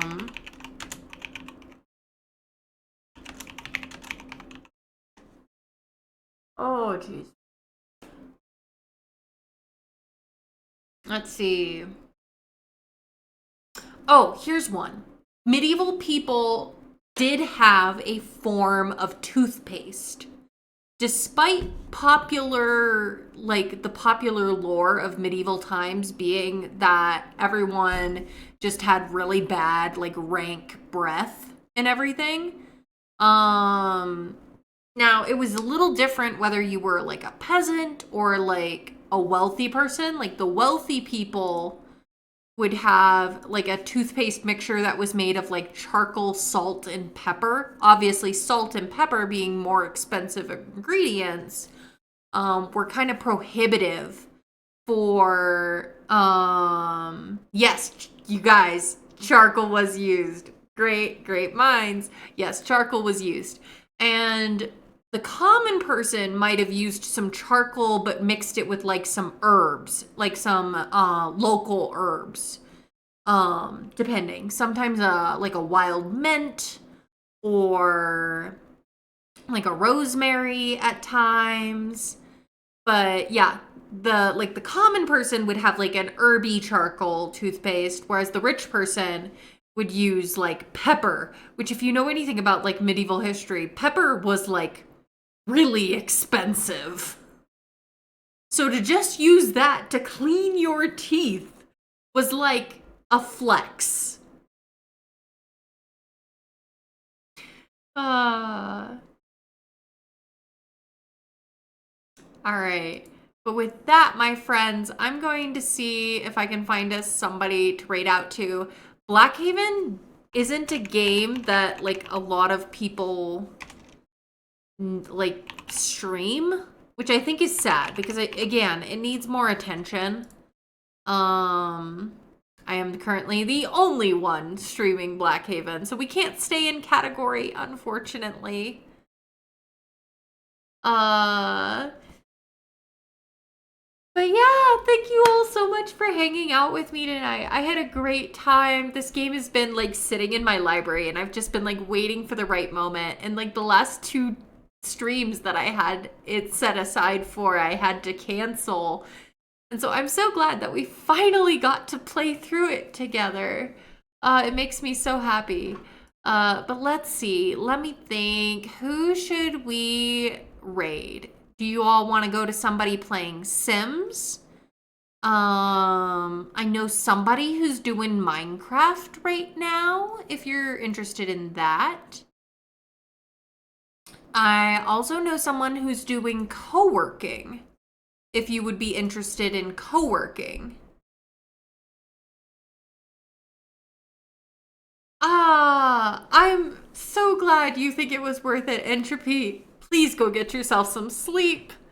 And good night. But let me give you a little tuck in. I should give everyone a tuck in, really.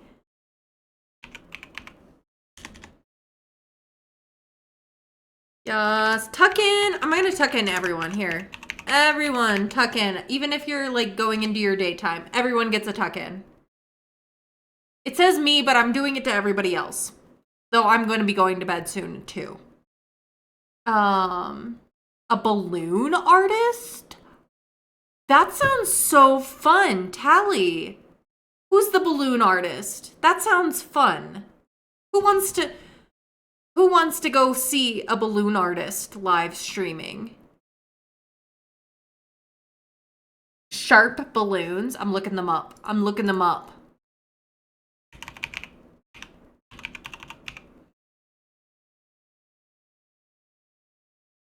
They're in ads for another 30 seconds, but that's okay.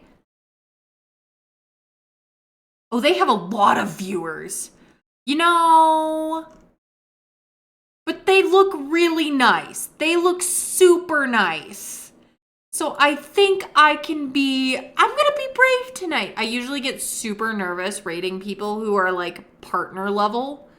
Because I don't feel that big. But yeah, why not? That sounds fun, Tally. Thank you for the suggestion. Let's go make a new friend in a balloon artist. How fun will that be? Thank you all for joining me tonight. I'm going to get the raid started here. If one of my mods could stick the raid messages in chat for me, I would really appreciate it.